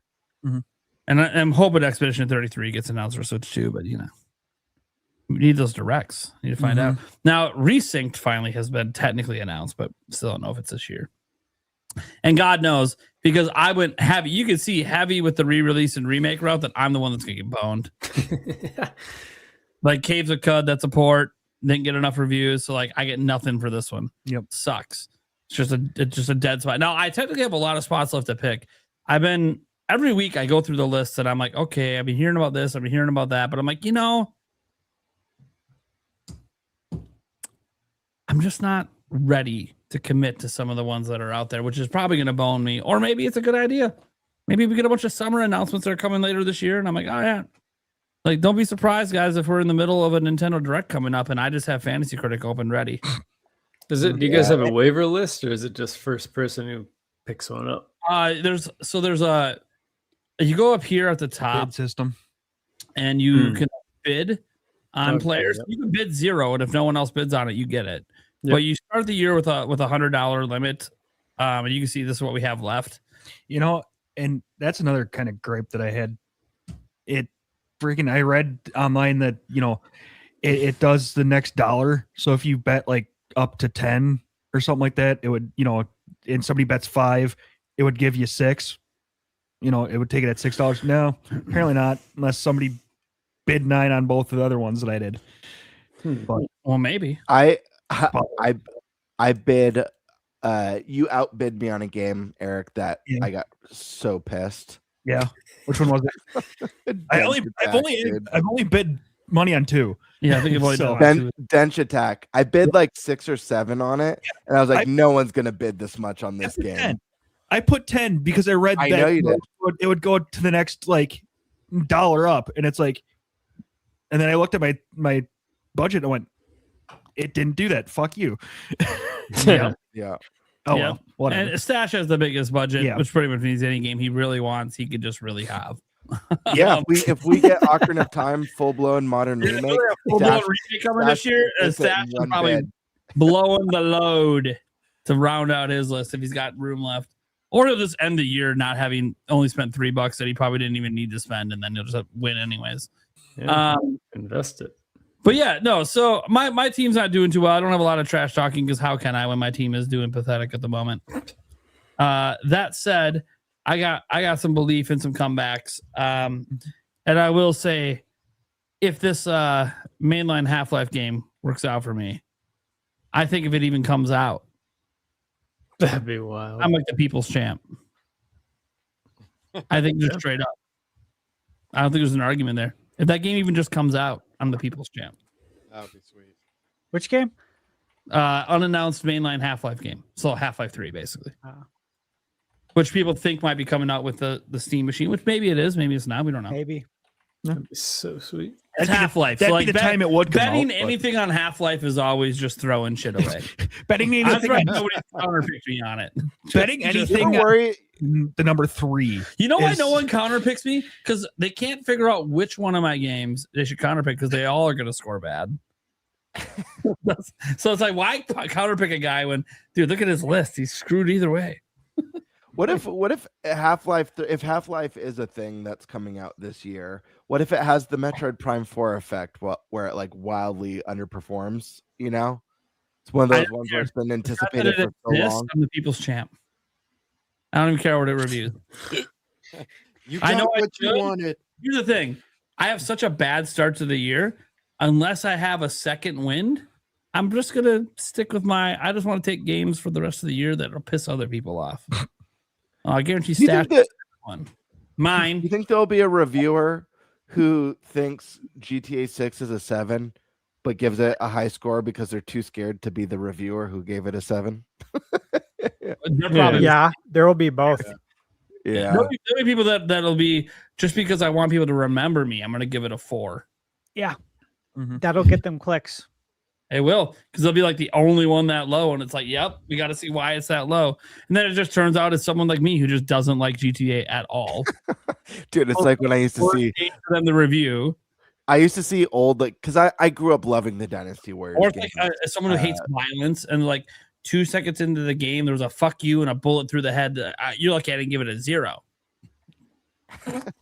I grew up loving the Dynasty Warriors games, and I remember way back in the day because I had played. I think I started on 2 or 3 on the PlayStation 2, but I remember seeing a review years later on IGN. That was like the reviewer was saying, like, I've never liked the Dynasty Warriors games. Like, well, why are you reviewing this? Like, if you already know this is like a series that you don't enjoy at all, why are you reviewing this game? Hey, dude, this goes back to what I always say though about these outlets, the review outlets, when they assign someone a game to review that hates the genre. you're doing a disservice to everybody, to them, to your company, to the fans, to the developer, the publisher. You're literally fucking everybody when you do that. But they do it. And I try not to get mad at the reviewer if it's at a big outlet, because I'm like, well, you might not have had a choice, man. Yeah, no, it's Exactly. not the reviewer's fault. It's just a company thing. It's like weird. It's like NBA refs. They're horrible. I don't get mad at them. I don't get mad at them though. Very accurate. I get mad at their bosses because they allow it. They allow them to be shit. There's no consequences. Yeah, it's just like the NFL with their refs and like they're not full time. What the fuck are we doing? Yeah. Like, no. The people in charge need to do better. Well, it's like getting mad at the person at Walmart because of some company policy. Like, come on, dude. Have some sense. You work here? Yeah. Do you know what the CEO did? I'm like, dude, I'm barely making my rent. Can you just shut the fuck Yeah. up? Hire shit, Or get out. yelling at the Exactly. teenager in box office because movie theater tickets have gone up so much. As if the Yeah. teenager in box People office do makes that. the prices. I've seen people do that. I'm like, why are you yelling at this kid?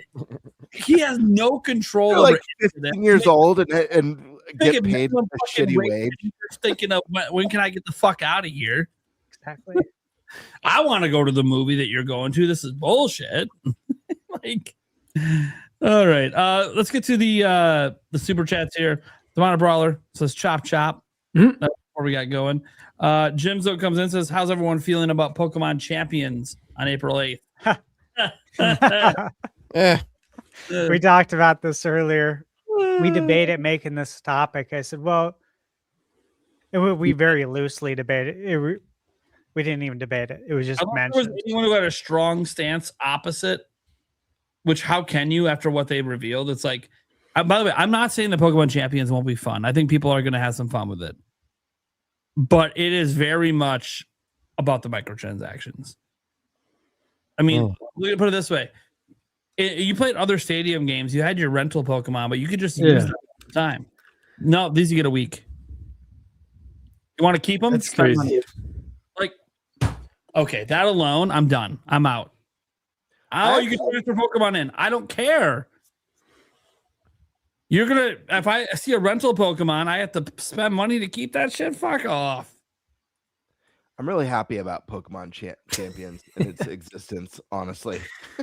I'll be honest with you. The reason why is, listen, we did a Pokemon episode. Nate, listen to me. Let me finish. Don't act like a baby. Let me finish. I am a baby. Wait, let me finish. We did a full Pokemon episode, and I was talking about a lot of the things I would love to see in mainline Pokemon. And one of our guests, really cool dude, so this isn't a dig at our guest, but he was hating that everything that I was saying because he comes from a place of purely competitive. The crazy IV training, super competitive, and a lot of that core base wants. They're very vocal and they want mainline Pokemon games to follow a structure that really appeals to that base. Yeah. And the fact of the matter is it's a small percentage. Like Pokemon is so mainstream. It reaches such a wide audience and so many young kids too, that I personally love the thought of something being purely competitive outside of the mainline. They could still do good competitive stuff in the mainline games, but maybe that leaves room for more interesting ideas regarding story or even Pokemon. And one of the topics that this came up on was how I was talking about how much I love Black and White and how one of my favorite things about that game was that it had no old Pokemon in it. The roster was all brand new Pokemon.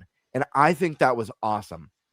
But the competitive scene hated that. Like they hated that. So I don't know if this means that we could get a experiment and try some new things in mainline Pokemon.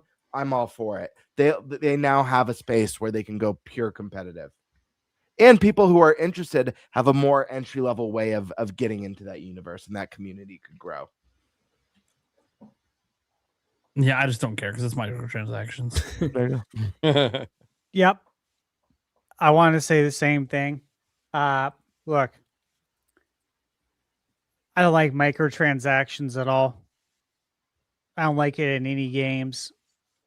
I've seen over the years what it did to NBA 2K.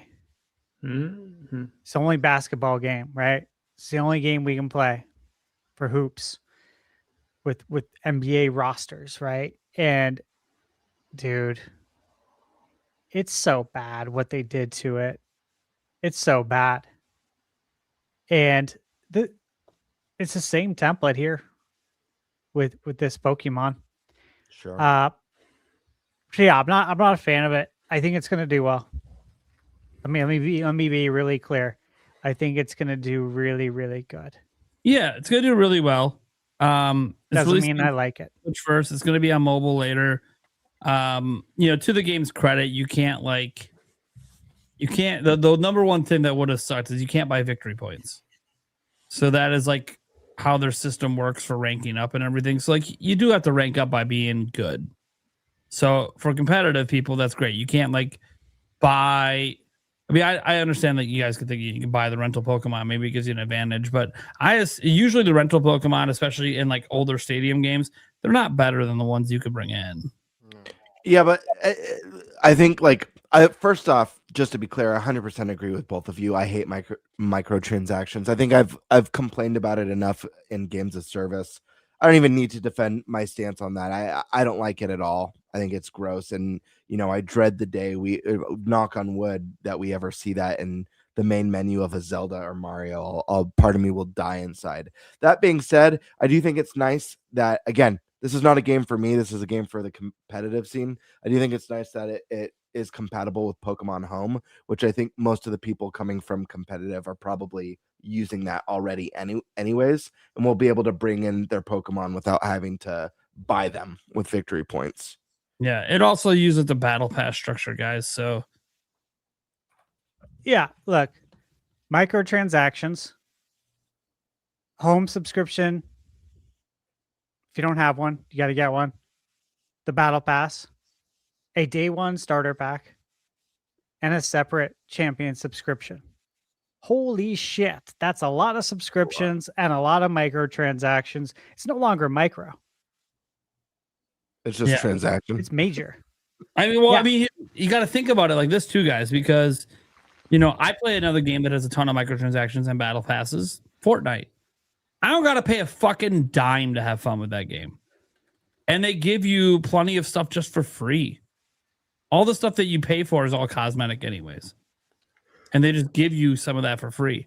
So that's the difference between this and Champions. Champions is requiring me, I have to spend money continuously. I'm not subscribed to Pokemon Home right now. Me either. I'm not serious enough about Pokemon to need the extra space to put my Pokemon in. So everything about this game, I was so excited when they initially announced it. Then I was a little tepid when I heard it was going to be on mobile. And I was like, well, it can maybe be okay. That's on mobile too. It's fine. Maybe transfer some Pokemon from Pokemon Go or something. It's fine. And then the more I hear about it, the more I'm like, no. This is a money grabbing scheme. That's all it is. I'm not saying it's not good. I'm not saying the competitive scene won't love it. They probably will. But nothing about this screams, oh, that sounds exciting to me the way the old games did. I mean, hell, even the old games had mini games. The fuck are my mini games? Those are fun. Yeah, Stadium was great. There's no denying that. Yeah, so it just isn't what I wanted. I wanted it to come back, but not like this. And if this exists forever and the competitive scene loves it, hey, more power to you guys. You guys already, probably buy both copies of Pokemon every time and subscribe to Home, obviously. Yeah. This is just more money to throw on the pile. You're probably the same one showing up day one. The new card pack drops at TCG. It's going to get eaten up. It's going to get eaten up. This game's going to do really well. Hot. It's going to make a ton of money. So I like it. I'm not even begrudging them for doing it because the Pokemon company has started to realize that in mobile, there's a way to have an infinite money glitch with Pokemon. You've figured it out with Go. Now you just keep figuring it out. So I'm not even surprised. I'm just. Anyone here going to try it out? I was excited, and now I'm not. You will? Yeah. Sandstorm? Yeah. I mean, am I excited about it? No. Do I think it's going to be successful? Yes. And do you think you'll have fun with it? I mean, do you play competitive Pokemon? No, I don't. No, And that's you're just that's trying. part of the reason why I'm picking it up is because I'm not a competitive like player like that Right. to that level. I'm just more curious as to like how this is going to work. Can I enjoy this with like my closer friends? But like it's I'm gonna be honest with you. I'll probably pick it up and play it heavy for like 3 months and then like go cold turkey Never and be touch it like, again. I'm good. Yeah. Yeah. So I'm gonna try it because it's free to start. Yeah. But that's the problem. It's even being labeled as free to start, which means I'm going to hit a microtransaction wall. Yeah. Yeah. And the moment that happens, I'm out. I'm done. Yeah. now. I think I'm in the same pool. People spend money. I'm like, no. It's interesting, Stash. You made the analogy to 2K, and that's like why I actively like don't play the newer 2Ks is for all the microtransactions. I think it's disgusting. It's disgusting, dude. They take advantage of their player base. They ruined the single player in 2K. It's I don't play it anymore. It's ruined. It's terrible, man. It And used to be good.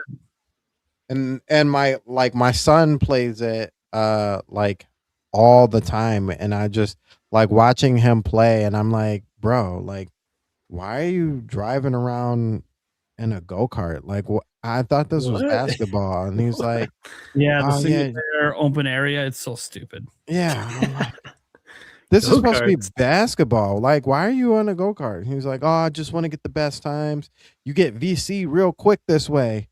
And I'm like, Yeah. oh, dumb. They're Everything gamifying but- getting virtual currency by not playing basketball. Yeah, everything but playing ball. I know, dude. It sucks, man. My And so- cousin bought WWE.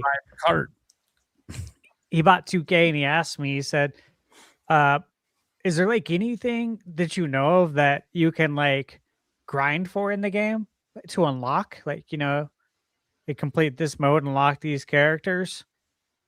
And I was like, one, Jim, I don't have the game, but my friend, those days are long gone of unlocking Characters, yeah. more wrestlers by completing modes. Like, this Olden isn't days, no man. mercy. Yes, You know? Smash is like one of the last games that does that. Yeah, you got to pay for that. More. or not even pay for it. You got to put your money into the machine and see if the pack of cards gets you the cards you want until it gets you what you want. If There's you no luck- fixed price on it. Luck of the draw. Yeah, and the odds are so bad when you look at the pack odds because you can look at them. You guys know that. Yeah, they're It required. is, dude. It's insane. It's insane. It's just as bad. It's probably worse than going to the store and buying real packs of cards. Yeah. Yeah. That's And you don't get to keep them. Yeah. I don't. They expire at that, them the Yeah, year. at They're the no end of the good. season, yeah. Sports Yesterday's games, because newspaper. I do enjoy sometimes like kind of being like running a franchise and doing franchise mode. I do find that to be fun, but I haven't bought an NBA 2K game in a while, and I'm not sure when I will again.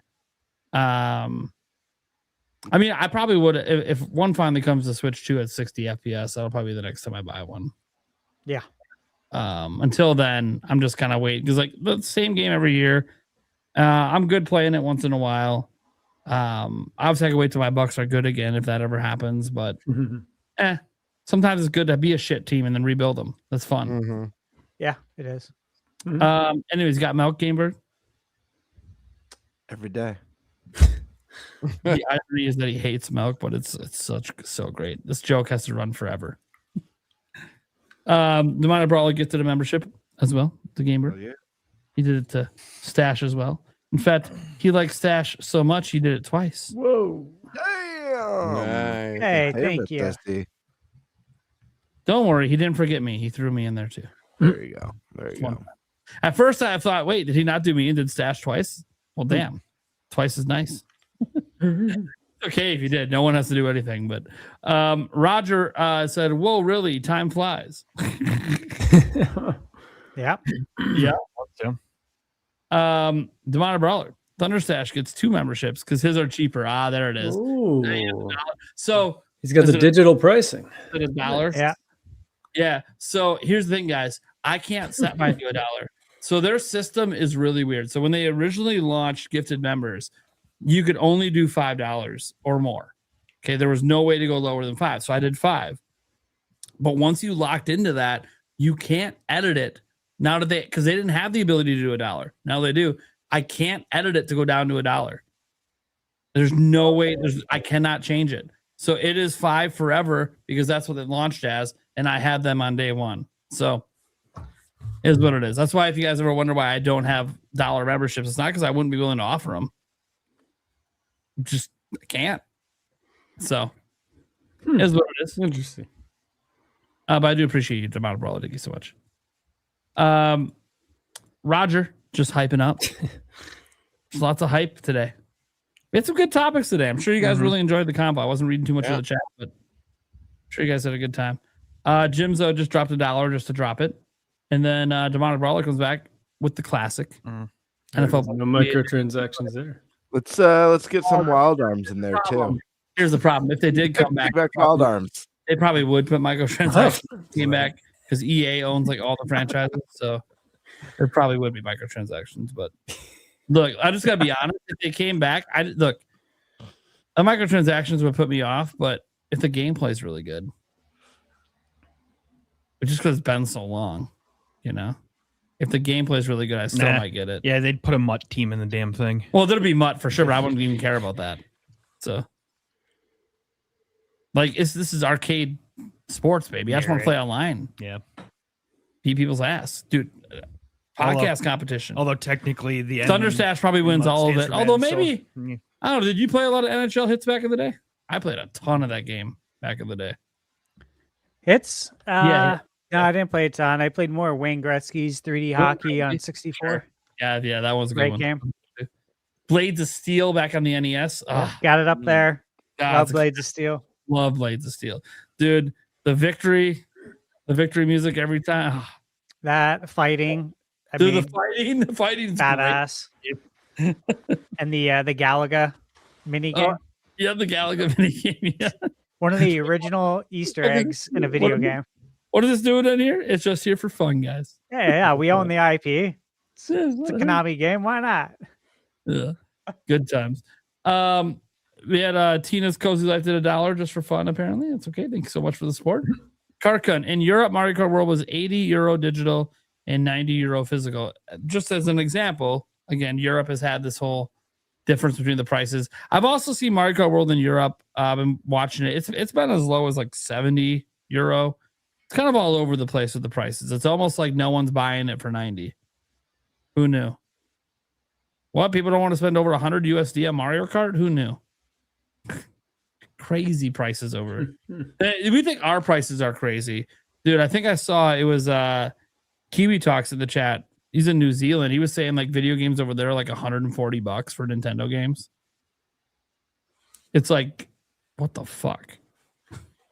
And you would like to blame taxes. I looked it up. The tax is only 15%. So I don't know why it's priced that high. You see this sometimes too in Australia. Brazil has even higher prices. Yeah, it's insane. But there's actual like reasons, like why the Switch 2 is so expensive in like Sweden. They have super fucking high taxes on that shit. It's insane, insanely high taxes. In Brazil, the prices are crazy there because of the taxes. But in New Zealand, that's not an excuse for the game price. So I'm not really sure why it's so expensive there. Maybe they just don't do any game sales when it was cheaper. I have no clue. Let's see your Demar Brawler. What if we get a direct on June 9th? If you know, you know.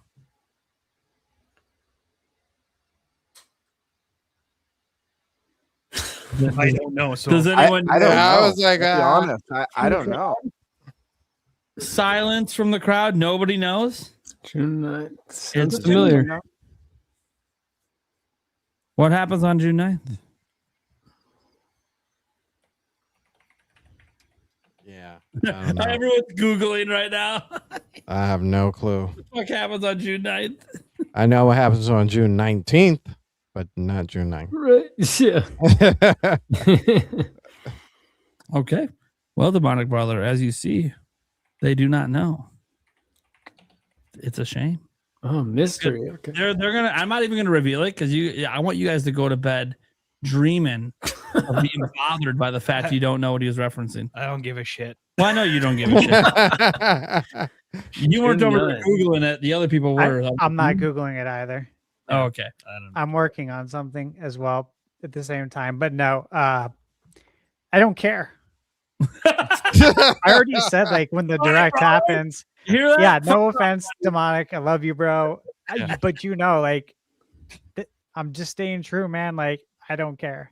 I got a lot of games to play. When it happens, it's going to surprise me. I'm going to be surprised and delighted when it happens. Watch him be super disappointed that you don't know, because he's like, this is something Stash has been excited about, been talking about for a year. I mean, what the fuck are you talking about, man? Yeah, when it happens, I'll know. Is probably as soon as it happens, I'll be surprised and delighted, just like Nintendo wants me to be. Brawler's birthday. Yeah. I wish they'd let Retro make the next all new Star Fox game. Who's with me? Hey. I don't know if that's the right team, but I mean, I didn't think they were the right team to do Donkey Kong, and then they crushed it. So what do I know?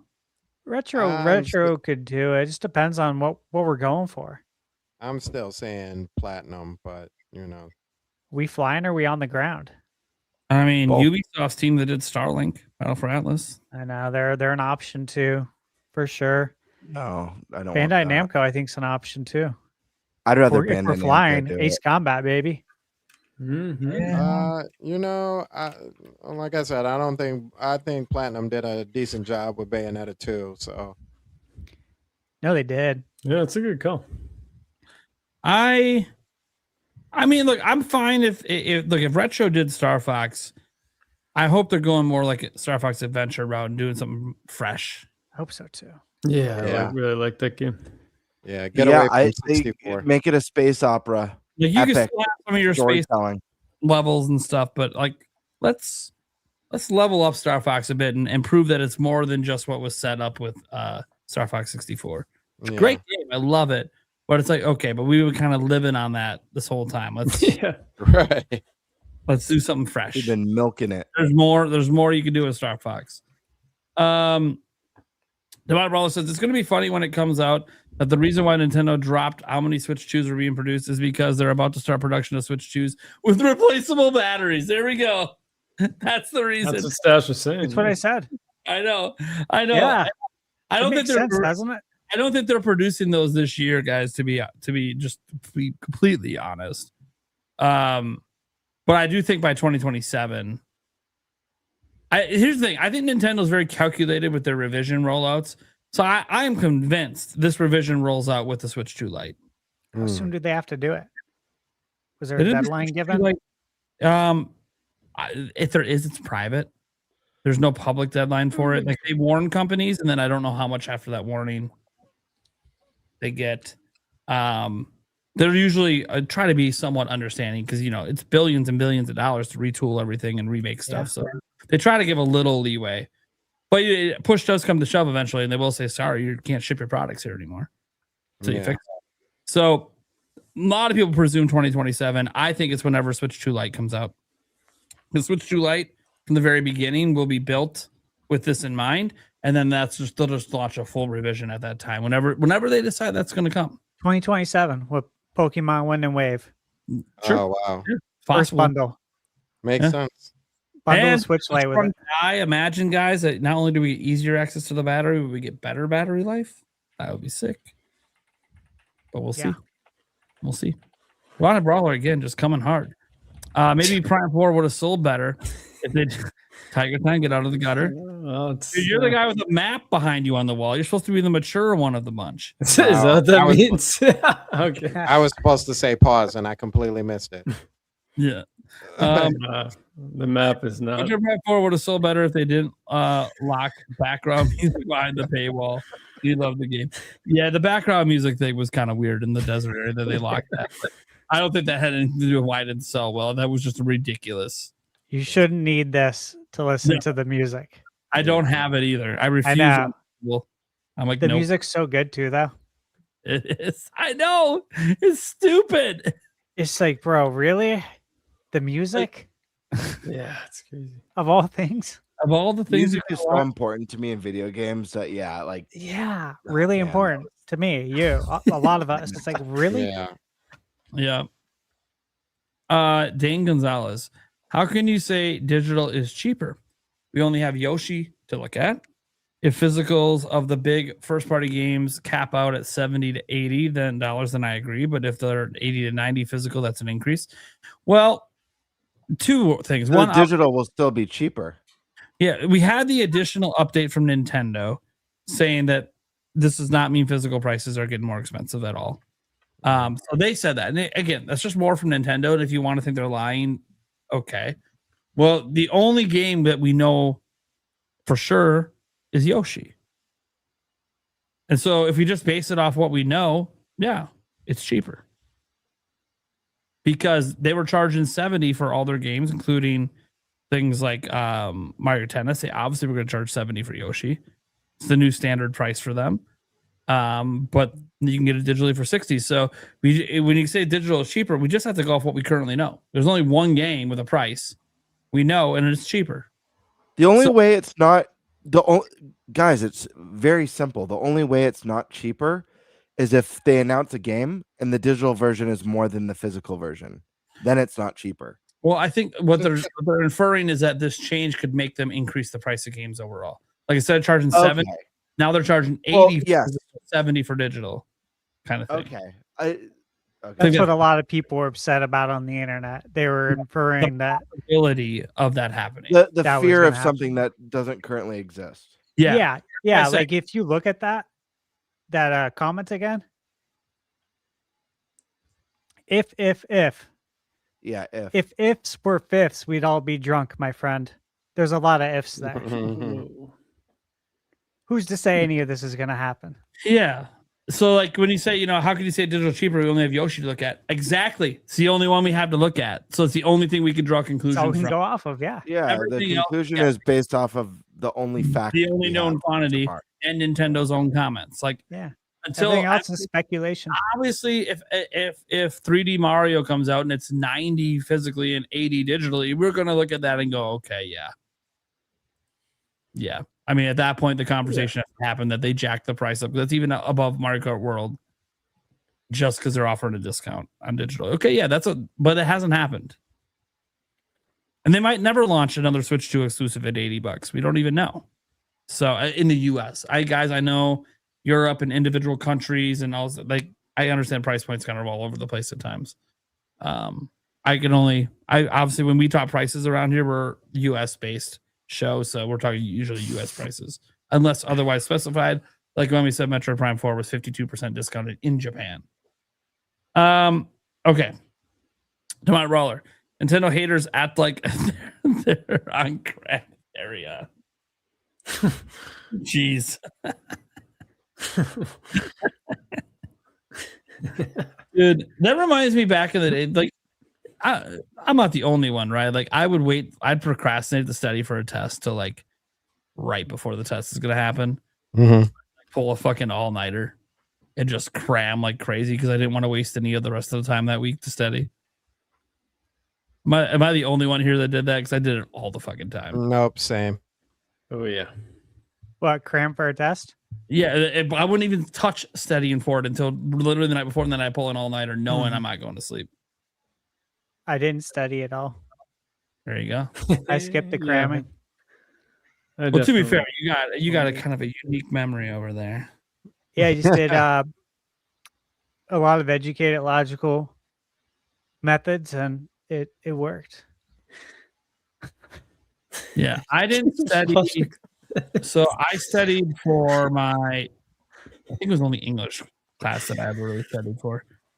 And to be fair, that's the class that I couldn't get an A in, so it kind of pissed me off.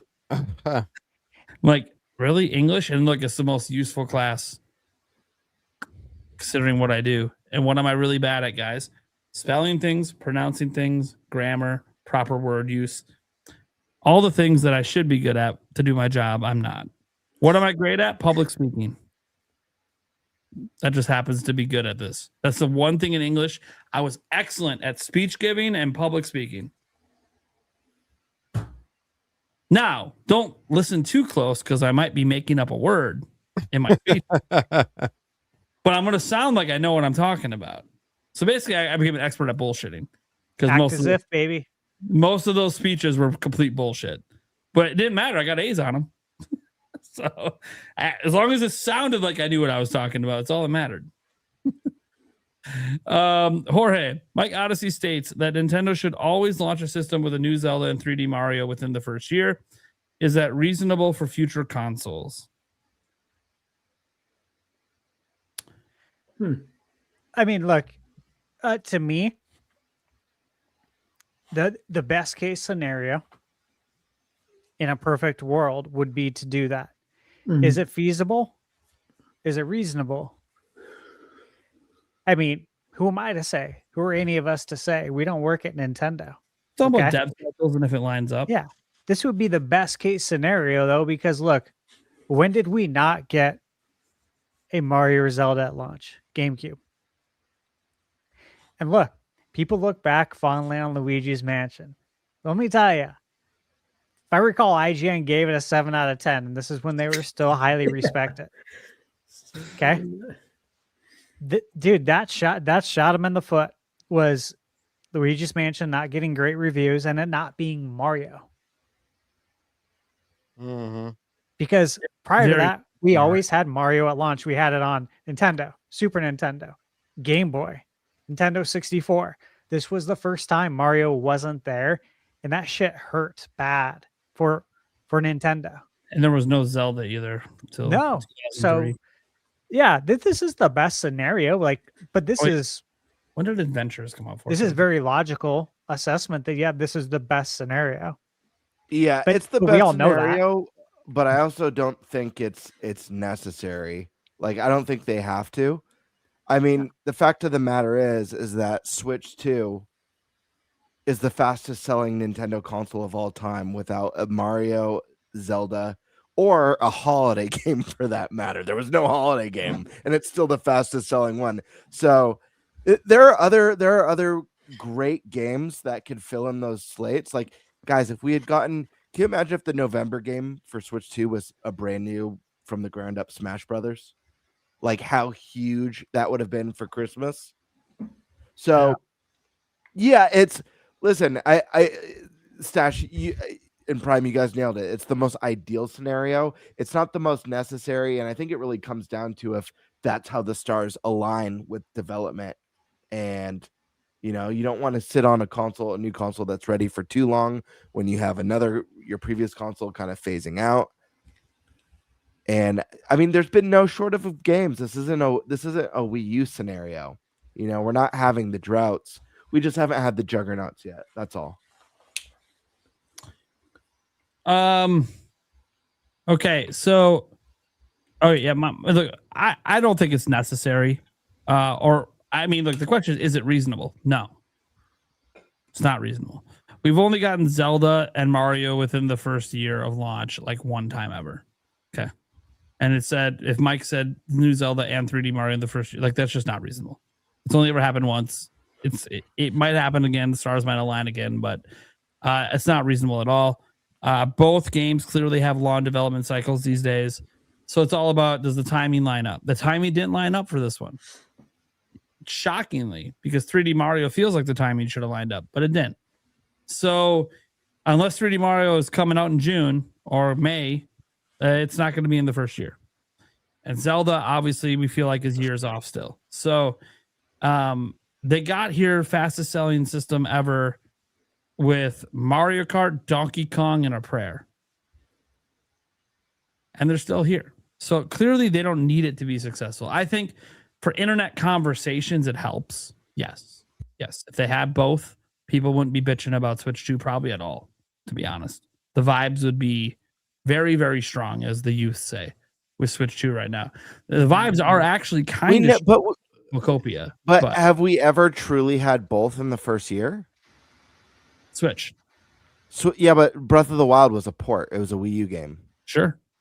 It was still there. Have we ever had a true new like exclusive Mario and Zelda within the first year. When did Mario Galaxy come out? 2007. Yeah, Was that within a year? I think so. Of Twilight Princess that came out in November 2006. a GameCube port. But GameCube it port, didn't launch on GameCube day one. I'm It wasn't just available on saying, GameCube. But Game Bird, it wasn't available on GameCube day one. That's true. That You is could true. only That play is it on fair. Wii at launch. Okay, I stand corrected. That is a fair point. So it's been since the GameCube.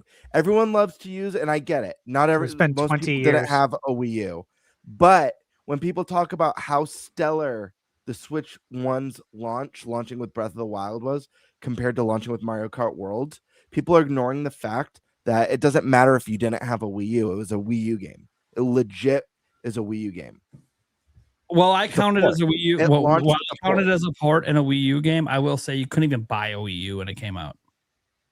Yeah, but regardless, it's a Wii U port, and it had features stripped away so it could be a port. It is sold almost 3 times the amount of Wii U's actually exist. Sure. I'm just saying. I'm just saying that like buying it for Wii U was only an option if you already previously owned one because they don't exist anymore. Right, but if like Breath of the Wild came out for mobile and sold triple the amount, let's just say what would Breath of the Wild do? It's like 33 million. Let's just say it did over 100 million on mobile. Doesn't mean it's a mobile game first. It's still Well, no, Switch game that came I in agree with you. When people ask me my favorite exclusives on Switch, I don't count it because it's not exclusive. It was a Wii U game. But it did come out on the platform within a year. Like, sure. I'm just saying, like, it doesn't say it has to be an exclusive. It just says a new Zelda and a new 3D Mario. I think the point I'm trying to make is like Breath of the Wild. Obviously, it's a Wii U game that came out at the tail end of the console's life cycle. It had all the development and hardware experience behind it. Look at how great games get towards the end of a console's life cycle. Imagine launching like day and date. Imagine if God of War Ragnarok was ready and launch for the launch of PlayStation 5. Would have been sick.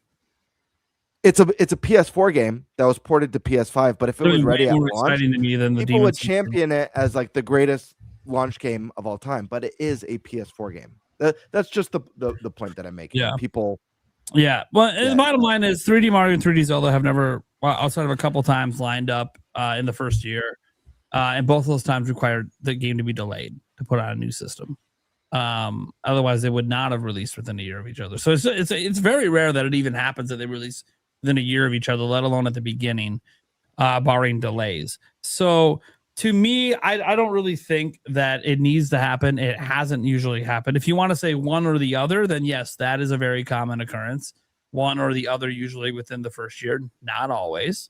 Didn't get it with Wii U. Didn't necessarily work out for Wii U. Didn't get it with GameCube. Didn't necessarily work out for GameCube. There is a pattern that until Switch 2, you kind of needed a Mario or a Zelda in the first year. I can fully cop to that. But Switch 2 kind of showed that even then, sure, Mario, it could be a kart game. Didn't have to be the tentpole 3D game. So, yeah, I think that I think that it's not likely or reasonable to think this is going to happen again. It can, and it doesn't need it as long as it has other bangers that come out, which some people don't think Switch 2 has other bangers that came out, but I'm just going to say, even if Mario Kart World was a disappointment to you, even though it's an 86, which that is just objectively a good review score. Guys, we had a GOTY contender last year, score a 91 in Donkey Kong Bonanza. That's exclusive. Pokopia might be a GOTY contender this year. It's a 90 at the moment.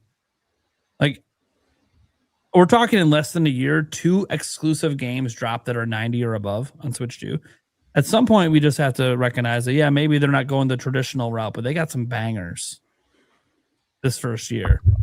They might not be your cup of tea, but they're bangers. Like, objectively, even high user review scores on these games, they're bangers. So they're showing that as long as they bring the great games, people will come. And they've got a few of them on Switch 2. Hopefully a lot more to come. One last super chat here, and then a member. Do you think this next direct will show holiday season bangers, or will that come in a summer direct? If there's a general next month, I will say it is probably going to show the holiday game. They're not going to wait. The summer is literally like a month and a half after it, so it would be kind of weird to wait at that point. If you're already going to delay it 2 months from February to April, you're kind of doing a timing that would suggest you need to show the rest of the year. But that's a guess. That's what Nintendo plans. It might not show any new games. It might just be all third parties and then like release dates for Fire Emblem or something. I don't know. I could see them waiting. What I will say is we are not going to get an answer from Attack the Backlog on what kind of direct it is. He put up a tweet 39 minutes ago that says, just to say, friends, I'm officially out of the insider game. Now, we've heard him say this before. I know. He's never made a public statement in a tweet like this. Enjoyed interacting with you all very much. Going to carry on with my channel and continue to catch you all there. Thanks for being awesome. By the way, he has not been doing directs or hasn't been doing podcasts with Nash Weedle, which he's been trying to set up. But he knows if he does that, he's just going to keep talking. So if he's serious about this, then yeah, we'll never hear from him again.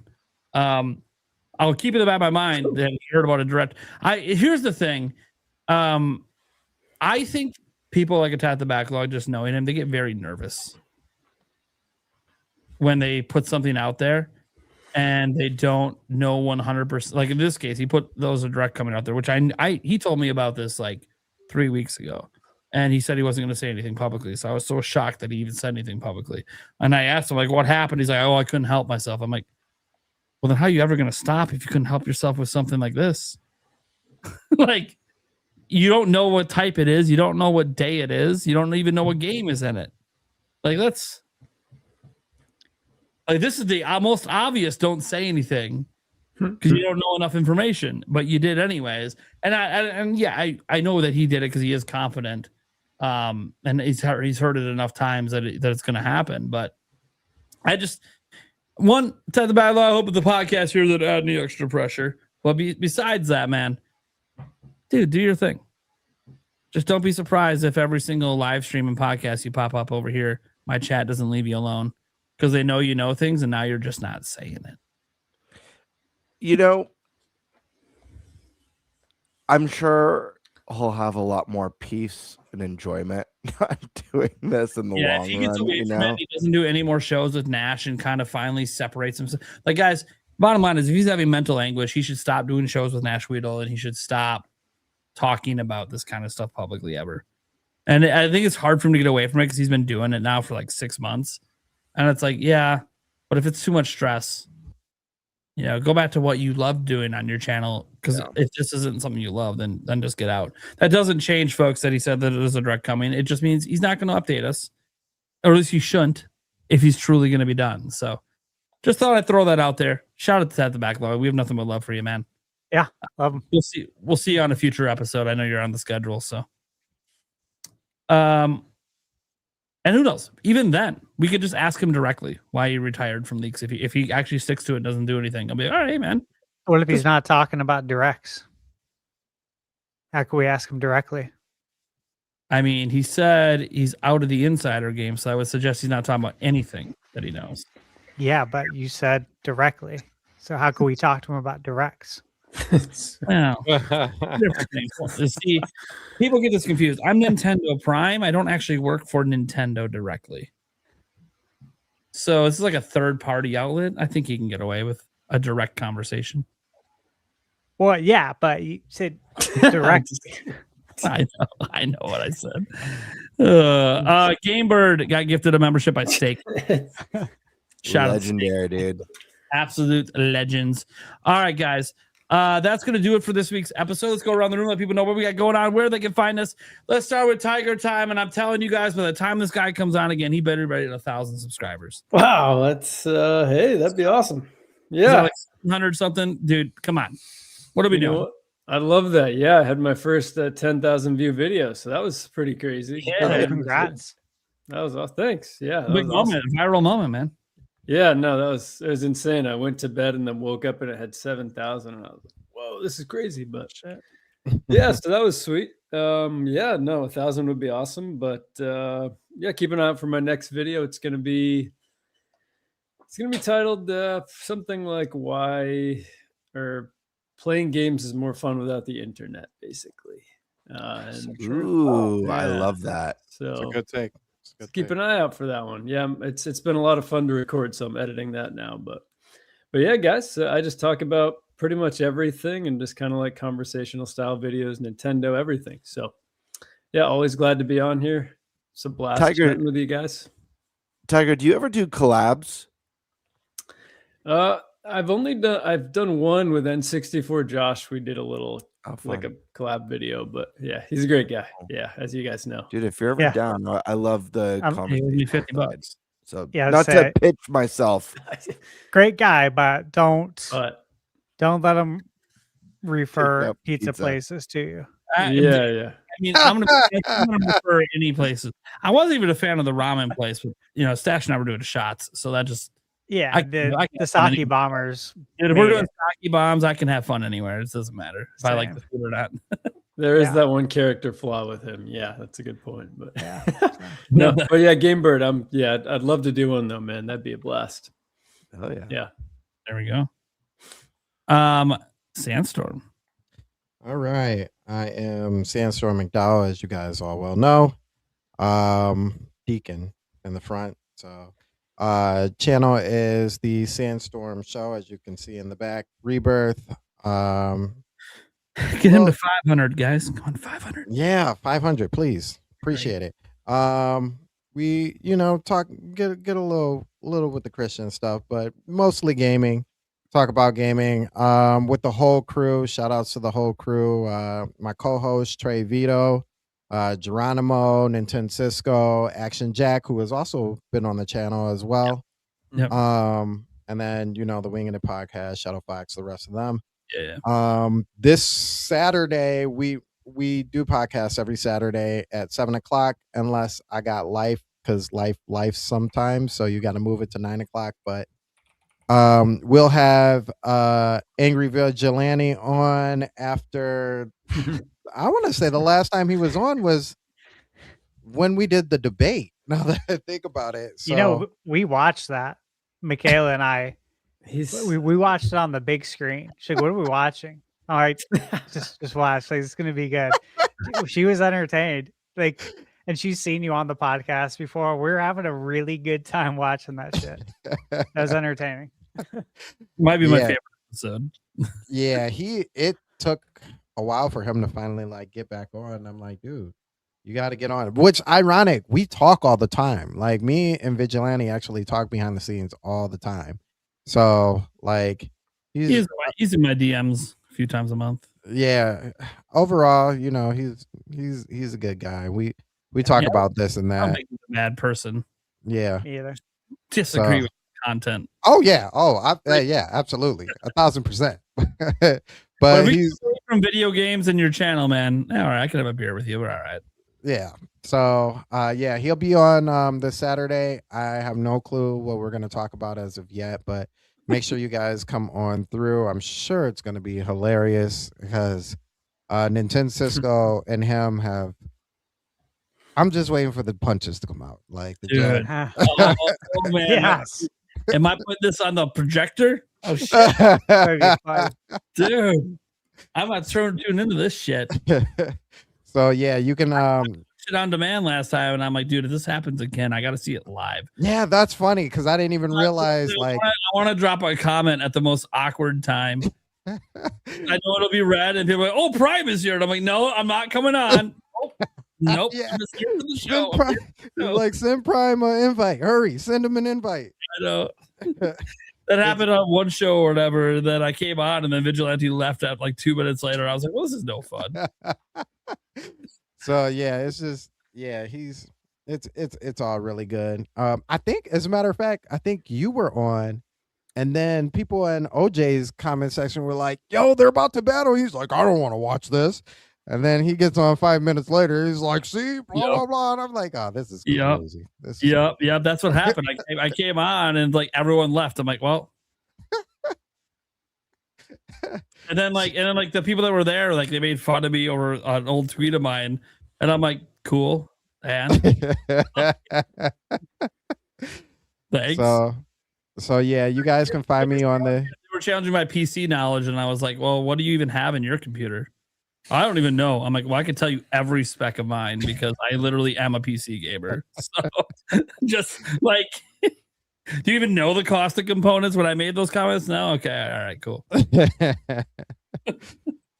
Yeah, so you guys can find me over there. You can find me on Twitter as well, as Primus said earlier. I troll the mess out of people. You know, it's just funny to me. You know, it might be serious to you, but you know, I grew up on a different kind of game. So yeah, To me, it's all in good fun.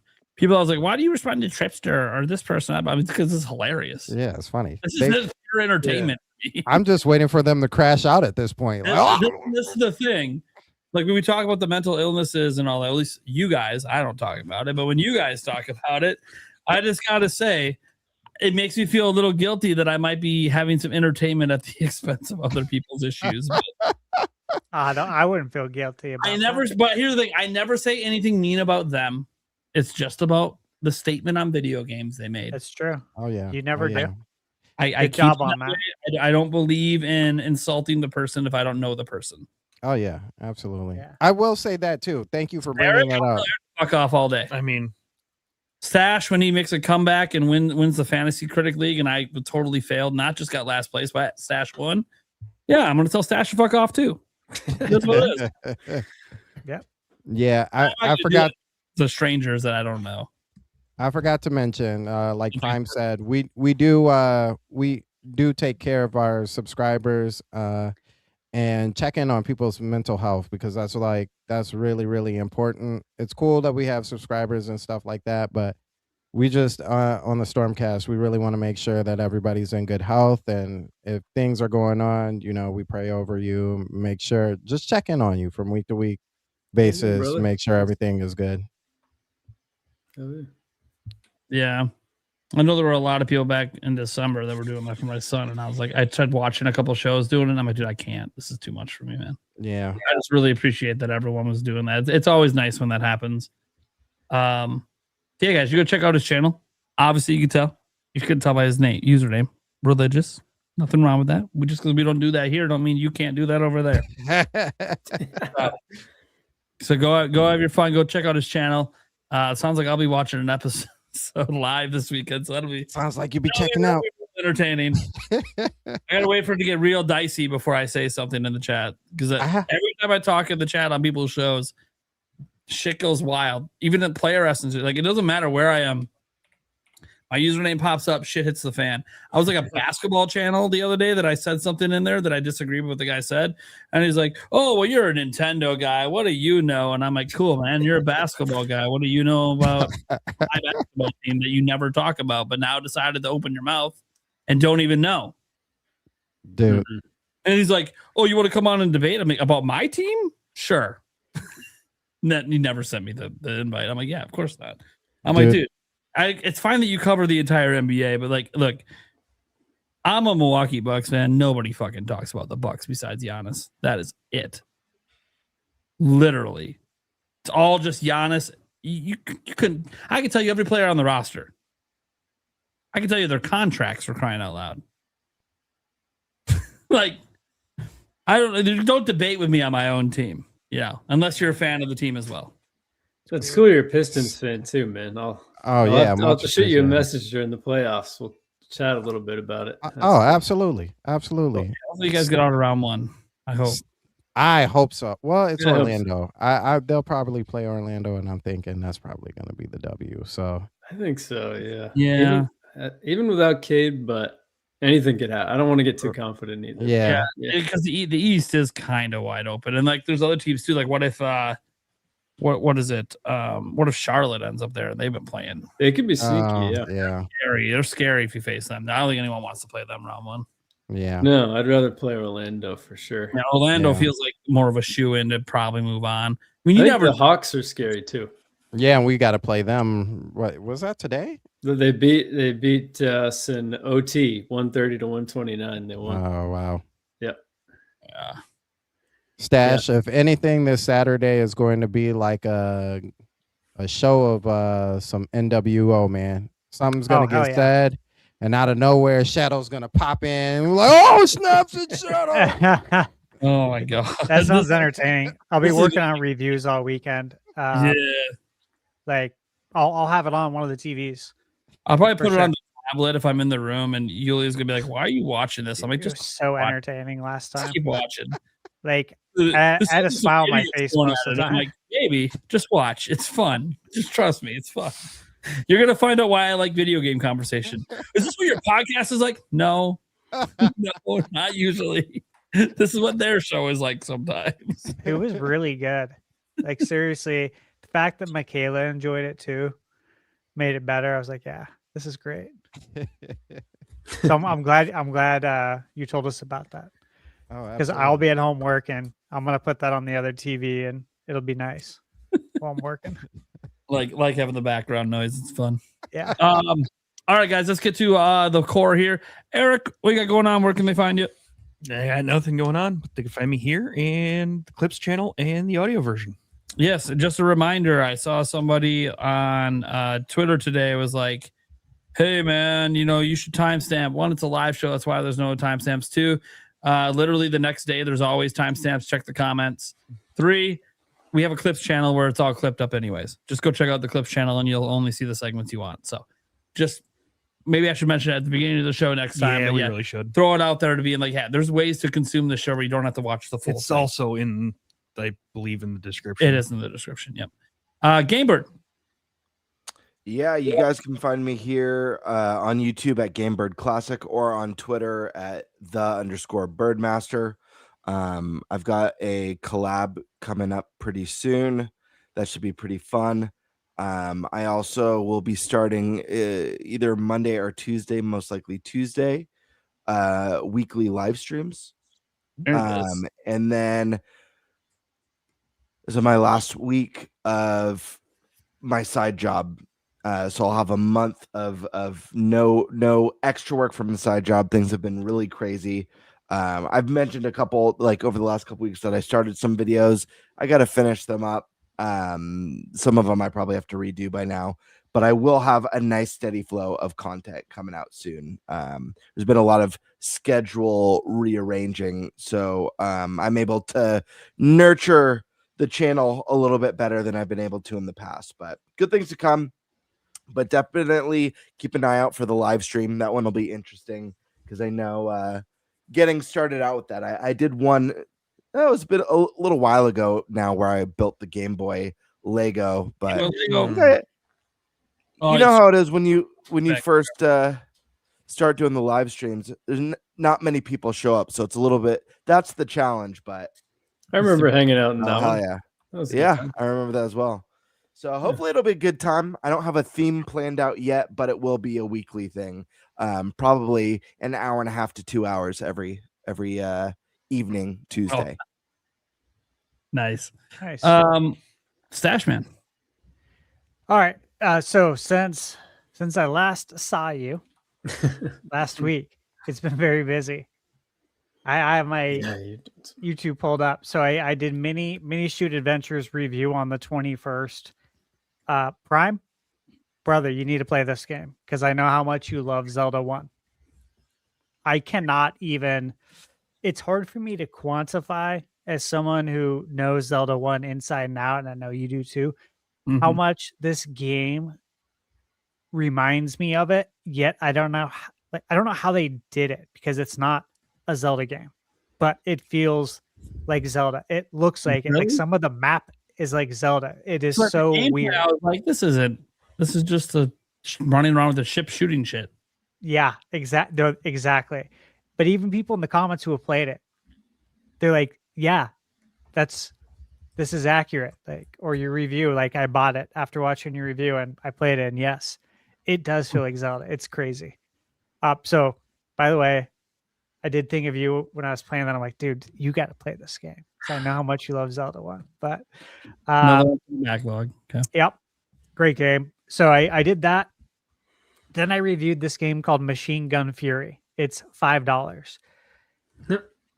Look, the best way I could summarize it, it's Contra, Jackal, which I love Jackal. Cobra Triangle, Mercs, and Akari Warriors, all in one package for $5. Well, there you go. Oh, Gee. yeah. So that was a lot of fun. Monday, I put up my review for Ariana and the Elder Codex by Idea Factory. Awesome game. I watched Action that one. RPG. Yeah. Really, really good game. And of course, I posted the review right at embargo. I don't look at anyone else's reviews, but I was looking for something to listen to at the gym, and I was scrolling, and I saw some other Ariana reviews, and it looks like everyone else is like loving this game. What a cool concept. Yeah. Yeah. Totally cool, right? You're a librarian who steps into books and lives in that world and then beats people's asses. Really fun. Like kind of crazy concept too. Planet of Lana 2. Posted that review yesterday. And then this morning I posted the review for Mega Man Star Force Legacy Collection, which if you played the Mega Man Battle Network games, this is the successor to that. Mm-hmm. And then that 5 reviews since I last saw you. Been extremely busy. And then I'm working on Kenna Bridge of Spirits. Nice. The Midnight Walk, which both of those come out tomorrow. I'm going to be working on Mario Wonder Switch 2 edition. I got my review code yesterday for Little Nemo and the Guardians of Slumberland. I'm so hyped about. I haven't touched it yet because I got to get these other ones done, but the embargo's, the 31st, so it's coming up. And then Legacy of Kain Ascendance, which is like the 2D Metroidvania, new like Legacy of Kain. That's what I got going on. So it's a lot. I'm busy. Please stop by my channel, watch the reviews, leave a comment. You guys know I reply to all of them. Even if you have a massive backlog and you don't have time to play this, just come watch it. Throw it on your wish list if you think it looks good. Wait for it to go on sale. Honestly, do you guys use the wish list? Mm-hmm. Absolutely, yeah. I love it when I get an email that says your game is on sale, and it's like something I forgot about, and then it's like it's like $5 or something. Yeah, it's like 85% off. Like, all right, twist of my arm. It's great when you go to your wish list on the Switch 2 eShop. You could check a little box that wish list games on sale. Mm-hmm. So good. And you click the box, and then it just lists everyone that's on sale. It's awesome. So nice. I do it like probably daily. Yeah, me too. I think. Yeah. I also check the eShop too for coming soon because they add games so often, and I don't want to miss anything. And sometimes stuff like just doesn't hit the news wave. Nobody covers it. Yeah. I go to Games Press. I have a press membership, not membership, but I don't know, account there. And they post about all the games. So there's even stuff there that misses the radar. And yeah, so I've been like going to the coming soon.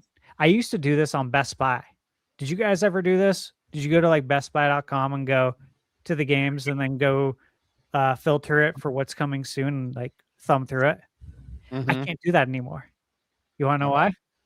They added third parties to it. Third-party sellers. And they'll put in games that released 5-10 years ago. Oh, wow. As a new game. Oh, dude, it's anarchy. Mm-hmm. There's no rules whatsoever. And it'll be some third-party seller selling some game that should be like normal retail price $39, and they're selling it for like $72.38. Some random ass number. Like, come on, Best Buy, clean this shit up. Because now I'm not looking through your stuff because you can't filter it out. Right. There's no way to filter out the third parties, and you can't filter it to only Best Buy. So now I go to the eShop and look at the coming soon. That's my only way to see what's coming soon now. All right. It's nice though. It is. Good stuff. All right. Well, guys, I'm a Nintendo Prime. I post daily Nintendo news content, so you can know there'll be another news video tomorrow, or a rumor, or some shit. Probably won't be about a direct, I don't think.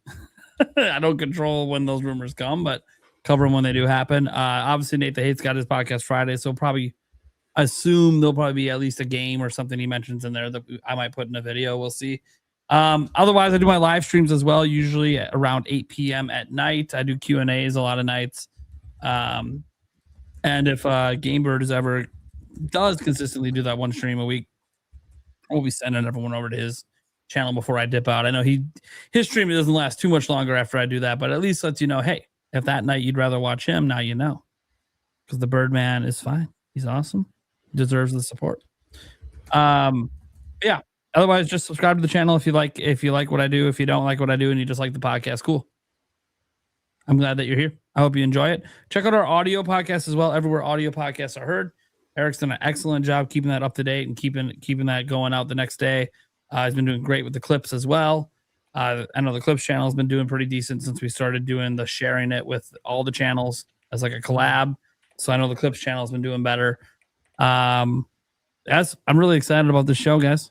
It just keeps getting better. It keeps growing. We got some exciting guests as well. Unfortunately, some people might recall last week we said that Special Nick was supposed to be here this week. He actually had to bail due to some family stuff, which happens, right? You know, people are volunteering to be here. We don't pay our guests to be here, so it is just their time that they're volunteering. So he's not rescheduled yet. But next week we do have N64 Josh. Let's just say my handle down here below Nintendo Prime is going to say something a little different when Josh is here.